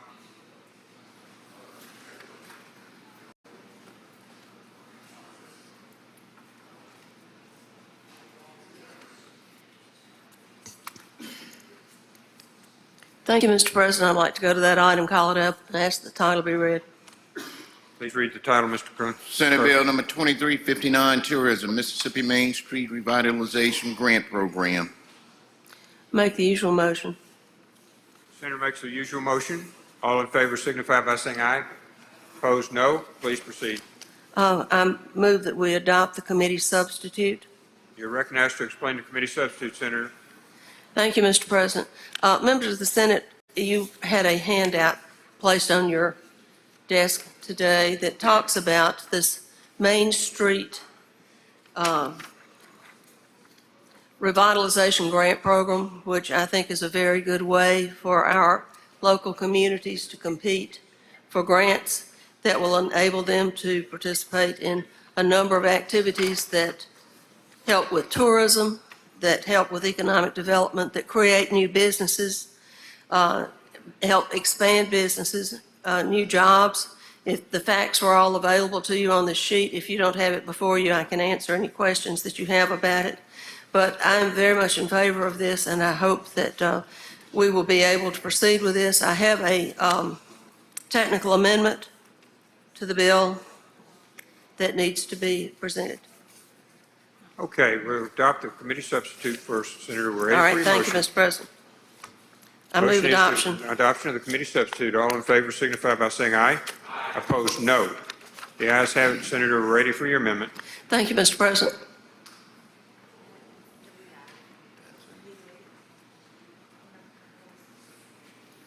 He's got it. He has it.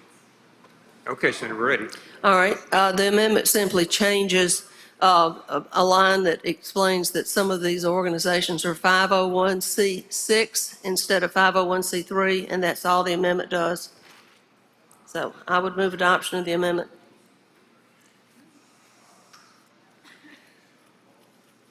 Any questions on the amendment? Seeing none, we're ready for adoption of the amendment. All in favor signify by saying aye. Aye. Opposed, no. The ayes have it. We're back on the bill, Senator. All right, I move adoption by the morning roll call. Use of the morning roll call has been requested. You want to object to the procedure? Court is voting no. Present. Seeing none, the bill passes. Thank you, Chairman. Thank you. Chairman Parks. Senator Parks is recognized. We're on 68.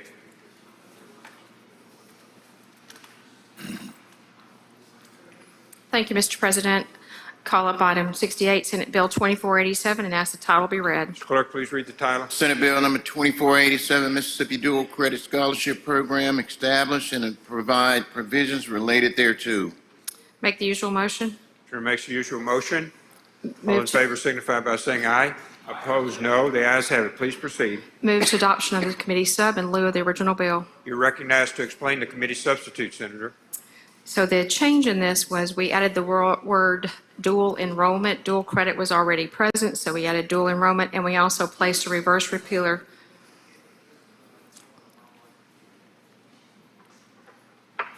Questions? Seeing none, Move adoption of the committee sub. motion is to adopt the committee substitute. All in favor signify by saying aye. Opposed, no. The ayes have it. All right, Senator. Yeah, move for passage on the morning roll Use call. of morning roll call has been requested. Anyone object to procedure? Court is voting no. Present. Seeing none, the bill passes. Thank you, Chairman Parks. Chairman Parks, we have 69 Senate Bill 2580 passed. Thank you. Senator Butler, for what purpose, sir? Well, unanimous consent, Mr. President, I would like to be added as a co-author, Senate Bill 2359. Okay, lots of hands, so if y'all would mind informing the clerk, we'll go around, we'll ask you to stop with the clerk. All are, seeing no objection, all are granted. If you give the names on 2359, Tourism Mississippi Main Street Revitalization. Okay, Chairman DeBar, Senator DeBar. Senator Barr passes 70 and 71. Senator Polk. Senator Polk is recognized. We're on 72, Senate.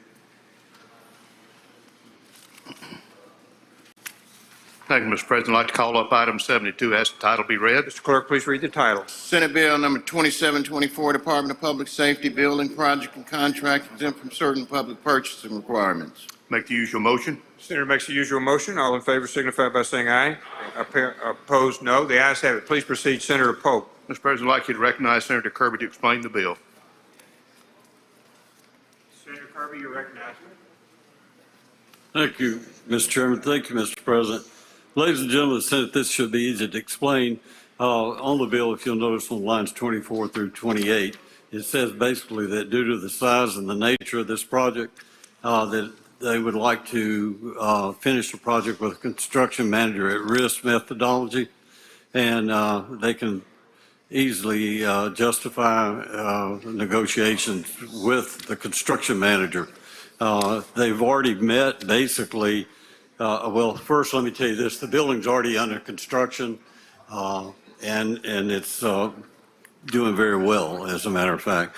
But anyway, they've had a meeting, and this bill is a request of the Department of Public Safety and DFA, both. And like I say, the building's under construction, doing very well. The Bureau of Buildings is already aware of the cost of the completed project and what it should be. The bill simply speeds up the process and should save the taxpayers money.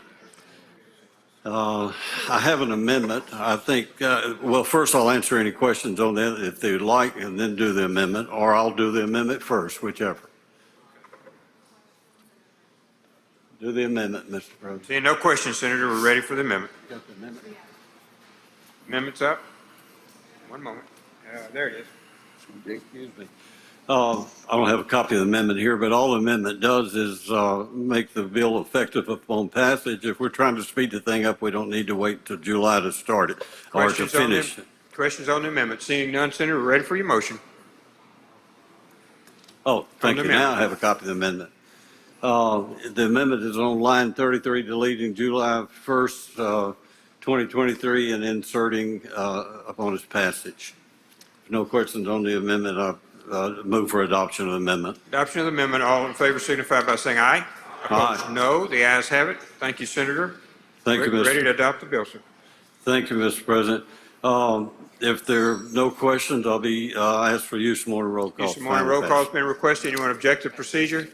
Court is voting no. Blunt. No. Anyone else? Anyone else? Blunt, no. Frazier, no. Norwood, no. Anyone else? Horn, no.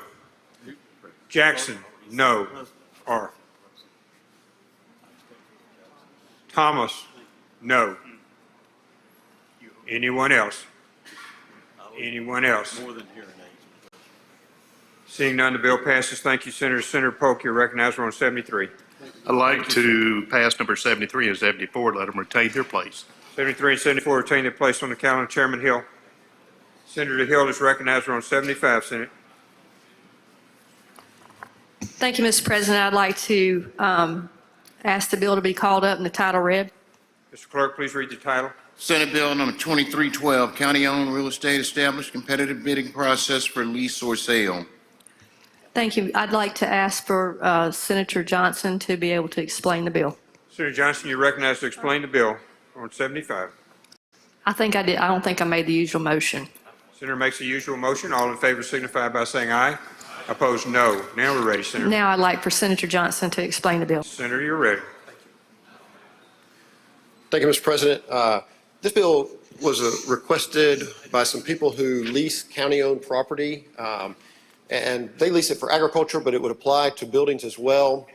What the issue that they've run into is that the way that county leases run, they can make improvements to the property, whether that be agricultural or a building, but when the lease period is up, which is usually a shorter lease, 4 years or so, when that lease period is up, the county puts it out to open bid, and they run the risk of losing the property at bid. And what this bill would do is to allow for the current holder of the lease to be to have the first right of refusal of the high bid at the auction.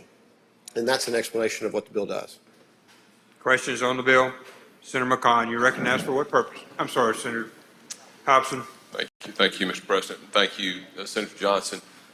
Why would you not open it to anybody that wanted to bid? Why would you give the right of first refusal to the existing lessee? No, I think it goes up for bid, but if the people who are the current leaseholders, the lessees, are outbid, they have the right to match that bid and keep the property.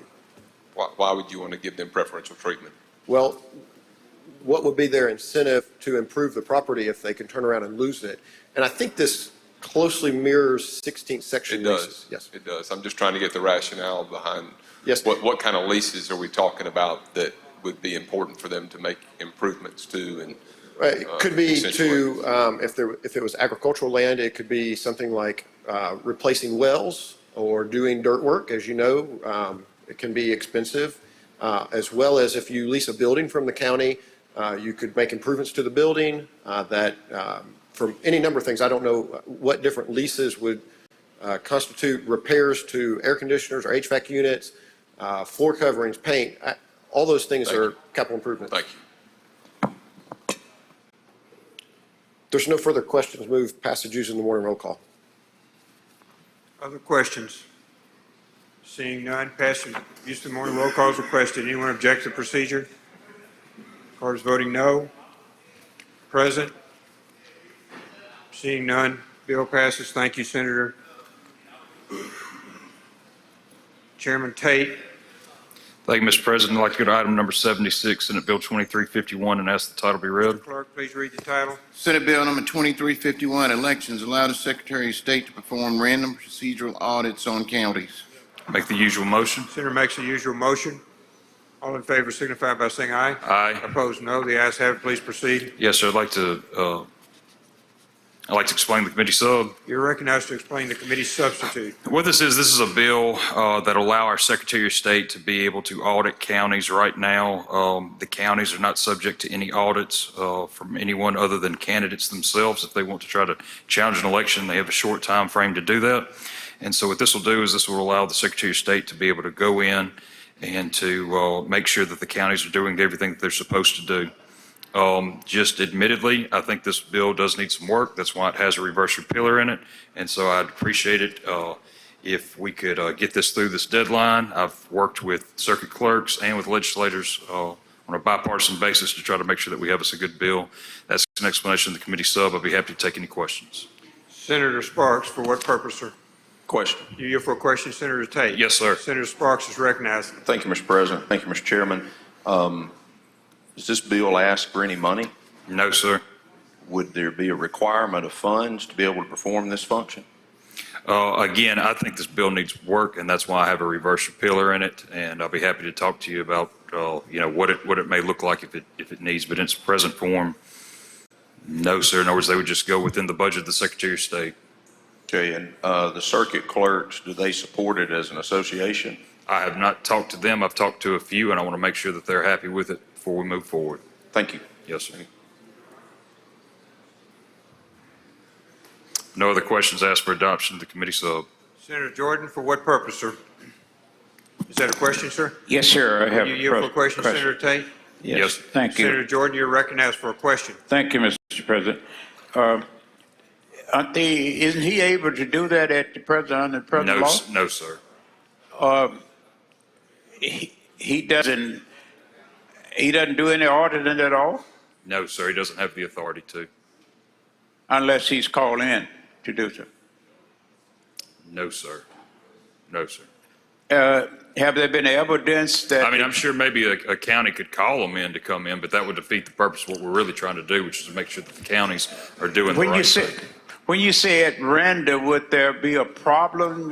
You just said so many audits per year, or what do you mean by that, random?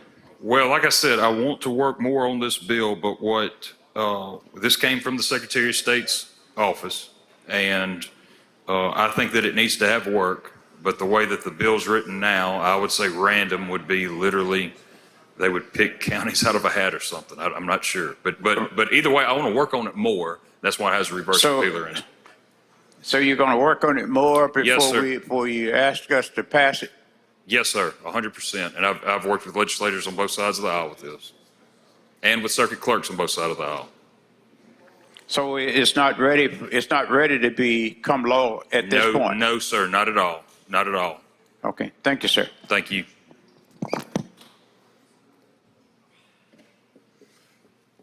Thank you. Senator Parker, for what purpose, sir? Introduction at the appropriate time. One moment, please. Senator Turner, for what purpose, ma'am? Question. Are you for a question, Senator? Yes, sir. Please proceed. Thank you, Mr. President, and thank you, Senator. My question, so what is it that we're trying to do? What we're trying to do is make sure that procedurally that all the documentation and everything with an election is in proper order and is filled out correctly, just to maintain the integrity of the election. Also, there could be, and I've spoken with Senator Blunt about possibly some risk limit auditing, where that's more or less going back and looking at machine counting and make sure that the machines are tabulating correctly. Again, I'm asking for time with this bill to get it into a better shape. Right, I understand, but it's very broad. Yes, ma'am, it is. It is. It's too broad right now. And so, as I understand the authority that the bill seeks, it would authorize the Secretary of State to frame whatever regulations. That is correct. Yes, ma'am. So we have no idea how this is going to end up. My direction will be to make sure that we put some more parameters on it. And to be honest, what I would like to do is I'd like for this to maybe be a pilot program where maybe just a few counties are selected for a election or two, and then we come back and with those clerks and with members of the legislature and with the Secretary of State and see, how we can actually make this a good bill. But we're being asked to vote today. I am, yes, ma'am. I understand. In other words, I'm agreeing with everything that you're saying. Yes, ma'am.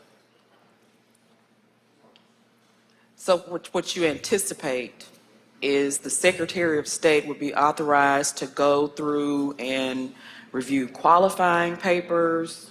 I wouldn't say qualifying papers, but in other words, they would be able to look at all the documentation that had to do with conducting the election itself, whether it be the election workers picking up the equipment or ballots, how they were handled, how affidavit ballots were handled, how absentee ballots were handled, everything with conducting that election, just to make sure that the counties are doing everything correctly. Thank you. Thank you. Senator Jordan, for what purpose you seek recognition, sir? A clarification. Have there been any evidence, and I'm worried when it comes to voting like this, I'm worried, have there been any problems or any situation where they should be audited, Secretary of State? Yes, sir, but right now it's limited to just the candidate him or herself actually going and requesting to look at the materials. The Secretary of State can't come in and look. And so if the candidate doesn't do that themselves, then we don't know. What about the person locally that's election? That's my point. There's no oversight over them. It stops there. And with this, What about the circuit clerk? He doesn't.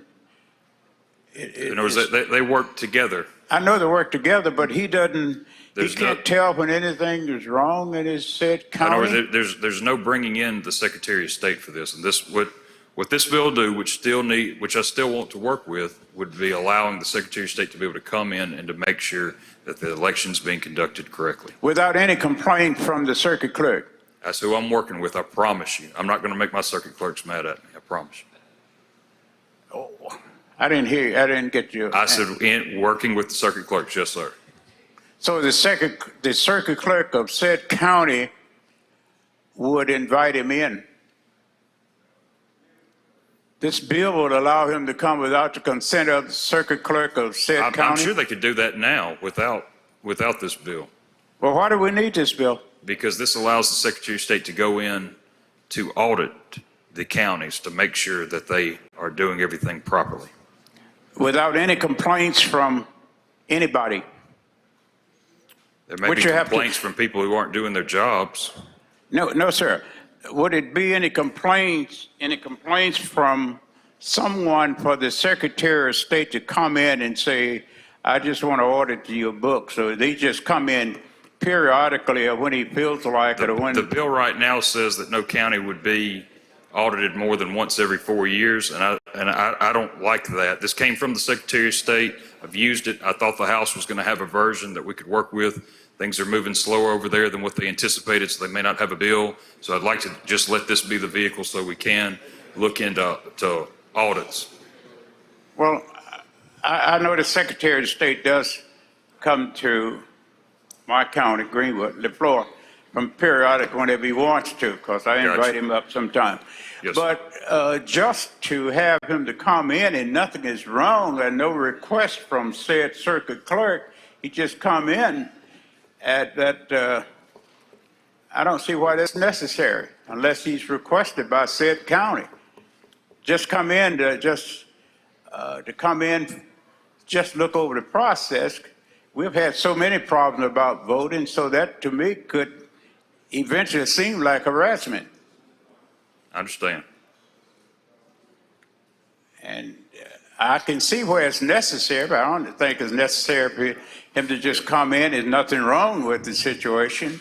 But I agree with you 100%. If something is wrong in said county, then we would request that he comes in. But just to come in periodically so many times a year or whatever.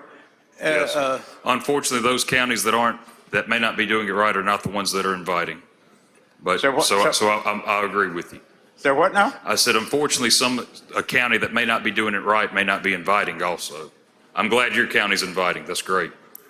Yes, I understand, but those counties that does not invite him, then those ought to be the one that ought to be the place where my friend goes, Secretary Watson. So, but just to come in periodically could be looked upon as harassment of said county or said voters. I'll make sure. And I certainly wouldn't want that to happen. No, sir. Thank you, sir. Thank you. Thank you, Senator Jordan. Senator Butler, A. For what purpose, sir? Question. You for a Mr. question, President. Senator Yes, Tate? sir. Senator Butler, you're recognized for a question. Senator Tate, isn't it true that the Secretary of State has a right to go in now and audit the books? No, sir. I served as a supervisor for 20 years, and the Secretary of State comes in at least once every 4 years and audit the election books. I'm sure the county invites them in then, but to just do a random audit, they do not have the authority to do that. They do not have the authority. Right. And I'm glad your county invites them in. That's great. That's good. Yeah, every 4 years, it's been done. And, Yes, sir. I just couldn't see the need to have a bill giving them the right, and we assume that they have Well, always. if your county invites them every year, every 4 years, then this won't affect you. It's just for those counties that aren't inviting. Thank you. Thank you. Senator DeBar, for what purpose you seek recognition, sir? Question, Mr. Do you yield President. for a question, Senator Tate? Yes, sir. Senator DeBar, you're recognized. Thank you, Chairman. Tate. Quick question for you. So the Secretary of State will go in and audit a certain county, Greene County, for example. If they find something wrong, what happens then? That's another part of this process that we need to fix, and it's not expressed in this bill, and that's something that I want to get fixed to where we know just exactly what is going to be reported. You know, one concern of the clerks is that there may be something accidental that has no bearing on the outcome of the election, and then they be blasted as being, you know, having elections that are going the wrong way. At the same time, we want to make sure that if there's a county that's not doing something right that is affecting the outcome of the election, that is put out there for the people to know. And so because of that, this is a complicated process. We cannot copy and paste from some other state. Several states have this. You know, our laws are different from the others. If we could do a copy and paste, I'd like to do that, but we're not there. So that's part of where this needs to get to. Thank you, Chairman Tate. The reason I ask on line 17 and 18, that says no county shall be audited selected more than once in a 4-year period. Right, and I'm not sure if that should be right, because if they found something bad, that should trigger them to come right back. Again, this is just verbatim what I got from the Secretary of State. I didn't even think we'd have to take this up. Okay, thank you, Thank Mr. you. Chairman. I appreciate it. Yes, sir. Thank you, Mr. President. Senator Norwood, for what purpose, sir? Question, Mr. President. Do you have for a question, Senator Yes, Tate? sir. Senator Norwood's recognized. Thank you, Mr. President. Thank you, Senator Tate. Now, the audit is basically it's going to be a procedural audit.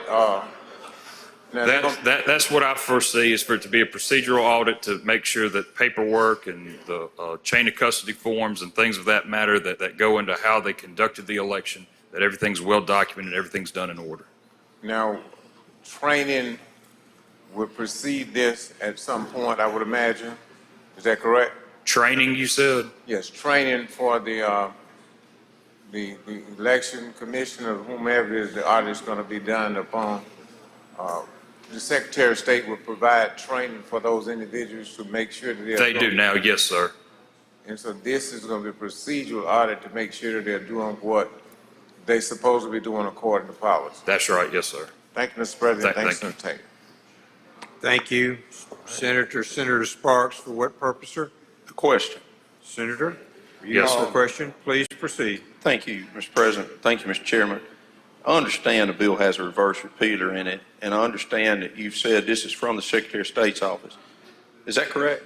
Yes, sir. Okay, so 36 lines of text, including a reverse repeater. When did they realize that we needed to audit elections? This came last year, and it was a very long bill, and it posed a lot of questions. And so I know as of last year, they asked for this. So just this year, they just sent a short bill? I know, yes, sir. Okay.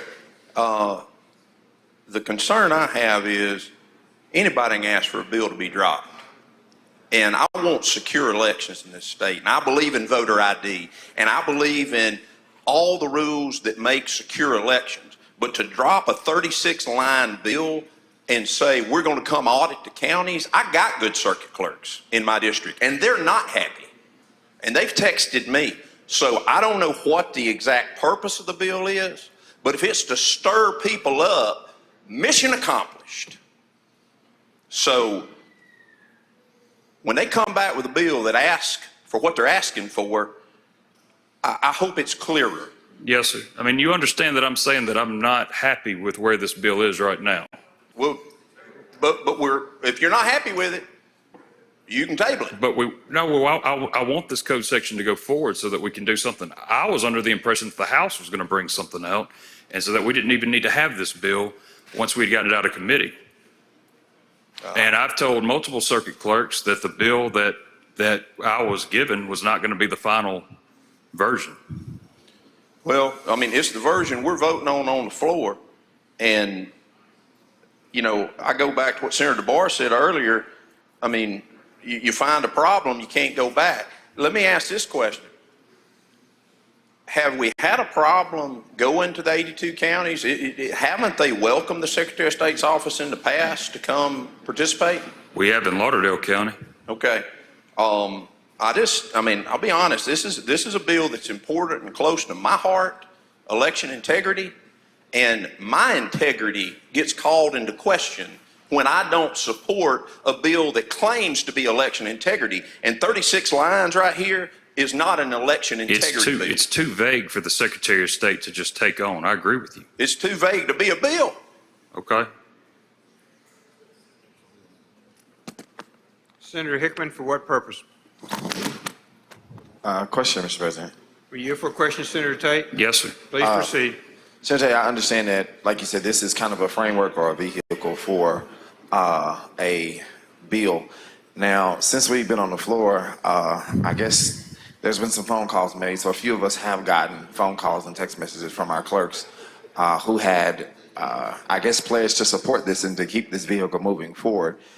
My question for you is there, do you see any possibility of, if this doesn't happen this session, taking maybe a study group to see what we can do to make this happen?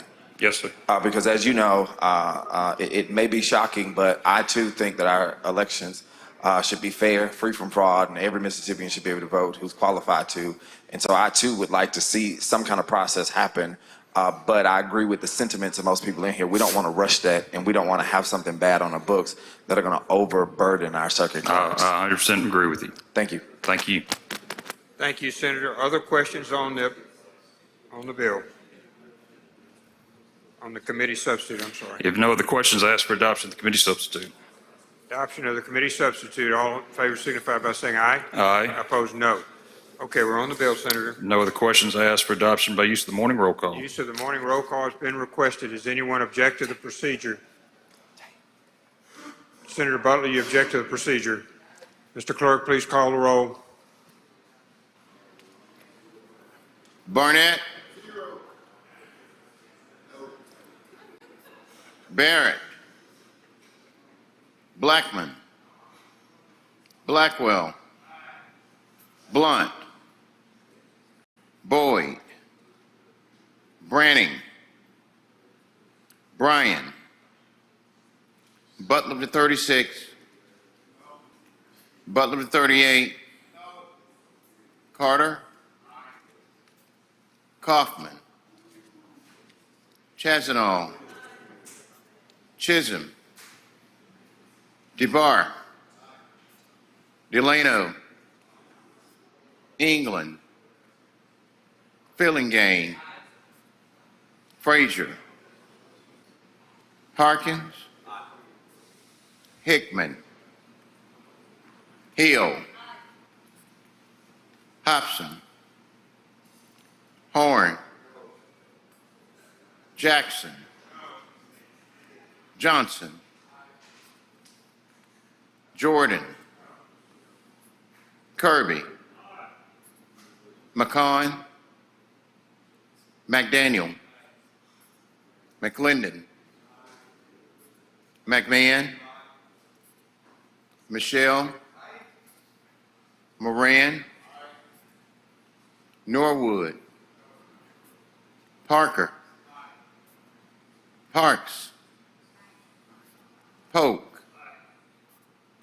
Seymour. Simmons of the 12th. Simmons of the 13th. Sojourner. Sparks. Suber. Tate. Thomas. Thompson. Turner Ford. Whaley. Wiggins. Williams. Younger. Barrett. Blackman. Blunt. Boyd. Branning. Bryan. Kaufman. Chisholm. England. Frazier, Hickman, Hobson, McCon,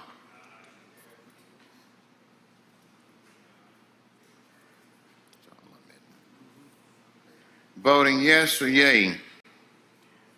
Barrett, Blackwell, Boyd, Branning, Carter, Kaufman, Chazanall, Chisholm, DeBar, Delano, England, Fillingane, Harkins, Hill, Hobson, Johnson, Kirby, McCon, McDaniel, McClendon, McMahon, Michelle, Moran, Parker, Parks, Pope, Seymour, Sojourner, Sparks, Suber, Tate, Thompson, Whaley, Wiggins, Williams, Younger. Voting no or nay. Barnett, Blackman, Butler to 36, Butler to 38, Frazier, Horn, Jackson, Jordan, Norwood, Simmons of the 12th, Simmons of the 13th, Thomas, and Turner Ford.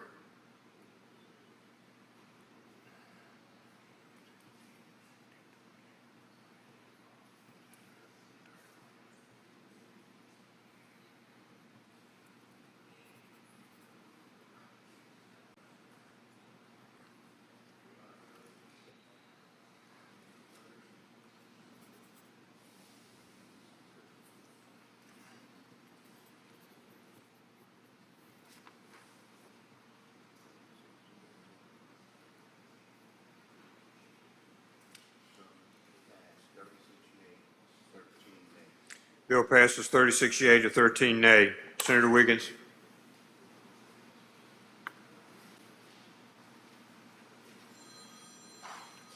Senator Parker, for what purpose, sir? Introduction out of order. Please proceed. Thank you, Mr. President. Thank you for patiently waiting up there, Mr. Mayor. I'd like to introduce in our South Gallery, Mr. Todd Andra, who's the COO for Olive Branch, and the Mayor of Olive Branch, Mr. Ken Adams. On behalf of myself, Senator McClendon, and Senator Blackwell, welcome to your Capitol.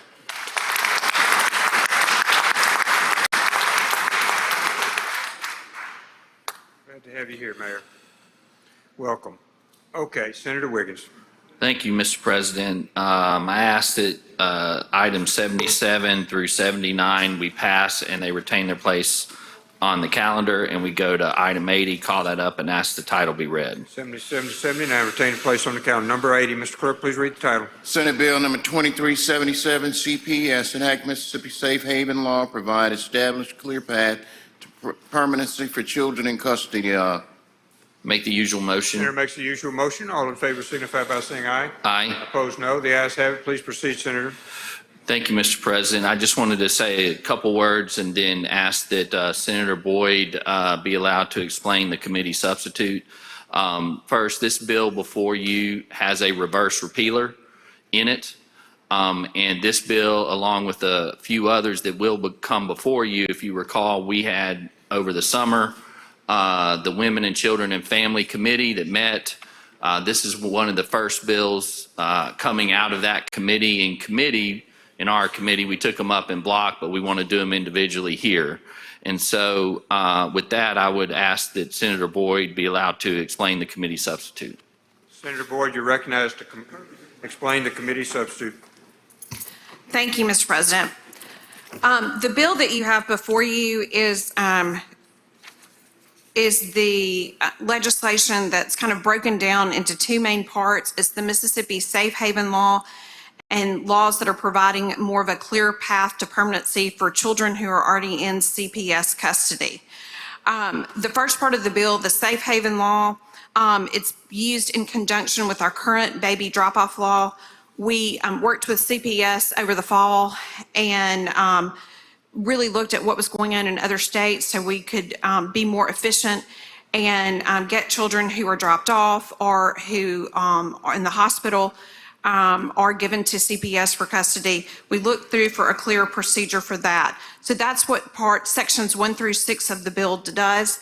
And then in sections 7 through 14, we have streamlined a lot of procedures that CPS uses for those children who are in CPS custody that they believe will immediately help them. And then we've also added some commissioners that are from the CPS system to the Mississippi Commission and Youth Court systems. And then we've also asked those, that organization to make a report to the legislature about the changes that they'd like to see within our uniform youth court by October 1st of 2024. And at the appropriate time, Mr. President, I would like to move that we adopt the committee substitute, and then I have amendments to offer. Okay, so we need to adopt the committee sub. Are there any questions on the committee sub? All in favor say aye. Aye. All opposed, no. The ayes have it. Senator Boyd. Okay, and then during the committee, Senators Hickman and Turner Ford and Blackman brought up a couple of issues that they had some real concerns about. We've met with CPS on those issues, and we do have a reverse repealer in this, but I think their concerns were valid and important. So if you'll notice on, if you'll take this, it's up. If you'll notice on lines 264 to 266, we have put in language that requires CPS, if a child is dropped off, to do a search for the parents, for any next of kin, and for any other natural parent. And then we have also required on lines, if you can see on the amendment in lines 9 through 12, we had a really tight time frame of 30 to 45 days. We've worked with CPS, and we've amended that to give some more flexibility and make sure that there's a good solid search for those other next of kin. And so we have expanded it from 60 to 75 days. So those are the amendments, and I'm happy to take any questions on the amendment. Are there any questions on the amendment? I don't see any questions, Senator. Move for passage of the amendment. Senator moves for adoption of the amendment. All in favor say aye. Aye. All opposed, no. The ayes have it. Senator Boyd. Mr. President, I'm happy to take any other additional questions on the bill. Are there any other questions? Move for final passage on the morning roll call. Senator suggested Committee use. substitute. I thought we'd already adopted. We have, I'm sorry. You're on the final passage. Final passage. Okay. The senator. Yeah, I asked were there any questions. Are there any other questions? All right. All right. Chairman suggests the use of one roll call final passage. Anyone object to this procedure? Does anyone wish to be recorded as voting no? Good job. Senator Hill, before we vote. Okay. All right. So anyone wish to be recorded as voting no? Seeing none, please record all present. All present by the use of morning roll call. Oh, you wish to be recorded as voting no? Okay. Senator Derrick Simmons, no. Okay. And anyone else no? Senator Seymour. Senator Seymour, no. Anyone else? Okay, Senator Hill is present. Anyone else? Any senator? Any other senator? Okay. Anyone else? Please record all others by the use of morning roll call as voting aye. Bill is passed. Now, Senator Wiggins. Go to item 81, call that up, and ask the title be read. Please read the title. Senate Bill number 2384, Foster Care and Adoption Task Force, create. Make the usual motion. Senator makes the usual motion. Any objection? All in favor say aye. Aye. All opposed no. The ayes have it. Senator Wiggins. Thank you. My motion is going to be that we adopt the committee substitute, and I ask that you allow Senator Boyd to explain the committee substitute. Senator, you're recognized to explain the committee sub. Thank you.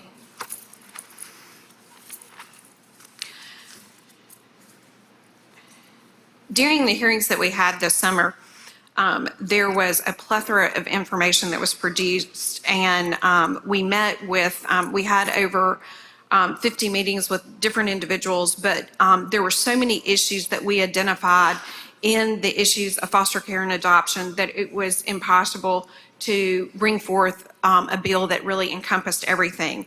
And so what we are asking y'all to do is we are creating a 17-member task force to study various issues that are impacting our foster care system and adoption. The members include an array of interested parties from the Chief Justice, the Attorney General, the Executive Director of CPS, to biological parents, foster parents, and former foster children.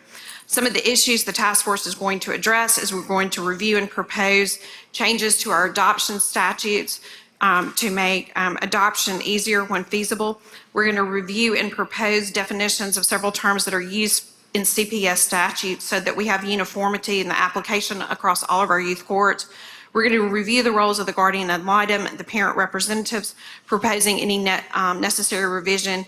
And we're also going to review the federal funding to make sure that we're utilizing the max amount of funds we can pull down through the federal government and how we are spending those funds, and to look for accountability and efficiency on those funds. So that's a brief explanation of the bill, and I'm happy to take questions, Mr. President. Are there any questions on the committee substitute? I see no questions, Senator. Mr. President, I would ask that we adopt the committee substitute by use of the morning roll call. Okay, well, we don't need to do that. Senator moves adoption of the committee, so all in favor say aye. Aye. All opposed, no. Now we're back on the original bill for passage. Mr. President, ask for final passage on the use of the morning roll call. Senator requests the use of the morning roll call for final passage. Anyone object to this procedure? Anyone wish to be recorded as voting no? Seeing none, please record all present by use of the morning roll call as voting aye. Senator Wiggins. Thank you, Mr. President. Go to item 82, call that up and ask the title be read. Please read the title. Senate Bill number 2380, Supreme Court required to promulgate rules requiring the disclosure of all entities financially interested in litigation. Make the usual motion. Senator makes the usual motion. Anyone object? All in favor say aye. Aye. All opposed, no. Ayes have it. Senator Wiggins. Thank you. This is a simple bill. Some would call it a lawyer bill, but what it does is just simply directs the Supreme Court to come up with rules, and as you see on lines 14 to 17, for disclosure of any entity who's financially interested in the outcome of the litigation, for the purpose of providing a court with the information in cases that may arise for recusal. This is what I call a good justice bill, a transparency bill. The other portions of the bill simply state what the Supreme Court needs to do in terms of who needs to file and what they need to file. And a little bit of a background: the Supreme Court normally does such rules in what needs to be filed in litigation and directs the courts and the attorneys how that should be done and what they're looking for. So that's what the bill does. Okay, are there any questions? Seeing no questions. Move passage on the morning roll call, Mr. President. The chairman suggests use morning roll call for final passage. Are there anyone object to this procedure? Anyone wish to be recorded as voting no? Seeing none, please record all present by the use of morning roll call as voting aye. The bill is passed. Senator Wiggins. Go to item 83, call that up and ask the title be read. Please read the title. Senate Bill number 2073, age of majority, lower to 18, for securing home loans and entering contracts for real property. Make the usual motion. Senator makes the usual motion. Any objection? All in favor say aye. Aye. All opposed no. The ayes have it. Senator Wiggins. Thank you. My motion will be we will adopt the committee sub, and if I may explain, Mr. President, also there is an amendment that I believe Senator Hill has on this bill. This bill is supported by many of our bankers, in fact, all the bankers, all of our real estate folks. In short, what it is doing is lowering the age from 21 down to 18 on home loans and mortgages. And Section 1 of the bill is what I call the operative part of the bill, and it's stating that all persons ages 18 or older can enter into binding contractual relationships, and you see the language there, mortgages and real property. The current law, the general rule is that if you're 21, that your age of minority is up until 21. And so what this is doing is allowing 18-year-olds, 18, 19, 20 to enter into these contracts. And then in the following sections, what that is just simply bringing code sections forward to bring it together. And that's the explanation of the bill, and I do have the amendment, Mr. President. Well, I think we have a question before the amendment. Senator Jordan, do you have a question? No, you do? You yield, Senator Jordan? I do. Yes, sir. Jordan. Thank you, Mr. Chair, Mr. President. Mr. Chairman, why are we going to 18? Usually, young men grown when 21. Why are we going down to 18? Well, because there's a lot of, as somebody said here earlier, you're 18, you can go to war, you can, vote, you can do all that, but in Mississippi, you can't enter into a contract for a house, for a mortgage. And so what we're trying to do is allow that to happen, and we want to get home ownership. This will allow more people to get home ownership, and also it'll cut down on costs because you don't have to have, let's just say, your parents or a guardian to sign off on it. And so this is a good, I guess, public policy for that, and that's why we want to do it. And again, as I said, your bankers are really supportive of this. Your real estate folks are supportive of it, and there are protections. Well, I don't even think there needs to be protections. I mean, you're 18 years old, so that's what can be done. Yeah. For record, what about other states? Other states are doing it similar to what we're getting ready to do here now? Well, I will put it this way. Pretty much every other state, the age of majority is 18, not 21. 18. Right. And they have been. Okay. And they have Thank been you. somewhat. Council told me we're one of three that still have it at 21 years old. 1 in 3. 1 in 3 still have it 21. So Right. they have been somewhat successful in lowering the age from 21 to 18. Yeah, well, once again, yes, we're last or in this category. We are last. So. Yeah. Okay. But others have been successful. Yes. Thank you. Appreciate it. All right, so we're going to adopt the committee sub and then take the amendment. And Senator moves that we adopt the committee sub. I do. So all in favor of adopting the committee substitute, say aye. Aye. All opposed, no. The ayes have it. Now for the amendment, Senator. Thank you, Mr. President. It's a simple amendment, and this was brought to us after it came out of committee. The language, if you look at lines 23 to 27, that's current law that deals with children that are in custody. What the amendment is doing is simply removing that and allowing this to apply to leases too.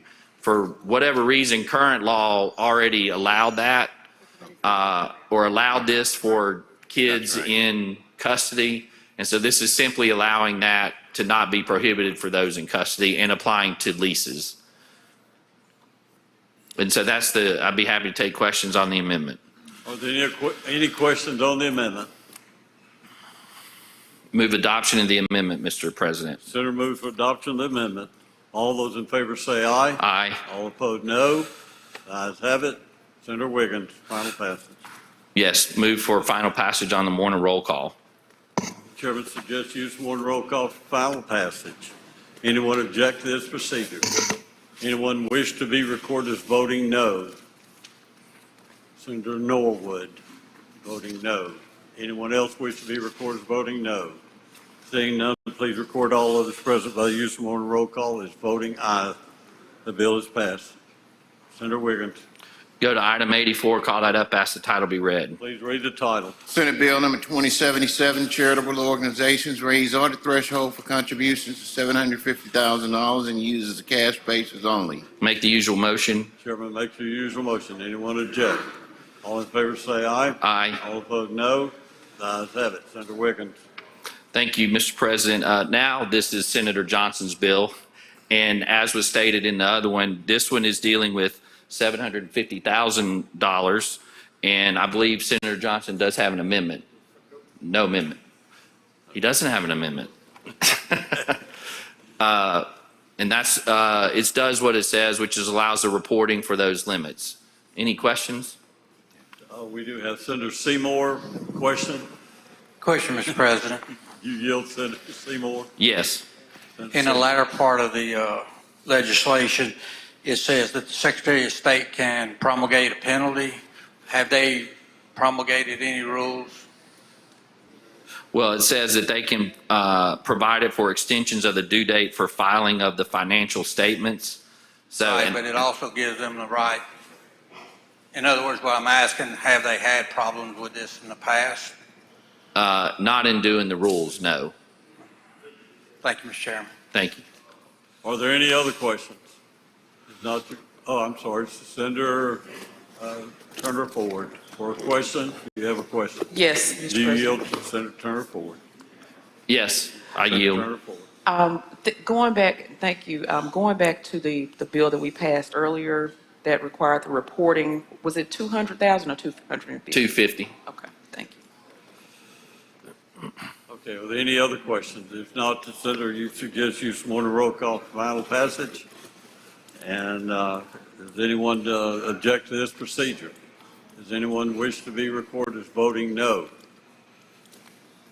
Seeing none, please report all present by the use of morning roll call as voting aye. Bill is passed. Senator Wiggins. Thank you. Go to item 85, call that up, ask the title be read. Please read the title. Senate Bill number 2090, burial rights preclude party at fault for death from deciding. Make the usual motion. Senator makes the usual motion. Anyone object? All in favor say aye. Aye. All opposed no. The ayes have it. Senator Wiggins. Thank you, Mr. President. And I will move to adopt the committee substitute. And to explain what this is the Board of Funeral Services came to us and asked for this legislation because what is happening is in the funeral service industry, there's a lot of confusion and it hadn't been updated. And the confusion is existing where funeral directors are being asked to do multiple different things by multiple families. And the best way I can explain it is if you practice wills and estates, you have different families come in and one person wants to do one thing and another person wants to do other, and it puts the funeral service directors in a position. And so what this is doing is allowing those decisions to be made, but to do it in an organized fashion. And then the committee substitute is that Senator England actually had a bill and I had a bill. So Section 1 is the bill that was requested by the funeral service directors. And then if you go over to starting in line 666, that's the language from Senator England's bill. And this has been going on across the state. And in short, what that does is talks about when there's a court of competent jurisdiction, then that will dictate. And the best way I can explain it is if you ever there's a thing that the legislature passed years ago called an advance directive.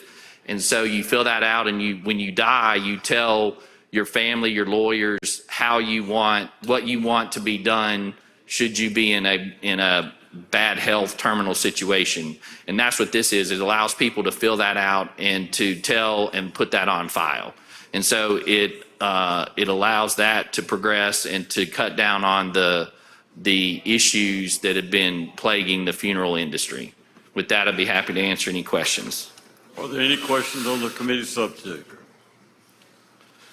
Move adoption of the committee substitute, Mr. President. Senator moves adoption of the committee substitute. All in favor say aye. Aye. All opposed no. Ayes have it. Passage on the morning roll call. Okay, the chairman suggests use morning roll call for final passage. Anyone object to this procedure? Does anyone wish to be recorded as voting no? Seeing none, please record all present by the use of one roll call as voting aye. The bill is passed. Senator Wiggins? Think go to item 86, call that up, ask the title be read. Please read the title. Senate Bill number 2197, Veteran Service Officers authorize action on behalf of a veteran under power of attorney. Make the usual motion. Senator makes the usual motion. Any objection? All in favor say aye. Aye. All opposed no. Ayes have it. Senator Wiggins. Thank you, Mr. President. This has come to us from the chairman of Veterans Affairs, lines 61 to 68. In short, you have veteran service officers. They had some concerns about the things they were being asked to do. And what this does is tells our county veteran service officers that through a power of attorney that they can be authorized to act upon the benefit of the veterans, and there won't be any liability on that. And so that's what it does. Be happy to answer any questions. Are there any questions on the committee substitute?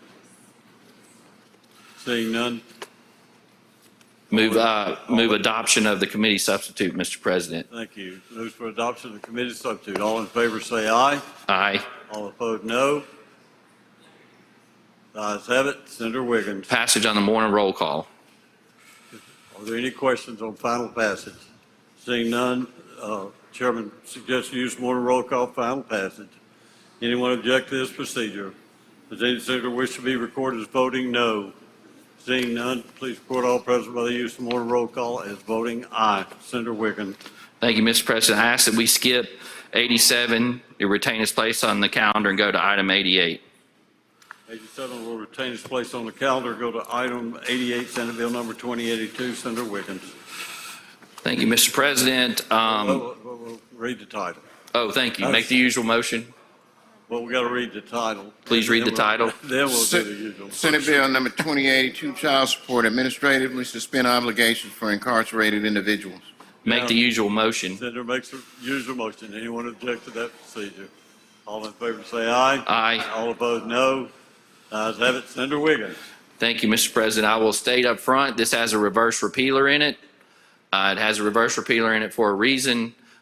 This bill came to us, and actually during the hearings. Senator, we're on the committee substitute, correct? Correct. Okay.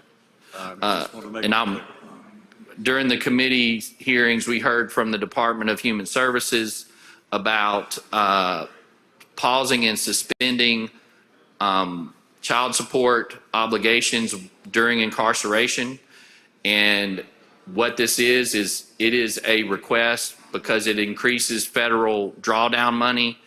It does not alleviate or get rid of people's and incarcerated members' child support obligations. And when we passed it through, the governor's office got with us. We're working on the governor's office to tighten down the language. But if this is the last year that we need to get this through, or else the money that has been obligated for child support enforcement, going after people who owe child support, we won't be able to draw down. So that's what the bill does. Are there any questions on the committee substitute? Senator Jordan for a question. Do you yield Senator Jordan for a question? I do. Senator Jordan. Just inquisitive, a person who's incarcerated, how can he pay child support if he's a peasant or poor person? I'm sorry? A person who's incarcerated at the same time he should be paying child support and he doesn't have any money at all, how can he pay it? Well, Senator Jordan, that's the argument that's been made, okay? And some would argue that those keep building up, but it creates keeps putting them further and further into debt. And the federal government has directed or encouraged states across the country to suspend that so that it's not incurred while they're incarcerated, because to your point, they can't pay it because they're not working. Okay, and then when they get out, their obligation is still in place And in the bill, there's a language that states they have to report, and everything that they're obligated to pay has to go back in force. Well, that's what this bill does? That's what it does. Yeah. Thank you, sir. That's it. Senator Hill, do you have a question? Friendly question. Do you yield Senator Hill for a question? I do. Senator Hill. With the work programs that we've had started, that also we were, briefed on in some of these hearings, could there be a move toward allowing some of these who are in work programs to still potentially pay some child support if they're in these work programs in MDOC and they're actually making money? And that might be, the ones that do owe child support, that might be the incentive for them to get in that work program. I don't know, would the federal government preclude us from doing that maybe? I think it's a novel idea. I hadn't thought about that. I don't know if doing that would conflict with the federal rules. Mm-hmm. I don't know how much they make if they're in these work programs, but you're right. It depends on what's termed incarcerated. So for example, I don't know if someone's on probation or parole, I don't know that they're incarcerated, but if they're in what used to be called a restitution center, they may be. So But there's all I think those these are nuances. considered still incarcerated that in this Right. work program. So I just wonder if we could explore the idea that maybe that would I'm willing work. to explore that, and I certainly think Governor Reeves's office is willing to look at Because something the like that. thing is, when they get out, they can't, they've had a problem getting driver's license because they're so far behind, but they can't ever catch up to go to work. So I mean, I Correct. see the reason. Correct. Thank you. That's right. Senator Horn, do you have a question? Yes, Mr. President, question. You yield? Yes, I yield. Senator Horn. Thank you, Mr. President, and thank you, Senator Wiggins. Senator Wiggins, do you have any idea what we pay the contracted law firm that is responsible under contract to do child support collections for the state? I don't off the top of my head, other than to say it's in the millions of dollars to collect tens of millions in child support. Well, would it surprise you if I said to you that I believe, and I'd like to request that you confirm that, but the last I heard, maybe a year and a half, 2 years ago, is that we're paying $16 million to a law firm to do child support collections. Do you think that that's excessive? I think you have to look at it as a return on investment. And if you want to know, I think actually your hometown newspaper, Clarion Ledger, if I'm recalling right, did a very good interview of all that explained what went into it and how it was. And my reading of that from last year was the return on investment is a good return. Would you verify what we're spending for them? Or any of us can do that, but I'll get with LBO and them to find that out. thank you. I'd appreciate it. Thank you, Mr. Chairman. Thank you, Mr. President. Okay, I don't see any other questions. A motion, Senator? Motion is that we adopt the committee substitute, Mr. President. Thank you. Senator moves that we adopt the committee substitute. All those in favor say aye. Aye. All those opposed, no. The ayes have it. Senator Wiggins. Move passage on the morning roll call. Chairman suggests that use the morning roll call for final passage. Is anyone who objects to this procedure? Does anyone wish to be recorded as voting no? Seeing none, please record all present by the use of the morning roll call as voting aye. The bill is passed. Thank you, Senator Wiggins. Senator Kaufman, item 89, Senate Bill number 2647. Thank you, Mr. President. I'd like to call up item number 89, Senate Bill 2647, and have the title read. Please read the title. Senate Bill number 2647, Real Estate Licensee Revised Liability. I make the usual motion. Senator makes the usual motion. All in favor say aye. All opposed no. The ayes has it. Senator Kaufman, I move to adopt the committee sub in lieu of the original bill. would you like to explain? I'd like to recognize Senator Sparks to explain. Senator Sparks, you recognize to commit you said it's a committee, yeah, it is a committee substitute. Would you like to explain the committee sub? Thank you, Mr. President. This bill addresses the property condition disclosure form that is filled out during a real estate transaction when licensed sellers of real estate are involved, this is a form that is filled out by the seller, and they're, of course, supposed to disclose anything about the property. What is happening is we are having licensees who are actually being held liable from a disciplinary matter if there is something that is not on the property disclosure form, but of course they're not the one that fills it out, it is their seller. I will say that there is a reverse repealer in this bill. I've talked with several senators and I've talked with one of the commissioners to try to look at the language to make sure if there's any unintended situation involved. I think you had a pass out as well today from the realtors that this is a bill that obviously they support. It does not attempt to take away the property condition disclosure form. It does not, and of course I'm not going to read that to you, you can look at it yourself, but it is something that just strictly for the disciplinary side, that if it's a form that I do not have the ability or control of filling out, that I'm not held for discipline as it relates to the Real Estate Commission. That's a explanation of the bill. Be glad to yield any questions. Are there any questions? If not, the senator moves the adoption of the committee substitute. You have a question? Oh, I'm sorry. Senator Hickman has a question. You yield, Senator Hickman? I yield. Senator Sparks, you and I, we've talked extensively about this, so I just have a couple of questions I kind of want to get on the record. As I understand the bill, the intent and the purpose behind the bill is to make sure that a realtor is not held to discipline action from the commission for this disclosure form, which is a form that they don't fill out themselves and they don't handle. Is that correct? That's correct.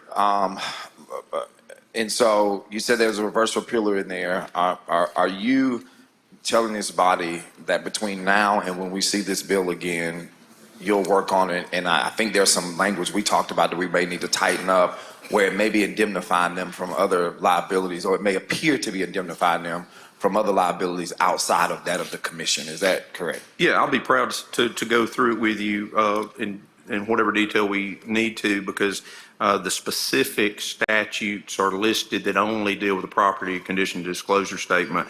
But yes, I mean, of course, like I said, it does have a reverse repealer in it. Of course, this is also a form that if a licensee is not involved, in other words, if it's for sale by owner, they don't even have to fill out this form. Right. So. Absolutely. So I look forward to working with you on this and getting something that we can stand behind. Senator Blackwell, do you have a question? Yes, I do. You yield, Senator Blackwell? I yield. Question. Senator Blackwell. Thank you, Mr. President, Mr. Chairman. Senator Sparks, you and I have talked about this. You know, I think this is an absolutely terrible bill. And to kind of use your words earlier, you know, the reason you have this is for protection for the consumer. So if this bill puts that consumer at risk and exposure, I'd say mission accomplished to you. Because what you're doing, you know, the realtors have a fiduciary responsibility to their clients. And yes, they don't fill out the form, but it's their responsibility to make sure the form is filled out or there's information on the lines.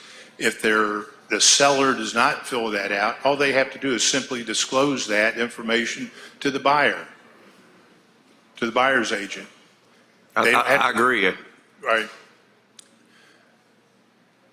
Do you know we were the first state to adopt the disclosure statement clause? I have heard that, yes. Yeah, back in '92, and unfortunately, we don't lead on enough causes. This is one that we led on. The National Association of Realtors then adopted it, and then the majority of the states have this consumer protection clause in on their forms. I think there's 6 states that don't, Alabama, Arkansas, Georgia, North Dakota, Virginia, and Wyoming. But the effect of removing the liability puts us back in a buyer beware condition, does it not? I would respectfully disagree, because there is no request to remove the form. The form is still there in statute. There is no request to change the form or address the form, but we have had findings of reprimand for blanks that are on the form. For instance, please disclose if you've had termite damage. If yes, explain. And you write no, and they leave the blank where it says if yes, explain, and they've been dinged by that. So to me, it's an overreach of a regulatory body who is straining at a gnat and swallowing a camel sometimes. The issue is not the form. The form is not being asked to be amended, dropped, or any other issue. And I think that's kind of a narrative that's accidentally gotten out there, which is, why the handout was passed out today. But of course, it does have reverse repealer in it, but it's also a situation where the form is not being changed and other duties. It's not as if these are the only duties that are addressed in a real estate transaction. All of the other things, as you mentioned, potentially a fraud or other things like that, there's still rules on the books for that. The only purpose of this bill is that this would not be the sole reason for a disciplinary matter, would be that the property condition disclosure statement would have blanks or have erroneous information because the seller fills that out. That licensee doesn't know what the seller knows.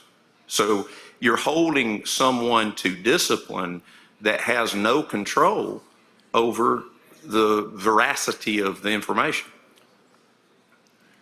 I disagree with you on the knowledge that the selling agent, the licensee, may know about a particular house.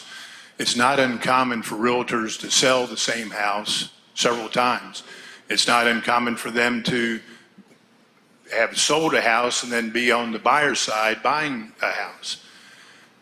It's also not uncommon for a realtor to know the history about a particular house, if it flooded, if it got fixed, was it fixed back correctly? And all those things are important when someone's making the largest investment of their life in this house. I agree. And so what this bill is going to do is to remove any liability from the licensee to disclose any information they know about this particular house. Again, and this is why I have a reverse repeater, that is certainly not the intent of the bill. There are so many other areas of their professional conduct rules that they could be held responsible if they did not disclose things that they knew about the property, not to mention civil liability for fraud or things of that nature. So yeah, it was supposed to be very narrowly tailored to deal with this form, where recently there had been no less than 6 letters of reprimand that revolved around this issue for blanks on a form that you cannot fill out. It's not like the realtor can say, oh, they forgot that, I'll fill that out. But it's certainly not the intention, Senator Blackwell. Yeah, I clearly understand that, the licensee they can't fill out the form. But they can ask their seller to fill out the form, and they can document that they've asked the seller, and that resolves the leaving the lines blank. Yeah. But let me go back. Did anyone from MAR go to the commission and sit down with them and say that they had a problem with this and to try to work out a resolution? I do not have that answer. I'll be glad to ask that question. But I'll also go back to kind of the commentary earlier as far as it relates to the transaction itself. You made what I think is a very reasonable thing to do, and it's what I would do if I was a realtor. If someone didn't fill out the form, I would document, whether it's an email or something, I'd say, hey, seller, you need to fill this out for me. But there's no safe haven in that, because once again, the commission has failed to promulgate rules that would cover this. If they said, hey, if you'll just go out and get a written proof that you tried to get this done, we'll let you pass. But and I hear that that's good practice in the industry with people. But when I ask, is that promulgated in the rules, the answer was, I don't know. I'm not sure. So we asked last year that they promulgate rules, and we're still waiting on some of those. Yeah, I'm familiar with that situation. I don't support the bill as it is. Yes, sir. I appreciate you sitting down with me and the conversations that we've had on it. And since it does have a reverse repealer, hopefully we have time between now and the end of the session to come to some sort of compromise. Thank you, Senator. Thank you for your work. Senator Carter. Senator Carter, you have a question? Yes, Mr. President. Do you yield, Senator Carter? I yield. Senator Carter, you recognize. Senator Sparks, isn't it a violation of real estate law if a real estate agent touches a property disclosure statement? As I understand it, that would be inappropriate and that'd be a violation within itself. So real estate agents do have a fiduciary duty to their clients. So if a real estate agent knew that there were termite damage and knew that the seller didn't disclose it on the property disclosure statement, wouldn't they have a fiduciary duty to report that? Wouldn't they be violating ethics? Yes, I think that, again, I think there would be several causes of action, whether through the Real Estate Commission for administrative remedy or even in a court of equity, a court of law, because of fraud or misrepresentation. So would you agree with me that if a real estate agent did not have knowledge of the house, had not sold the house before, had no knowledge of the property, was dependent on the seller being truthful and forthright on the property disclosure statement, the seller in fact was not honest and there was an issue after the sale of the home, I can't understand a reason why that real estate agent would be held accountable for that when they had no knowledge of it. That's correct. Is that the attempt? That is, and it actually goes a step further. You made a really good point because you keep talking about the seller's agent, but what's happening is not only would you not know if the seller's agent was dishonest, the buyer's agent is also being brought into the equation to potentially be disciplined, and certainly they didn't know what the seller knows. But the buyer's agent certainly, does not have that duty either. Thank you, Senator. Thank you.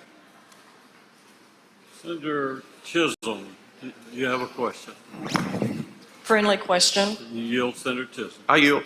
Senator Chisholm. Thank you, Mr. President. Thank you, Senator. Senator Carter went over most of my question. So as a realtor, it is my duty to let the seller know I cannot fill out this property condition disclosure. I cannot touch it, but you have to be very honest and answer every question. Once this PCD goes to the realtor, the real estate commission, if you don't have every question answered, it kicks back. It won't even let me list my property. Now, on another phase, on the other side of the table, we also encourage our buyers do a home inspection. So then it falls upon the home inspector that they should catch anything that the homeowner has not disclosed. So I feel like, I agree with you, and I feel like that the realtor should not be held responsible because I don't know what has taken place in this house, and I am not an inspector. So I agree with you, and I do support this bill. Thank you. And in most cases, if you're financing the purchase, home inspection is required. And if anything was to come to light, I'll be honest, I would trust the home inspection or look at the home inspection thinking it would be more thorough than a property condition disclosure statement. But again, we're just trying to not discipline where we don't have authority. Exactly. Thank you. Thank you. Senator Barrett, do you have a question? Yes. Do you yield, Senator Barrett? Question. Senator Barrett. Thank you, Mr. President. Thank you, Senator Sparks. I guess maybe a friendly question. Is this bill, I understand you said someone could go after this person for fraud or what other reasons they may be. So this is liability only, this gives the real estate agent relief from liability but not absolute immunity from liability, correct? It actually gives relief as to a disciplinary matter before the commission. It's not intended to do any more than that. That this could not be the sole reason for discipline before the Real Estate Commission. Thank you. Thank you. Okay, I believe that's all the questions. I believe you've made the motion. Thank you. Yes, Mr. President, I will move passage on the morning roll call. We're going to move the committee sub. I Senator apologize. moves to adopt the committee sub. All those in favor say aye. Aye. All opposed, no. Ayes have it. Committee sub's adopted. Now, Senator, for the. Yes, Mr. President, I move for final passage on the morning roll call. Chairman suggests the use of one roll call for final passage. Anyone objects to this procedure? Anyone wish to be recorded as voting no? Senator Harkins present. Senator Blackwell, no? No. Present, Senator Branning? No for Senator Wiggins. Present for Senator Hickman. Anyone else? No for Senator Derek Simmons.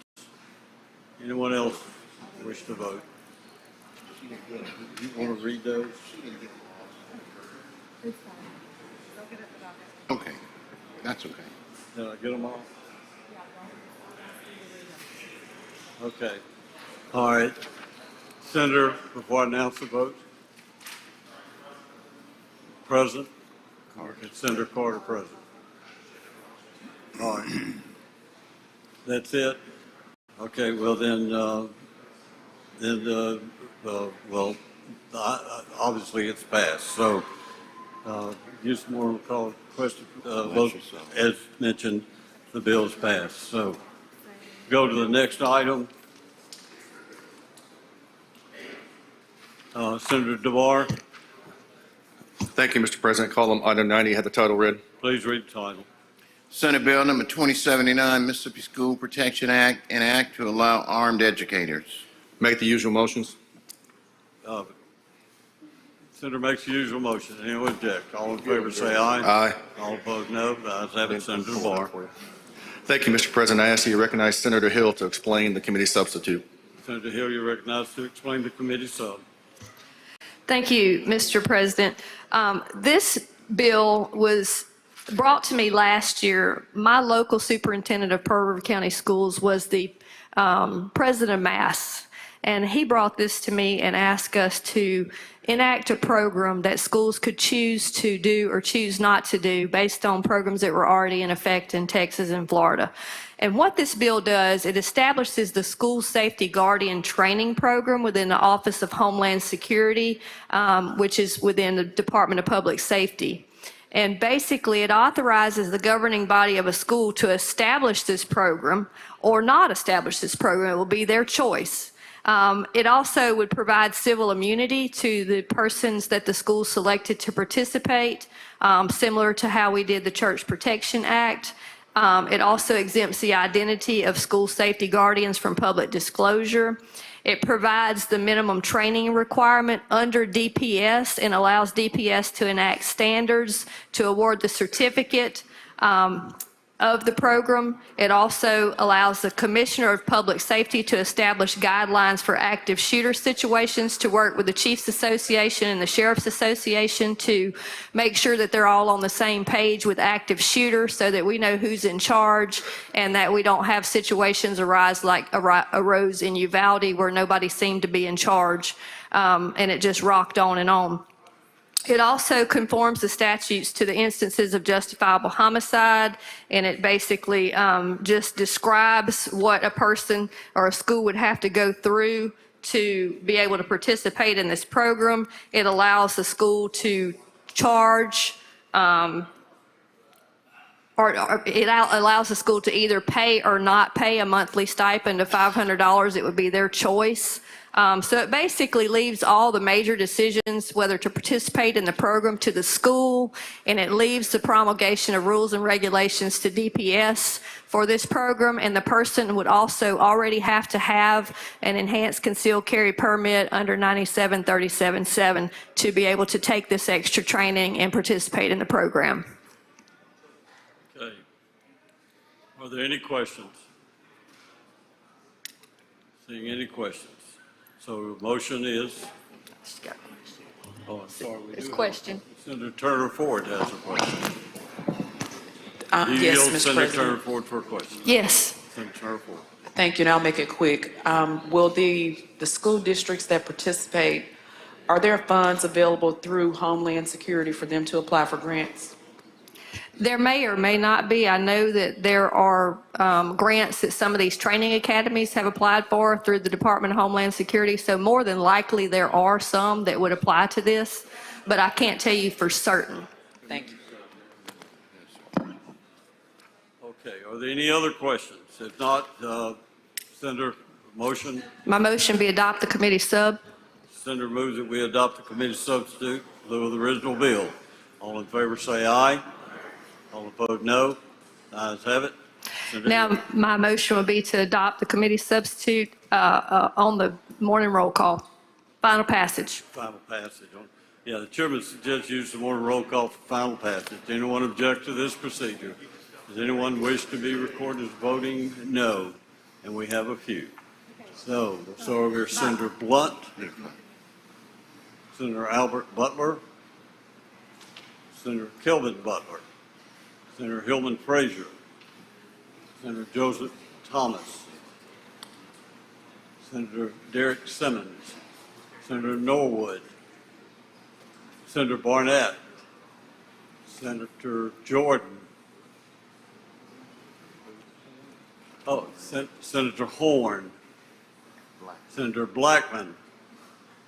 Anyone else wish to be recorded as voting no? Senator Turner Ford, no. Anyone else? Mr. Clerk, please read off the noes to make sure we have them properly.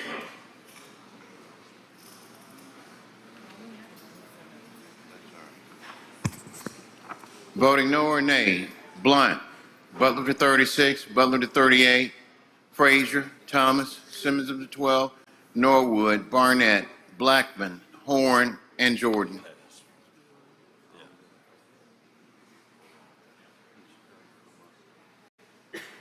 And Hickman. Hickman, no, also, before the vote's counted. To the vote, Senator? Okay, Senator Tate, for what purpose? Thank you, Mr. President. I ask for unanimous consent to be added as a co-author to the previous item, Senate Bill 2079. Okay, if the others that want to do that, we'll wait until after the vote. Please. Leave that. Senator Whaley, for what purpose? Same request, Mr. President. Please.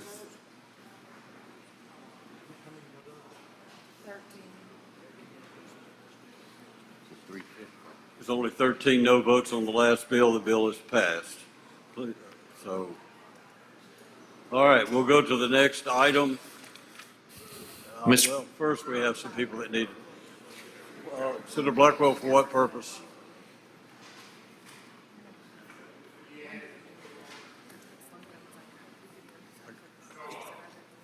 Co-author. Please add Senator Blackwell and Senator Moran and Senator Glenn and Senator Suber and Senator Delano and Senator Fillingame. Tell them just to come forward.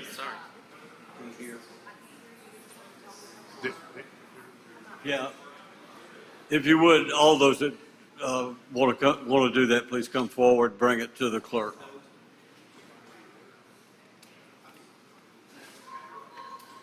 Okay, we'll go to item number 91 at this time.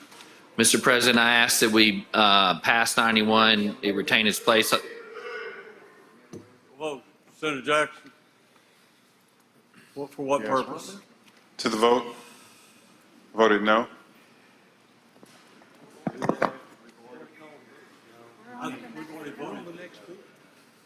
Senator, we had you as recorded voting no.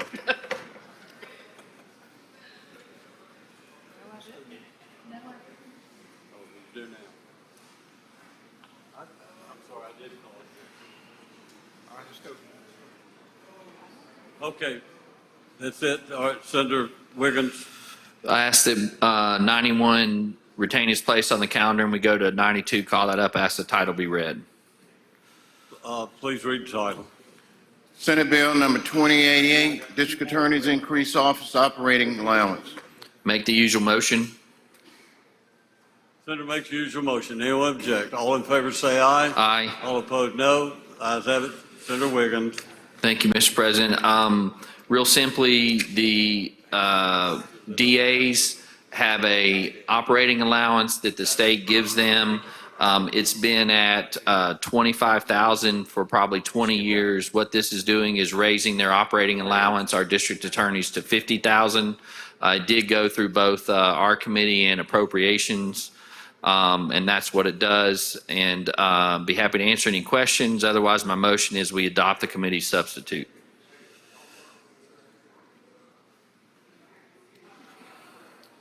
You're recognized to explain the committee substitute. I just did, Mr. President. All right, in that case, Senator Frazier, for what purpose you seek? Senator Frazier? Passes. Senator McClendon, for what purpose, sir? Pass. Senator Horn, for what purpose, sir? Question. Please proceed. Thank you, Mr. President. Thank you. Senator Wiggins, you yield for a question. Senator Yes. Wiggins, you yield for a question. Yes. Senator Horn is recognized. Thank you, Mr. President.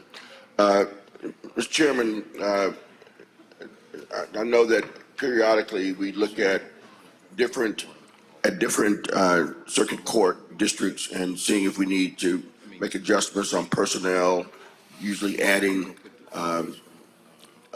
ADAs, prosecutors, et cetera, as well as additional judges. Does this have anything to do with the adding of additional judges?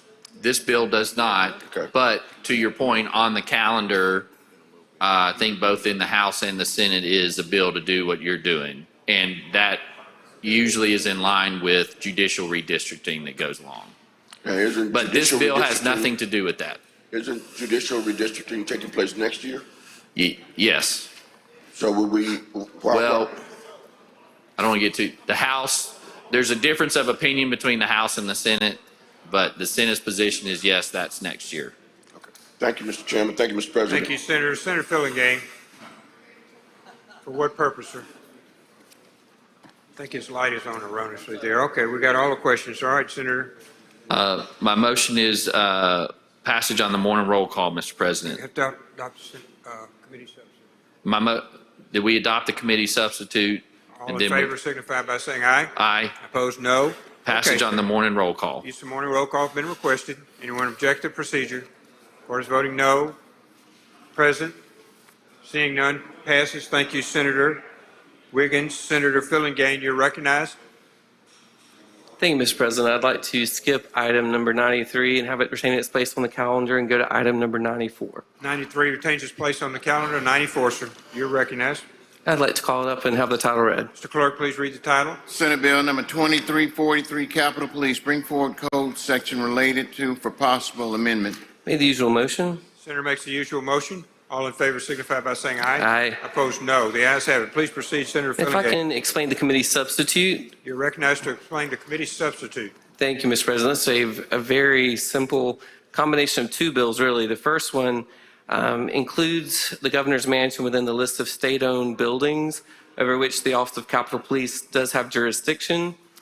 And then if you'll flip over to lines 83 through 86, it states that the Department of Public Safety shall have jurisdiction relative to the enforcement of all laws of the state of Mississippi within the boundaries of the city of Jackson, Mississippi. So that would expand it from the current CCID for jurisdictional purposes only. We're not enlarging the boundaries of the CCID. We're merely saying that the Capitol Police Force would have jurisdiction beyond the CCID to encapsulate the entire city limits of the city of Jackson. And then if you look on down on lines 94 through about 98, it requires that a memorandum of understanding be obtained by January the 30th of next year of 2024, which will be mutually beneficial to both the parties, detailing the expectation of the parties. This will be between the Commissioner of the Department of Public Safety and the City of Jackson. And that is basically what the bill does. Happy to answer any questions. Okay, Senator Horn, for what purpose, sir? Question. You have for a question, Yes, Senator sir. Fillingane. Senator Horn, you're recognized for a question. Thank you, Mr. President. I thank you, Senator Fillingane. Yes, sir. There's a lot of controversy locally about Capitol Police. So would you walk me through what we're doing in this bill? You mentioned a memorandum of understanding by June 30th of 2024 Yes, sir. between the local law enforcement and local governance and the Department of Public Safety, right? Absolutely. And we also are expanding the police powers of Capitol Police throughout the jurisdiction of the city of Jackson. The jurisdictional limits, not giving them any new powers that they don't already have. We're just merely expanding the limits within which they may exercise those powers from the current CCID all the way to the city limits of Jackson. Right, well, we are expanding their power because we're giving them police power throughout the city of Jackson. Am I right? Well, if you want to look at it that way, we're not giving them any additional powers they don't already have. We're simply saying that they can exercise those powers in a larger space. And more responsibility to include the entire city. Yes, sir. All Now, right. they are not going to be the primary call. So I should explain that too. What we're trying to accomplish here in consultation, of course, with both the Department of Public Safety. We've been discussing these issues with Commissioner Tyndall, who was on the floor today. I know talked to several members specifically about this bill. He views this as being able to supplement the JPD. So the JPD will still get all of the primary calls. If they need assistance outside of this current CCID, this bill will allow them to go beyond the CCID limits. Mm-hmm. So what sort of repercussions will there be if there's not a signing of an MOU between the intergovernmental entities? It doesn't affect the jurisdictional limits, but it does tell them that it's required by this law that they do sit down, they meet, they work out this MOU. Right, but what if the city doesn't cooperate or Capitol Police doesn't cooperate? Are there any consequences to not putting an MOU together?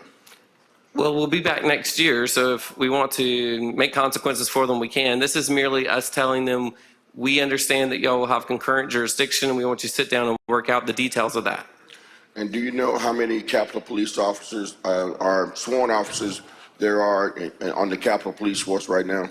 I don't know the exact number of the officers. I know the employees are 122, and that is short of the number that we have authorized. I think we've authorized 150 pins. They've been able to hire up to 122 currently. And then, of course, depending on what we do with this legislation, of course, they may try to hire additional officers and personnel to accommodate that. And you do realize the prescribed area of CCID where Capitol Police operates currently is maybe 1/20th, 1/25th of, 20% to 25% of the city's landmass. Yes, sir.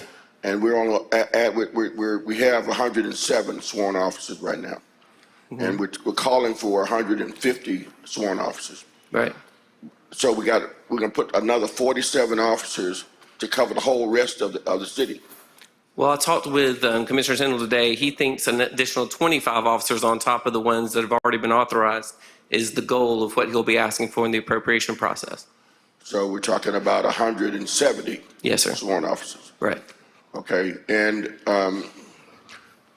is that enough to cover the rest of the city is my question. Well, and yes, because what we're not doing, we're not replacing the JPD. We're merely supplementing, giving them assistance throughout the entire city of Jackson.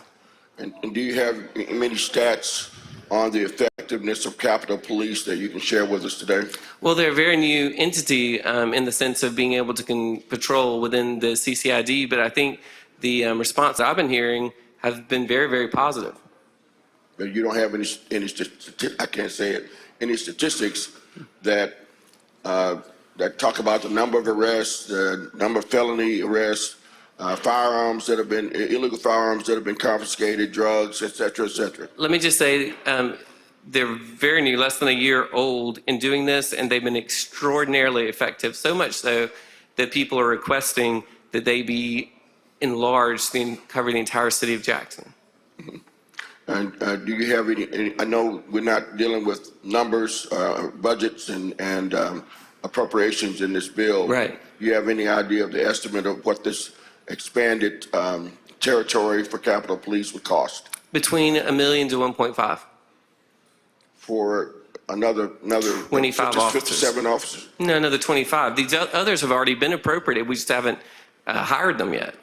So the appropriation for the 150 officers is already in place. We just have not hired the officers. That's correct. What about investigators? Same. And do you know that we've got a problem with the city of Jackson Oh, yes. In terms of misdemeanors. Let me finish I would the agree question with you. first. Yeah, well, I agree with the first part of the statement. So you know that we've got a problem Yes. housing misdemeanor arrests. Yes. You know what the source of that problem is? Well, I mean, that's not the subject matter of this bill.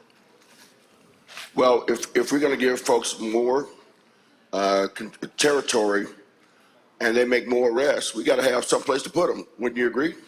Yes, sir.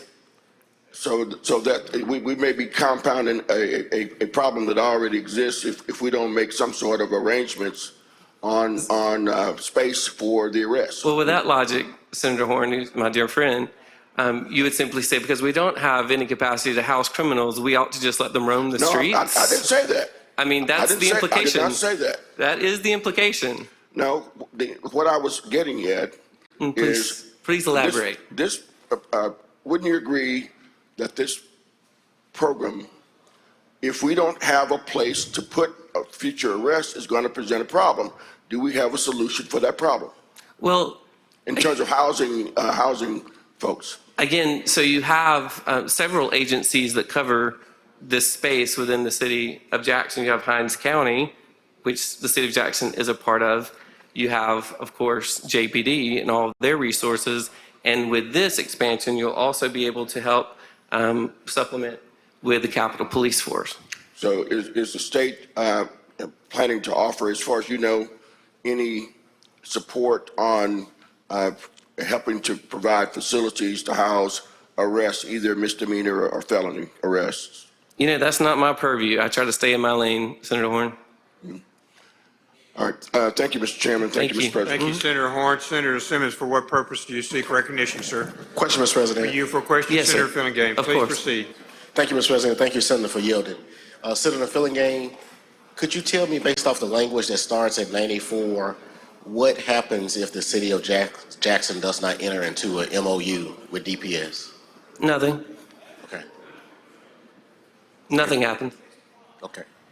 And so this does require the city of Jackson to enter into the MOU in order for them to have these additional officers in the CID? No, just the opposite. If they don't enter into it, the Capitol Police still will have the jurisdiction. Okay. So let me put on my practitioner's hat for a minute. If a 911 call is placed, where is that call routed to? JPD. JPD? Yes, sir. They're the primary. This is merely supplemental. Okay. And will any investigation be done from any crime, whether it's a misdemeanor or felony, by DPS in this particular jurisdiction? Which one is that? Are you talking about within the CCID, Yes. or are you talking about within the entire city of Jackson? Within the CCID? Because this doesn't Of course. pertain to the entire city of Jackson, correct? This only pertains to the CCID, right? No. We're talking about expanding the jurisdiction of the Capitol Police to encapsulate the entire city of Jackson. Okay. So that's my question. Will there be any investigations done by Department of Public Safety within the city of Jackson? Yes, there could be. Okay. If this bill passes, not currently. And the court of competent jurisdiction will still be the Hinds County Municipal Court? Yes, sir. We don't have anything dealing with courts or prosecutors or judges or anything in this bill. Okay. And so currently, because we have the CCID district now, right? Yes. Are DPS officers now going to city court on cases where they've made arrests? If you know? Yes. Okay. Yes.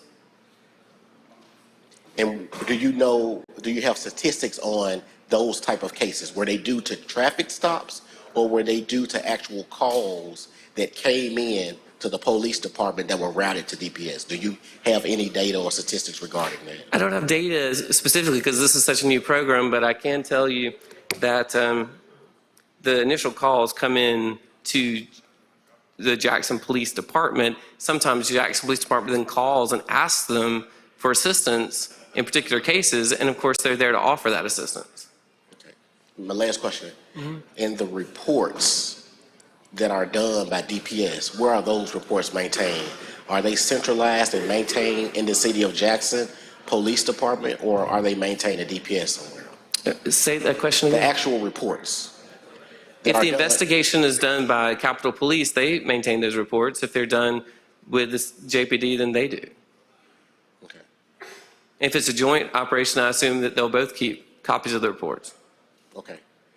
As this bill goes through the process, would you be willing to give me some of the statistics and data as it relates to how this is actually working in practice? Absolutely, and both certainly for the law enforcement agencies? Yeah, and let me tell you, I mean, there were other options presented, and I talked with Senator Norwood and others specifically about this. I mean, there were some folks, quite honestly, who wanted to expand the CCID and expand it to include more of Jackson or even all of Jackson, and we rejected that proposal in this bill. We thought it better to merely expand the jurisdiction so that as a secondary support force in the event JPD needed assistance, that Capitol Police could be called upon. So we thought it the lesser of the two options.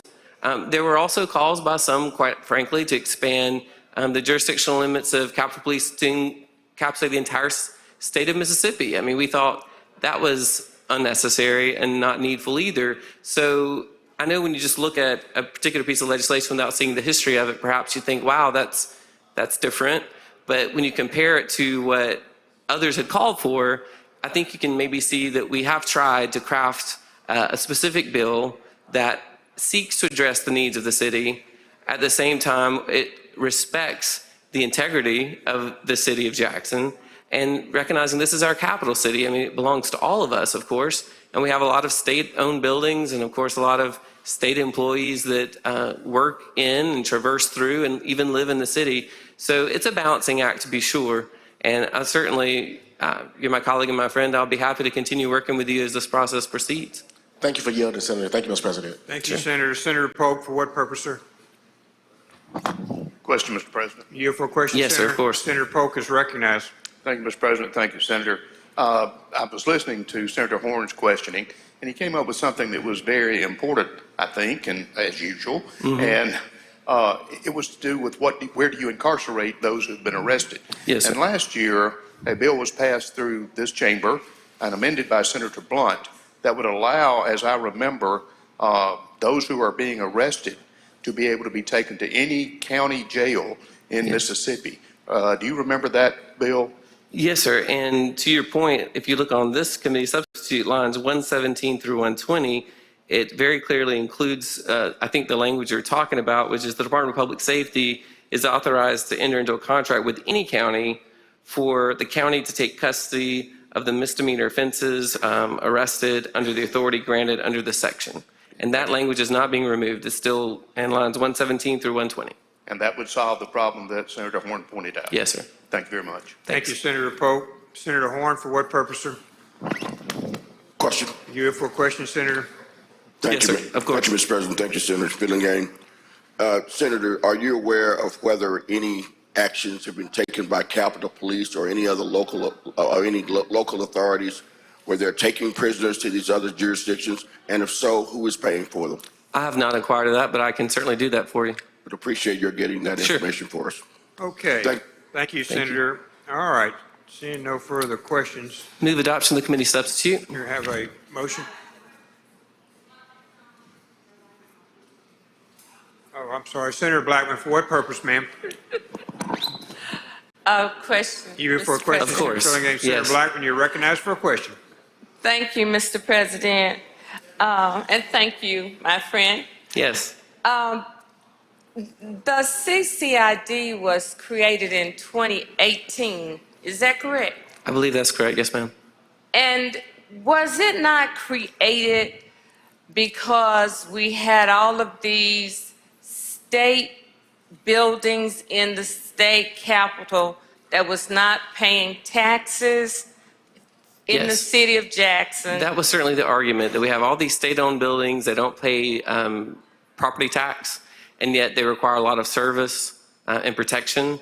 So for those reasons, and I'm sure others, that's why we have the CCID. And at the time of its creation, what the purpose was to provide, I guess, this public safety in lieu of giving the city of Jackson some monies for not paying tax, ad valorem taxes on its buildings, on the state's buildings. I think the city argued, and quite correctly, that, look, you're asking us to provide services to all of these state-owned buildings, and you were not getting anything out of it, really, as far in the way of taxes, land taxes. Now, of course, the counter argument was made, yes, but you have lots of people coming into Jackson, spending money, sales tax, but that was the argument that was discussed. Thank you. Thank you. Senator Blackman. Okay, I don't see any other ones. Senator, we're ready for your motion. Move adoption of the committee substitute.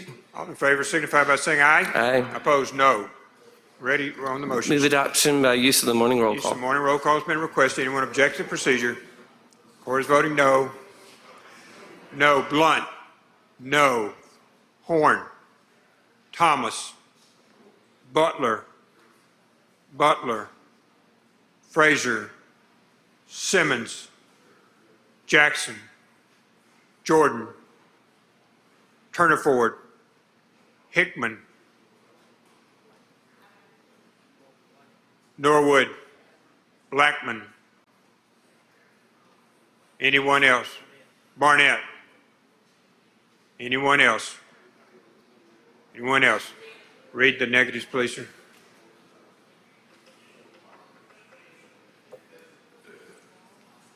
Senator Barrett, for what purpose you seek recognition? I'd like to announce a pair to the vote. Please proceed. If Senator Sarita Simmons was here, she would be a no and I would be an aye. Pair, Barrett, Simmons, S. Okay.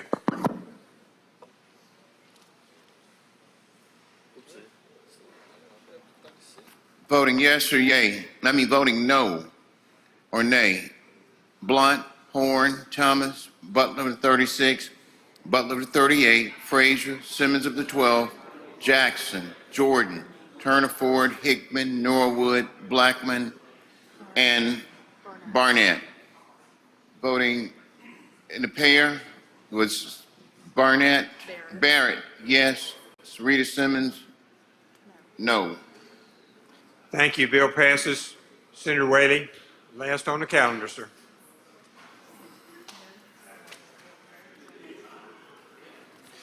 Thank you, Mr. President. I'd like to go to number 95 on today's calendar, call it up and have the title read. Number 95, please read the title, sir. Senate nomination number 61, Irvin Lynn Posey, Union Church, Mississippi, Executive Director of the Mississippi Department of Wildlife, Fisheries and Parks, term effective September 23rd, 2022.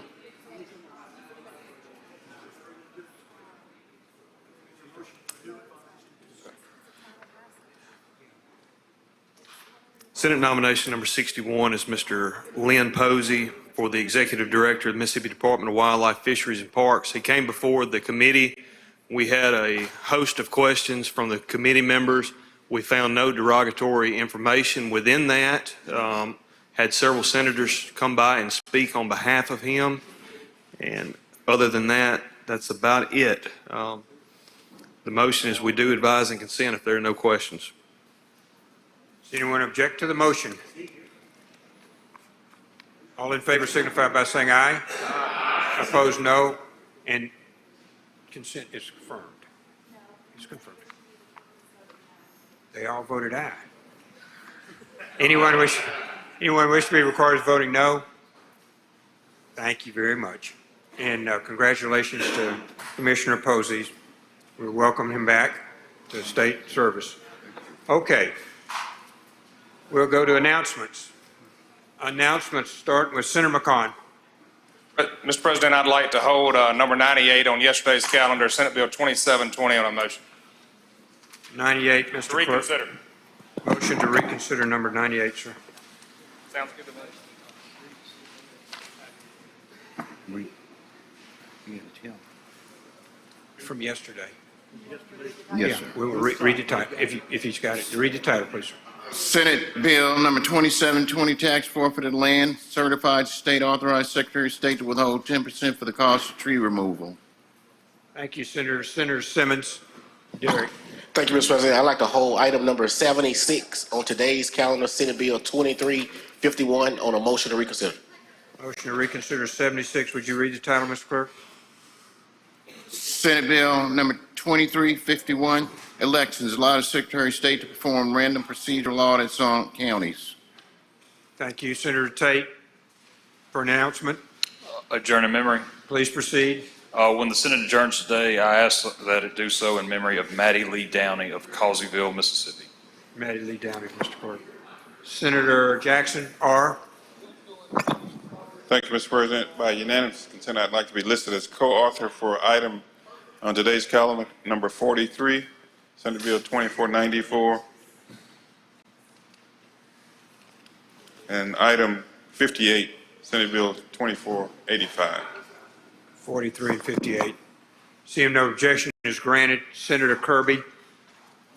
Thank you, Mr. President. I'd like to call a Rules Committee meeting in the morning at 9 a.m. in the Pro Tem's office. 9 a.m. Pro Tem, Mr. Clerk. Senator Michelle.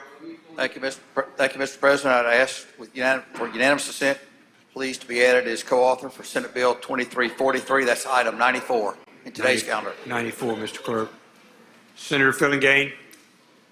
Thank you, Mr. President. I'd like to hold item number 40, Senate Bill 2218, on a motion to reconsider. 2218, motion to reconsider, Mr. Clerk. Senator Horn. Thank you, Mr. President. I'd like to hold item number 94, Senate Bill number 2343, Capitol Police bring forward code sections on a motion to reconsider. Read the title, Mr. Clerk, please. Capitol Police. Senate Bill number 2343, Capitol Police bring forward code section related to for possible amendment. Senator Sparks, you recognized for announcement. Adjourn in memory, Mr. Please President. proceed. When the Senate adjourns today, I would like for them to adjourn in memory of Jerry Stansel Boyd on behalf of Senator McMahon and Senator Chisholm. This is Representative Randy Boyd's brother. Thank you. Thank you, Senator. Senator Sojourner for an announcement. Thank you, Mr. President. I'd like to hold on a motion to reconsider item 47, Senate Bill 2341. 47, Mr. Clerk. Read the title, please. Senate Bill number 2341, electric transmission infrastructure maintains state jurisdiction over integrity of. Thank you. Senator Parker for an announcement, sir. Thank you, Mr. President. I've got 6 items I'd like to be added as a co-author on. With permission, I'd like to just bring those to the desk instead of reading all those out. If Please can bring get them to the unanimous desk. consent. Please bring them to the desk. Senator Blackwell. Thank you, Mr. President. I'd like to hold item number 89, Senate Bill 2647, from today's calendar on a motion to reconsider. 89, Mr. Clerk, please read the title. Senate Bill number 2647, real estate licensee revised liability. Senator Branning for an announcement. Thank you, Mr. President. I have several items I'd also like to be added as co-author, and I have a list ready, if I'm able to bring that up. Thank you, Senator. you. If you would, please. Seeing no objection. Senator Pope. Thank you, Mr. President. I'd like to remind Senators Chazanall, Chisholm, Fillingham, Frazier, and Hill that in the morning at 9:45 here in the chamber, pictures will be made with the Lieutenant Governor and your junior pages. Thank you, Senator. Mr. Clerk, we failed to read item 40 on the motion to reconsider calendar. Item 40, Senate Bill 2218. Would you please read the title? Senate Bill number 2218, third-party service prohibit from using name, likeness, trademark, or intellectual property of merchant without agreement. Thank you, Senator. Senator Younger. I'd like to remind the Ag Committee that there is a supper tonight at Char for the Ag Committee. Thank you. Thank you, Senator Younger. Anyone else on announcements? No, I don't see any. Senator Blunt? I don't blame you. He passes. Anyone else? Anyone else? Thank you so much, Senate, for your hard work today on all these very many bills. We look forward to tomorrow. Senator Polk, you're recognized. Thank you, Mr. President. I move the Senate stand and reset. Excuse me, we're already at 6 o'clock. I stand adjourned until 10 a.m. tomorrow. Adjourned till I am. All in favor signify by saying aye. Opposed, no. The ayes have it. Thank you.